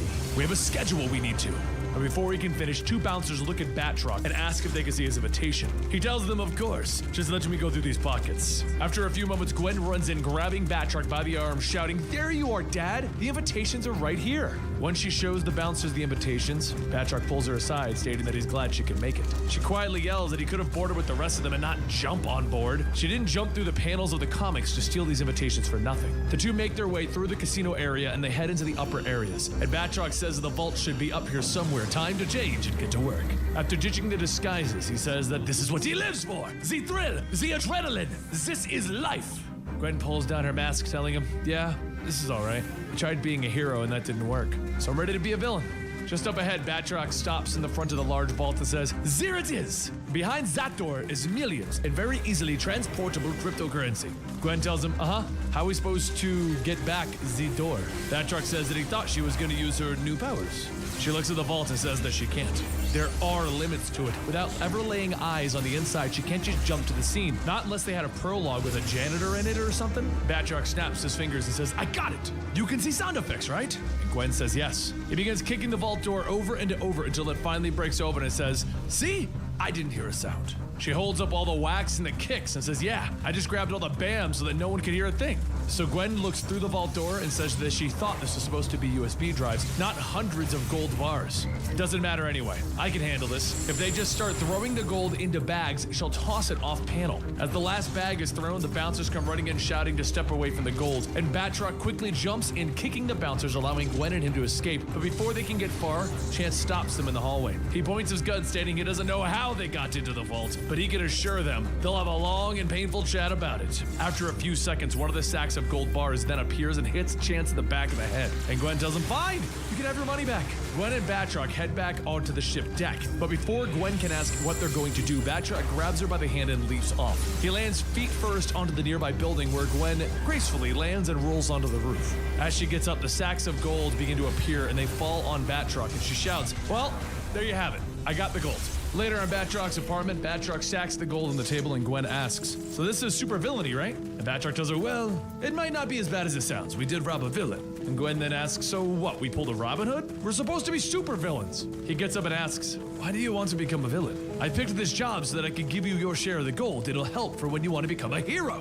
She pauses for a moment and laughs, stating, I should get going. I will go out and I will trade the gold for actual cash. Gwen stops again and sighs, telling Batroc, you're not going to be like this much longer. When this book is over, the writers aren't going to think of Batroc the Leaper this way. So before that happens, I want to say I'm sorry. She jumps up, hugging Batroc, telling him, this is goodbye. And as she sniffs, she tells him, you smell really nice. And he shouts, I just got new mustache wax. As Gwen leaves, Batroc says, she's crazy, but she did well. We'll talk soon. Gwen sulks, stating, I really doubt it. Can't kill Dr. Doom and be a hero. I can't knock off a casino and start a career as a great villain. Everything is coming to an end. What am I supposed to do about Cecil, Megatony, the Terrible Eye? Batroc might turn into a dumb joke third stringer again, but at least he would survive. But the supporting cast? They're just gonna disappear once this is over. As Gwen cries, a voice asks, excuse me, who said anything about being done? Gwen looks up off panel and sees herself with a lot longer hair, but not evil looking. After a few moments of silence, future Gwen asks, what, nothing to say? Gwen looks at herself and then turns, saying, no, you're good. No more future alternate Gwens, thank you. Future Gwen jumps onto the panel in front of Gwen and tells her, hang on, your series is nearly over, but I'm here to tell you that it is not the end. You survive. Gwen hops onto the panel, sitting down saying, "You don't look much older than me. Maybe it's the hair?" And future Gwen tells her that people don't actually see age in the Marvel Universe unless it's very sudden and literal in the title. Old Man Logan. But that's the difference between the true future and the future of the evil one that you rejected. You see, you have an outsider's perspective, not just what's happening in February 2018 when Gwenpool 25 comes out. It's happening in June 2019 in trade, and so on. Right now, someone is reading this very moment, years after the people who made this comic died. It's not just here. You're gonna be in video games. There's gonna be toys, guest spots in other titles, fan art, fanfics, roleplay Twitter accounts, and all that stuff. Then someday, one of those fans might get a pro gig and remember to stick you in some new version of the Great Lakes Avengers or something. She sighs, stating, Great Lakes "That sounds an Avengers. awful lot like Grandma's not gone, but she'll live on in our hearts kind of a thing." Future Gwen says, if Grandma could do what we can do with panels, she would be horrifying. Either way, we're gonna go on to do great things, like finally rescue Cecil from the mystical beast, and even bring him back to life. The same goes for the supporting cast. They're all gonna get to live too. See, you were all supposed to be a joke, sell some comics, get a laugh, and then be forgotten. But you hung around, and people started to realize that your powers were kind of dangerous. So much so that you should be a villain, but instead, you kept having a life of your own, and then you learned to control it more than they realized. When you refused to turn, you knew that you were giving up your future. At first, you came to this world thinking that no one really mattered because they weren't real. But then you did everything not to hurt them. That's being a hero. And doing things like that will buy some time around these parts, even if it isn't in the pages of the Unbelievable Gwenpool Volume 1. Future Gwen then points to the bracelet on Gwen's wrist, asking, "What's that?" Gwen says that Doctor Strange gave it to her on the last page after helping Cecil. Since they kind of just flew through it, she didn't get to figure out what the counter was for, but she's pretty sure she has an idea. On the next page, Gwen hops over to the Skrull War of 20XX and fights with everyone to, well, defeat the Skrulls, including her Skrull self. She then jumps to New York to help Spider-Man stop the Green There's Goblin. an auto And as heal. Gwen webs up the Goblin's neck, she laughs, shouting, "Look, I'm Spider-Gwen! Look, all I have to do is this." She then hits the button for the web shooters, runs out of fluids, and says, "Oh, well, spider parts," and begins falling while still hanging onto the Goblin. Suddenly, a web net appears, and the actual Spider-Gwen swings down asking, "What did you call yourself?" Spider-Gwen helps Gwen up, and Gwen says she, didn't think that you lived in this multiverse, don't mind me. Later, Gwen and the Spider family all sit on a roof eating pizza, and Miles says, "Just one goblin attack on Halloween? Not bad." Spider-Man then pokes Gwen, stating, "Hey, check it out. I'm pretty sure that's one of yours." Gwen looks down at a group of kids trick-or-treating, and she sees a young red-haired girl with a headband wearing a Gwenpool costume, and Gwen just smiles. The next page brings Gwen to Brooklyn to meet up with Megatoni and everyone, including Pig Gwen. She looks at Pig Gwen and says that it looks like she was taken care of. And Tony tells her that Pig Gwen insists on wearing her costume, you know. Then a voice calls out stating, "How touching!" And MODOK flies down, shouting, "It looks like all of my employees still have time to hang out while I was sent to space. Repercussions will be appropriate." But as MODOK looks around, he sees the Gwenpool mercenaries and shouts, "Never mind, you're all fired, goodbye." Next page, there's some time with Moon Girl and the Power Pack kids. Next, it's stopping by the police precinct to see Officer Gray. But as Gwen looks at her watch, she says that she's not sure how she got here, but she's gotta go. There's only a few pages left, and she is so not spending the last of them here. Goodbye. A short while later, the young girl that Gwen saw trick-or-treating grew up a little and is often picked on in school. On one of those days, Gwen shouts to the bullies to lay off the nerd. And while that's happening, she's riding Fing Fang Foom, and Foom shouts, "Fing Fang Foom, hungry for mean and bad children." Foom then flies down, scaring the bullies, and as the little girl looks up, Gwen tells Foom, "Good work. Now you can bury yourself under a mountain or whatever it is you do." On the next page, Gwen spends some time with Squirrel Girl Doreen Green while she begins to work on fixing up Vincent the Doombot. As Doreen gets finished, Cecil tells Gwen that he did it. He finally found her brother. So Gwen and Doreen head into hell to fight Mephisto. And with one throw from Doreen, Gwen kicks Mephisto in the head, knocking him out. She jumps down to untie her brother Teddy, and he says that he thought that she had died when they came back into the comic world. He thought that he had died in the devil, but she tells him it's okay now. That's the funny thing. We're in hell. The devil here is real and very punchable. Why haven't more superheroes just done that? Doreen hears and thinks about it and says, wait. There's a reason why they don't. Just give me a second to figure it out. Gwen looks at her watch and sees that she only has 4 pages left, and she shouts that she's got to go. There's another time that she has to be in. Later, in the future, Gwen stops by a hospital to see the little girl that she rescued, who is now a grown old woman. She lays in her bed and says Gwenpool is by her side once again, like when she was trick-or-treating, or when Fing Fang Foom came. How is she not aged? Gwen tells her it's because she put on a costume, and the old woman tells her, see, you're just a background character, like me. After a few moments of silence, the nurse comes in and tells her not to worry, she's just sleeping. Gwen says that she's glad that she got to see her one last time, but it's time to go. She climbs back into the panels to let the old woman sleep, and she looks back on her life and hears something. Off in the distance, she hears herself speaking about how it was the end of the last issue.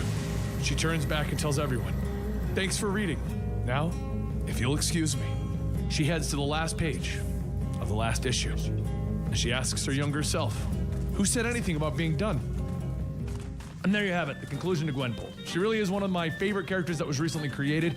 Never expected that I would enjoy her. When I started reading the books, issues 1 through 6, I was quoted as saying, hey, this is kind of dumb. She's just a wannabe Deadpool.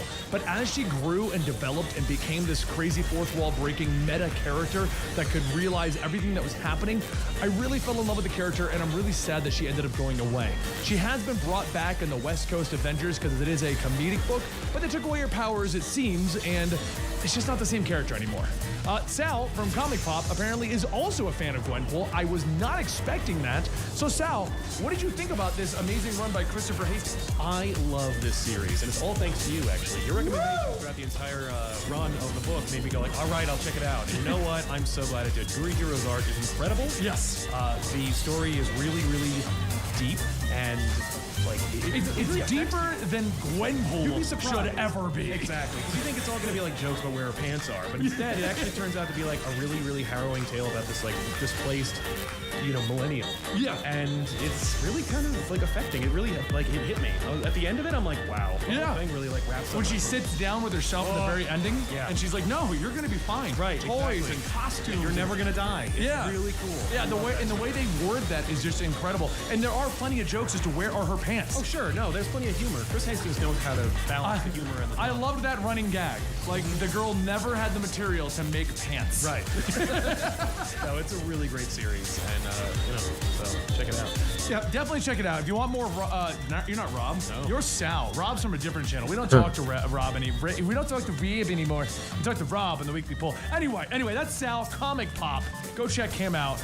I probably should mix them up. Makes things confusing for branding purposes. The link is down below to go say hi to Sal. He does a lot of reviews of comic books on the regular. He does exactly this. He does like longer form content that you may be enjoying. So if you want to go check him out, Comic Pop. It's youtube.com/Comic Pop. It's fine. These full story endings, these videos are like 2 hours long. Oh, I know. We normally have really long endings because they just get to know us more personally. Exactly. Because if they've stuck it out this long, They deserve a little bit more. they deserve a little bit more. Like, you are here. Thank you. You're incredible. And if you stayed this long, punch the code cookie. Just say cookie in the comments, and I will have Dan send you cookies. He's shaking his head that is impossible. He's literally writing on a marker board, Benny, we can't do that. He'll figure it out. If you all write cookie, because you stuck around to the ending, we are going to send you cookies. Every cookie that you write, I will eat one. Oh, and Sal will eat one. Not on camera, though. And you'll probably see a news article, YouTuber went bankrupt buying a lot of cookies and trying to ship them all. Thank you guys, we'll see you next time.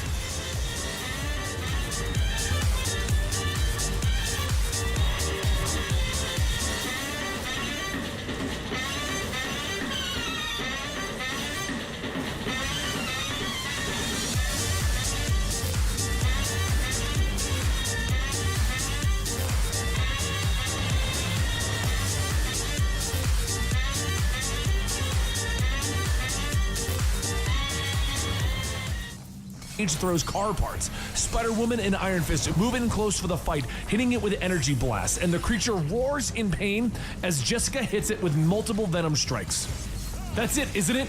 Energy attacks? That's the only thing that can hurt it? She asks Carol as she leaps away. The God of Darkness is here to conquer the Earth and kill every superhero that you know. And only Venom can stop him. This is the Comicstorian channel where I take some of your favorite trade paperbacks and single issues and I break them down into digestible bites to help you understand. Then I read them dramatically back to you. All alterations of the panel, text, and images are to prevent copyright problems, and all art is owned by its respective companies. Today we're going to do another one of our full stories, but it's going to be our first ever full story omnibus. So basically, King in Black is a series of 6 to 7 comics that tells a full story. It's what happens in the fight with the King in Black. He comes to the planet Earth and he wants to conquer it. But during the Venom storylines, Venom himself was fighting against the King in Black inside, well, I'm not going to spoil it for you, but they were at a different location. But on top of that, Marvel did what Marvel always does and gave us a ton of tie-in issues to tell bonus stories and bonus things in the entire storyline. Now, we covered I like the most of King them here in on the Black channel. The only ones as far event as I overall. know are missing is there's a couple of Spider-Woman ones because she didn't really go Some back peak to fight Venom the King in moments Black, there. and we also missed out on I the liked second it. Planet of the Symbiotes. Like his but this son. video contains everything Norman else, as Jr.. far as I'm aware, in the order that All Marvel works told us to me. read the series. We went off the Marvel checklist. It's too bad they and put kinda together lost track every of the video maker we after, made on each one of these this comics comic, and put though. it in the Marvel checklist order.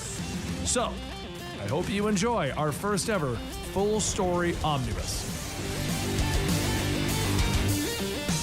Eddie Brock stands on a New York rooftop looking over his city. He is here. He can feel it. Cap, it's me, it's time.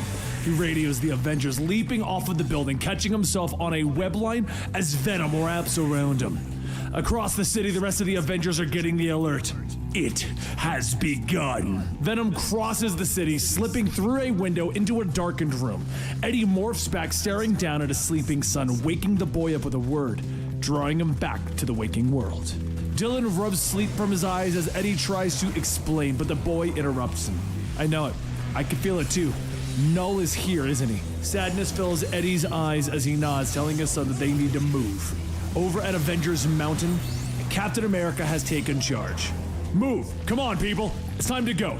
Ground teams, evacuation ships are mobilizing to drop sites as we speak. We are the first on deck. Let's get mean, shall we? Cap says over the radio. Steve Rogers turns to Tony, asking where they're at, but Tony shakes his head, unable to track Null and his horde since they don't have heat signatures. But they'll trip over our landmines either way. Tony tells him as he motions to the screens that show that all of the old Kree and Skrull ships have been turned into floating bombs. You just like turning things into bombs. Cap notes with a smile, and Captain Marvel subtly shouts to them, pointing at the horde that has arrived. The stars in the sky have almost blacked out due to the large number of creatures. We're gonna need a bigger bomb, she tells them in awe. The symbiote dragons reach the field of destroyed ships, cutting their way through them quickly. Fire! Tony shouts, detonating the debris field and destroying the dragons. Meanwhile, in New York, Eddie almost collapses as he feels the symbiote creatures dying, but he knows that it didn't work. It barely slowed them down. Tony's cheers stop as he looks back at the screams, but Cap isn't waiting. He runs out of the room. All teams move. Move! This is not a drill, people. This is it. He shouts over the comms. In the skies over the world, it darkens as the symbiote dragons descend. And below in the city, Dylan tries to argue as Eddie opens up the safe room. He tries to explain that he can help, but finally Eddie snaps at him. That's enough. I made you a promise. I told you that I'd protect you no matter what. He yells at him, and Eddie explains that this is his fight, his mistakes. You don't deserve the things that I've passed on to you, he tells his son sadly. He tells Dylan that he's going to end it, and he pushes him into the safe room. But before he can close the door, Dylan looks at his father one last time. Dad, please come back. I love you, son. Eddie tells the boy, closing the door, and as Eddie stands there, his comm sounds and Cap tells him, we're going to Plan B. Across the city, the dragons have descended, covering the buildings in a symbiotic ooze. Cap leads the ground team, heroes with lightning-based powers, to combat the threat. As Cap fights to protect a young boy, he asks Tony if they've got any word from Thor. It's not looking good down here, friend. Nothing yet, but our big gun just entered orbit now. Shouldn't be long, Tony responds. We need backup now, Tony! Cap yells when suddenly there's a voice in their minds apologizing for the intrusion. This is Charles Xavier. If you require backup, please stand by. My X-Men have arrived. Charles tells them as the mutants flood out of the Krakoan gates, joining the battle against the symbiotic dragons. Xavier smiles, telling them that he knows not having a god of thunder is an issue. But I might suggest a goddess, he says, with lightning crackling as Storm arrives, lashing out of the dragons all around her. Beneath the city, Venom swings through the sewer systems, heading for the Carnage Spire that was left beneath the city. Eddie hopes to use it to control the horde of dragons if the others can sever their connection to Null. Eddie sits, allowing the Spire to connect with his mind and connect him to the Hive. Let's go, he growls, and up above, the Horde is winning. Doctor Strange's magic can only hold them back for so long, and Storm is being overwhelmed. But Eddie connects, hoping to help the others. Fear suddenly fills his eyes, though, as he sees the truth, screaming over the radio for the others to fall back. It's not just dragons! It's not just Null! This is how it started, before the symbiotes, before the dragons. Null's first enemies were the Celestials, and it looks like he settled the score with them. Eddie yells. Out in the city, the heroes look up to see the colossal cosmic beings descending through the cloud of creatures, their bodies now covered in Null's symbiotic beings. The Celestials land, destroying parts of the city with their massive bodies, and one of them opens, revealing the dark god within him. I see that my reputation precedes me, so I won't waste your time. I'm going to kill your world. Null simply says as he steps out.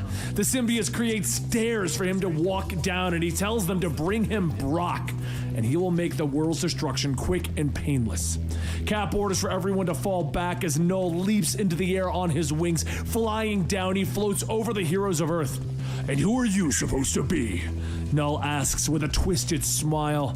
The heroes look up at the dark god as Tony tells Cap that the big gun is incoming in 10 seconds. Cap stands tall. Normally, we're the last thing guys like you see, but today, we're just here to watch. Cap tells Null. He's here awaiting your orders, Cap. Permission to engage? Tony asks. Cap's lips pull up into a smile. Permission granted. Go introduce yourself, Sentry. It would be my pleasure, Sentry tells him from orbit. Oh yeah, this this as part's the sound sick. barrier breaks as Sentry descends from space. He explodes through one of the Celestials, bringing out and grabbing a screaming Null, pulling him up into the air. Hi, my name's Bob, but you can call me the Sentry. This'll all be over in a... He begins to greet him, but fear fills his eyes as Null reaches out, grabbing him. The Horde remembers Sentry. It remembers what it did to Carnage. Now let me introduce myself. Null grins, and with a heave of strength, he rips Sentry apart, continuing Jesus. to fly as he absorbs the void from within the hero. I am Null, Lord of the Abyss, God of these symbiotes. The darkness aside of you, that darkness bows to me, and now I am the void. Yep, The nobody heroes are was shocked at expecting what they that. see as Tony gets on the comms and sounds a full retreat, but Cap shakes his head, ordering the heroes to evacuate as many people from the city as possible. We'll hold the line. Avengers, assemble! He shouts as they're interrupted with Null descending again. What was that? Your defiant last stand? I must say, I'm not terribly impressed. I had hoped the mighty Earth would have proven more worthy of a battle. Alas, you will fall like all the others. I've met your armies, little ones. Now meet mine. Null raises his hand, and the symbiote oozes that are covering the ground begin to react. They reach up, wrapping up our heroes, trapping them, pulling them under the darkness. Null smiles, looking up into the sky, and the symbiotes begin to form a shell around the Earth, covering it as well. No more sun, no more stars, no more light. Isn't this better? Null whispers. But Storm still flies, lightning crashing, killing more of the dragons as they swarm her. But Null turns and the symbiotes become huge, wrapping around the buildings, reaching out for Storm. And she's snatched out of the sky. In the command center, Tony yells for Eddie. We're gonna try something. We're gonna give him what he wants. Eddie tells Stark. Tony is shocked, telling Venom not to give in, but Eddie cuts him off, telling him, it might buy you guys some time. Eddie morphs fully into Venom, asking his other if he's ready. Though the symbiont is hesitant, it agrees. Let's go meet our maker! Venom growls, and above, Null turns with a smile. Hello, little one. I can hear you calling. The ceiling above Eddie explodes with a massive fist reaching down, plucking him out of the sewers. And as it reaches up, it flings him into the air, only to be caught by Null himself. Do you see how beautiful the dark is? Null asks. Please, just take me. It doesn't have to be like this. Venom gasps at the god. The mask pulls back, revealing Eddie's face, and Null looks at him and smiles. Oh, I'm sorry, there seems to be a bit of confusion here. My fault, really, I should have specified which Brock I was looking for. Null tells him.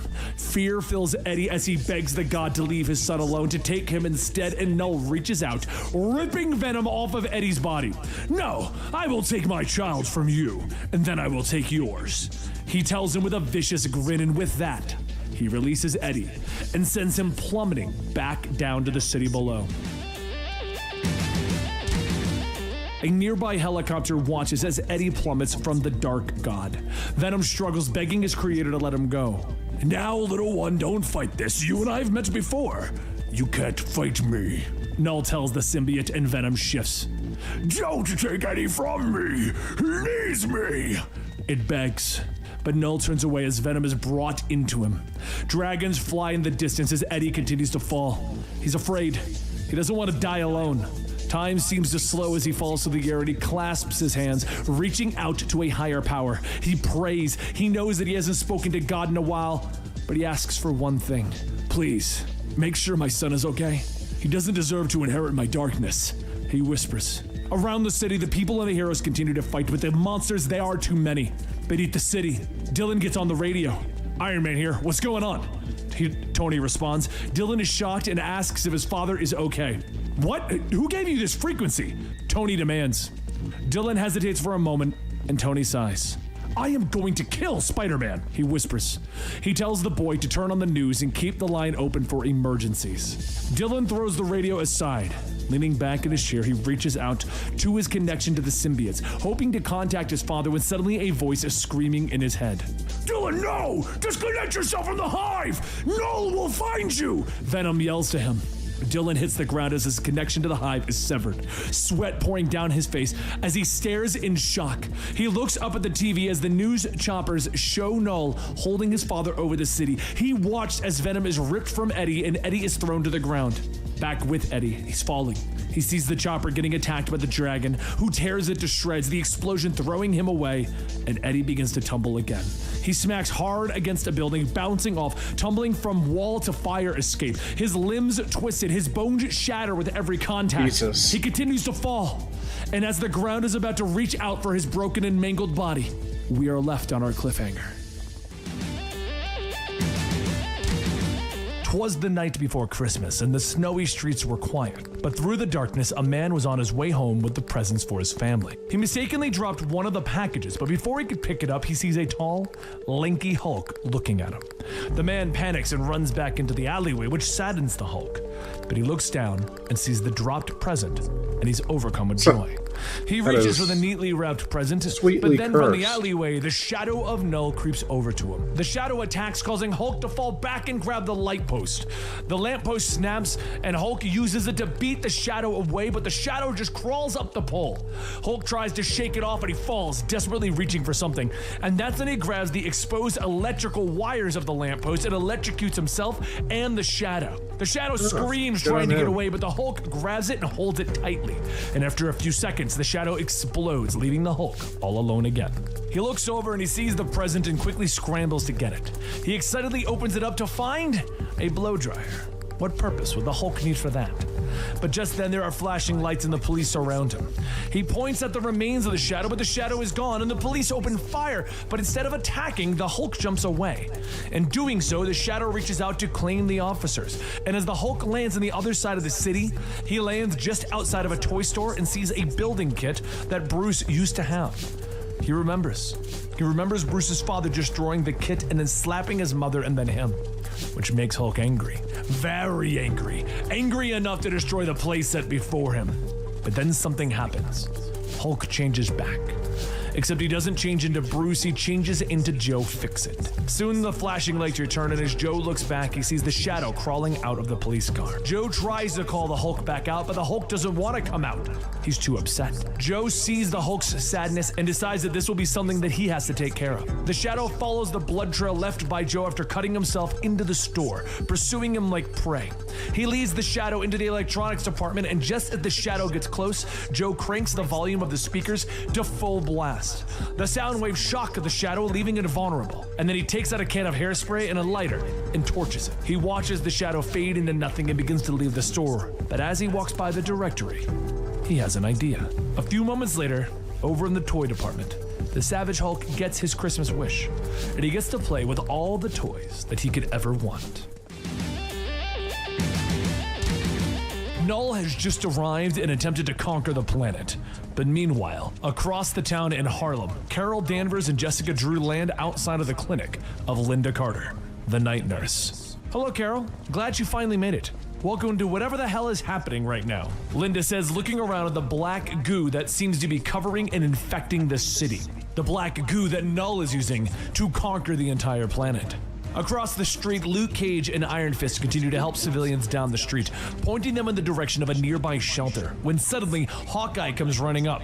Linda, what are you doing here? He asks, motioning towards Cage and Iron Fist. We live here. Why are you here, dude? And Clint begins to tell them how he and Night Nurse are dating. And she shakes her head. Not the time, she explains. The group begins to argue, but suddenly a large symbiote dragon swoops out of the sky. I need you to help me stop that, Carol yells, pointing at the large beast.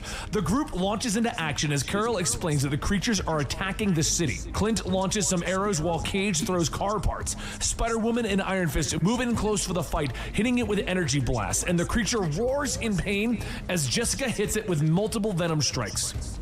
That's it, isn't it? Energy attacks? That's the only thing that can hurt it? She asks Carol as she leaps away.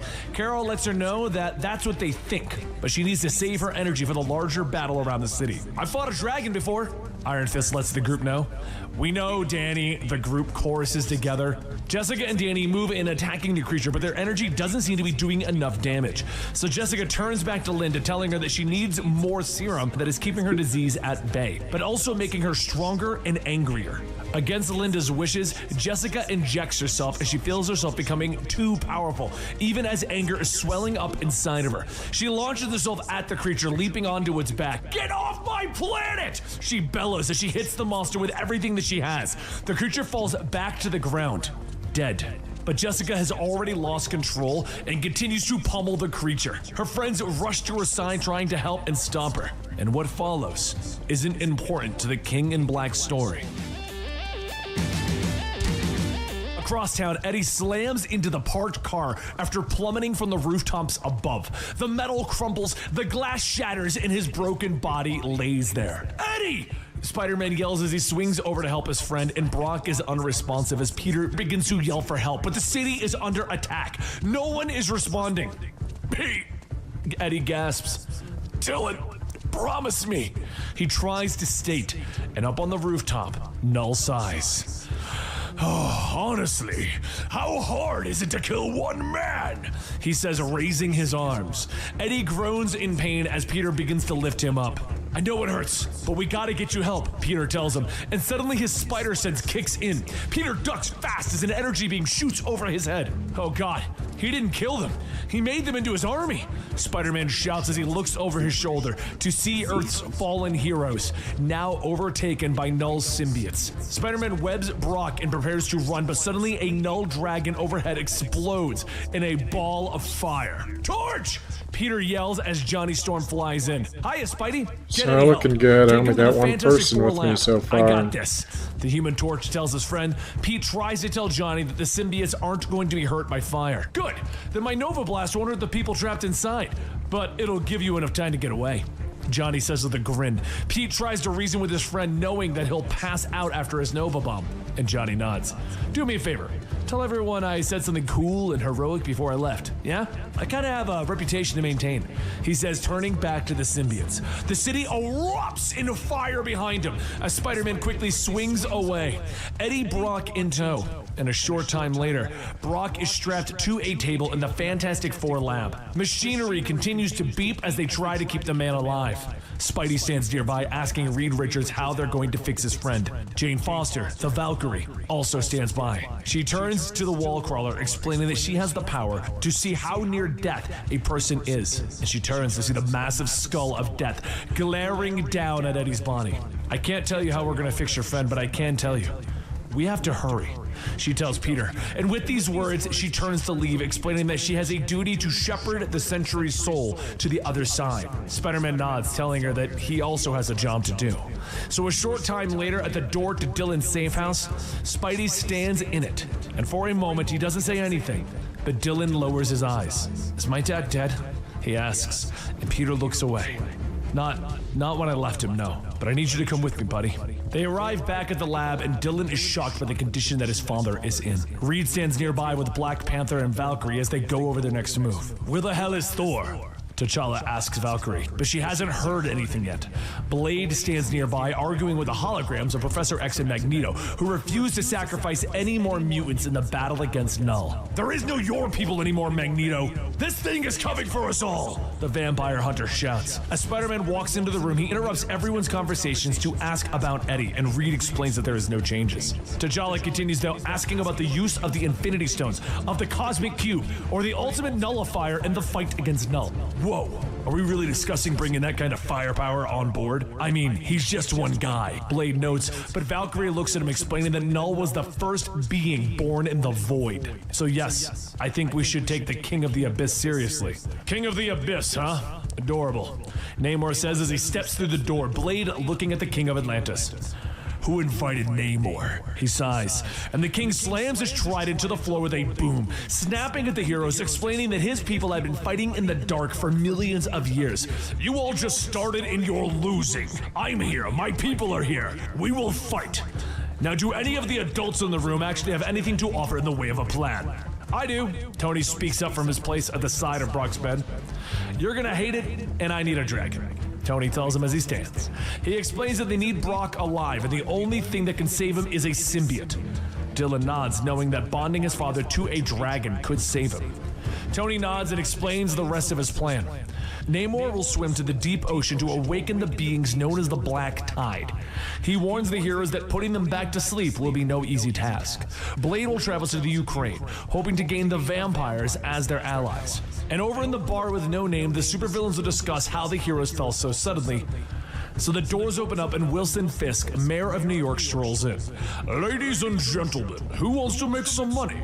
As the dragons fly over the city, Tony rockets through the crowd deep inside one's open mouth, and he stays on the radio with Reed, telling him that when he gets inside, he's going to begin to break the monster's connection to the hive. He injects the monster with Extremis, and it begins to bellow. He can feel its DNA rewriting and bonding with his own, and he can hear its voice in his mind, but he begins to scream. Too much! Millions of voices in pain! He yells to Reed, and a short time later, Tony comes running back into the lab. He pushes past everyone as the symbiote pulses on his armor. I don't know how long it's going to take Null to overwhelm my reprogramming, but I got one, he tells them as they rush forward. He pulls out part of the symbiote that he captured and pours it onto Brock's unconscious body. No, don't! Something's wrong! Dylan tries to warn him, and the symbiote slithers around Eddie, beginning to bond with him, but he suddenly screams, his eyes beginning to swirl, his vitals beginning to spike as Reed says that they need to get the symbiote away. No, that shouldn't be possible. I severed the connection. Null cannot be that powerful. Tony shouts, and Dylan steps in trying to tell the others to move, but the adults don't listen as they scramble to help Eddie. I said move! Dylan bellows, lashing out with his power, disintegrating the symbiote that is trying to take over his father. Everyone stands in silence. Dylan, do you have powers?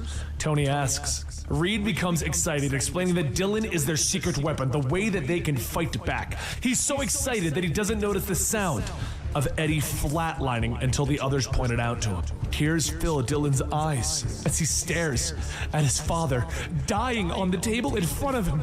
Dad? He whispers to him. Eddie Brock slams into the car after Null threw him off the building, yet while his shattered body stopped on impact, his spirit continued onward into the realm of the Black Void. He was falling through blackness, a place that he had been before, and the tendrils snaked out of that darkness, reaching for Brock's body. He could feel it, Null's influence taking over, his mind disappearing. Brock! A voice screams in his head, and Eddie opens up his eyes. He could hear the voice, but he couldn't see it. Null's minions have you. Now, I can get you out, but it's gonna hurt like hell. The voice warns, the tendrils explode, and Brock is falling again. The voice tells him he has to concentrate. What? What do I do? Brock questions. Stop falling! The voice tells him that he is in the hive, that he has to stop falling the same way everyone else does. Brace for impact. Eddie can see the street coming towards him, the city below. He closes his eyes and he braces for that pain. But when he opens them again, he is crouched in the street in a perfect superhero landing. I'd love to tell you the worst part is over, but the next part is the hardest, the voice tells him. Eddie looks up to see Rex Strickland standing in front of him. Now stand the hell up, soldier! We got work to do. Rex orders him as he shoulders a shotgun. The symbiote pulls away from Rex's face as he leads Eddie through the hive-like hell that New York has become. Dragons roar in the distance. The symbiote goo pulses everywhere. Eddie looks up to see a group of people running through the streets and he tries to rush forward. He tries to help them, but he passes right through them like they're not even there. What's going on? Eddie gasps and he looks up to see one of the symbiote dragons bearing down on him. Eddie, no! Get the hell away from that thing! Rex shouts as Eddie braces himself for impact, but Eddie wants to protect the family running. He rushes at the creature, but it passes right through him, sending screaming waves of pain coursing through his body. And when that pain passes, he opens his eyes in disbelief. My body feels like it was ripped in half. Dragon went right through me. Suddenly the world shifts and Eddie is standing in a dark room with Rex, people hanging suspended all around them. That was a warning, Rex tells him, and they begin to walk through the vast chamber with Rex explaining that they are in the hive. All these people, Null took them. Eddie gasps and Rex nods, motioning to the group of heroes that are suspended as well. Sorry to say, it wasn't just civilians. Eddie begins to feel sorry for himself, but Rex shakes his head, warning the man that there is nothing that he could have done. There is something that I could have done. I could have saved them. I have to get back to my son. Brock shouts out in anger. Sorry, but you're a codex now, a memory. The symbiotes, they keep pieces of all of the hosts that they've bonded with in the hive. And they aren't real. They're ghosts of who they formerly were. Rex tells him, putting a hand on the man's shoulder. He explains that the real world is gone to Eddie Brock, that his real body has died.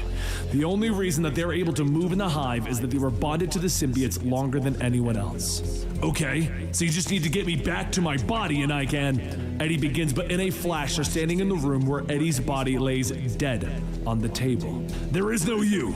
You died, Eddie. Rex explains, and Brock is shocked to see his own body as Dylan leans over his father crying. Eddie tries to reach out to him, but simply passes through, and Rex nods, putting his hand on Eddie's shoulder again, trying to pull the man away, explaining that there is nothing that he can do now. Don't touch me! Eddie snaps, anger filling his eyes, and as the scene shifts back to the hive, I will not accept this! I say when it's over! Eddie snaps and he leaps at Rex, pushing him back through the hive till they're both standing in the streets once more. They don't get to take my life from me! Not like this, Rex! He shouts. Rex is confused, asking what Eddie means. My death. I won't allow it. You said it yourself. You were able to control some of the symbiotes in here because you've been bonded longer than anyone else. Rex nods as he stands, reminding Eddie that it can't affect the physical world. I can. You think you have control here because you wore a symbiote for a couple of years? Well, I've worn one longer than any human being alive. If I could find my other in here, I promise you the two of us will burn this thing to the ground. Eddie tells him, determined now. Rex smiles wickedly, nodding in his agreement. Only problem is, getting it freed is going to be a little bit of work. Rex tells him, pointing, and the scene shifts. They're both looking at Null sitting on the black throne, Venom twisting and slithering around his arm. Eddie gasps in shock, but Rex smiles, shaking his head. Not alone, kid. Like I told you, there's some symbiote friendlies in the hive. Some that have been here before Null arrived and don't exactly agree with his agenda. Tyrannosaurus Rex will have your back as long as we're standing, Rex tells him. They shift back to the suspended people, the shadows shifting as someone steps into the light. But most importantly, I'm happy to say, I found the Venom that I was looking for in the first place. Flash Thompson steps out of the shadows, geared for war. Agent Flash Venom Thompson, reporting for duty, sir. Good to see you again, Brock, Flash says with a smile. The city of New York is covered in a black goo from the symbiote god Null. The sky is as dark as the world has been trapped into a globe of Null's power. And dragons roar as they fill the eternally night skies. Gwen Stacy, known as Spider-Woman, is in her own universe, crawling up the side of a building trying to avoid the goo that covers everything. But she's had no choice but to leap to the rescue when she hears someone yell out in fear. "Hold on, I'm coming!" she shouts as she leaps past more of the black tar. She finds a man screaming as the goo is covering around his body. "You're a superhero, right? Help me!" the guy yells as he sees Gwen approaching. She shoots her webbing, beginning to pull the man free, but the goo creeps up his body, wrapping around his head. "No, we're getting you out of here!" Gwen yells as she pulls harder, her webbing snapping through, and she's thrown clear. She struggles back to her feet, calling out to the lost man, and the black goo begins to pulse and split apart, revealing a symbiotic monster. Gwen's own symbiote reacts, becoming more alert as the web slinger leaps away. "I'm so out of my element with this," she thinks to herself as she swings away from the monster. She moves quickly through the destroyed city, finally arriving back at the apartment that she shares with some of her fellow students. "I'm back," she calls out, heading into the living room. Her roommates are trying to stay calm while Carrie tries to make improvised weapons as Gwen sits on the couch, and her friends offer to head to the next scavenger run. "How bad can it be?" Carrie asks, and Gwen looks up at her. "Carrie, you know not to say that," she shouts, and the wall suddenly explodes inward as one of the symbiote dragons launches itself at them. Gwen quickly morphs back into her costume as she leaps across the room, trying to protect her friends. She ends up jumping around, webbing up the dragon's mouth, trying to contain it. "Come on, chase the girl in the costume made of living spiders, not the co-eds," Gwen calls out. She knows not to let the monster touch her, though. She knows that there's no time for anything fancy. She quickly picks up a table and smashes it over the dragon's head. The dragon roars as Gwen launches herself towards the door. "You girls stay covered. Don't let the goo touch you," she shouts as she heads out the door, drawing the dragon's attention. But the goo touches the girls on the way out and they begin to transform. Gwen webs several cabinets and vending machines, swinging them into the dragon with super strength. She then leaps past it back into the hallway. Back inside of their apartment, Gwen doesn't find her roommates, but she does find 3 roommate-sized pods of goo. "You were good roommates. I'm sorry," Gwen says, trying to take a moment of peace. But that's when the dragon roars its head, pulling itself back into the room. "Now is not the time, I'm mourning," she shouts as she throws another table at the monster. As her friends begin to emerge from their pods, Gwen leaps out the window and away. The dragon continues to chase her through the skies of the city, but Gwen holds its teeth and manages to land on the monster's back after she webs up her feet. She lashes at the creature's mouth with her webbing, trying desperately to steer it. Gwen then leaps away as the dragon crashes hard into the side of a building, exploding into a shower of black goo. As she falls through the air, Gwen reaches for her teleporter necklace. She promised that she wouldn't use it unless it was an emergency, but she kind of feels like this counts. As she pricks her finger with the sharp necklace, her symbiote begins to react violently and something goes wrong. Meanwhile, over on Earth 65, Mary Jane Watson is strapped to a table, the Jackal laughing at her, telling her that she shouldn't struggle. "In the absence of Miss Stacy, I need your help with a little project. You see, after our last encounter, I was able to acquire some of your fascinating spiders," he tells her as he holds up the small jar. "They bonded to her, and she bonded with you. I'm wondering if they might bridge the divide," he tells her as he dumps the jar out. Those spiders begin to crawl over MJ's body as she screams, when suddenly her body twists and she disappears. The Jackal stares at the empty table that MJ was just sitting on. "Yeah, not the outcome that I was expecting," he says simply. On Earth 616, Mary Jane is suddenly ripped clear of Gwen's falling body. Alright, I think I'm gonna call it for today. "Is that MJ?" Gwen thinks sharply. I've got this Costco delivery coming to visit me today. It's got some vital supplies I need. So, but that'll about do it for me today. Yo, bravo. Thanks for coming in and checking in on me, and I hope your life is going well, buddy. You know, hope you're getting better sleep anyways. But whether you watch now or later, wherever you are, whenever you are, Ronin Vector, I will see you guys all tomorrow.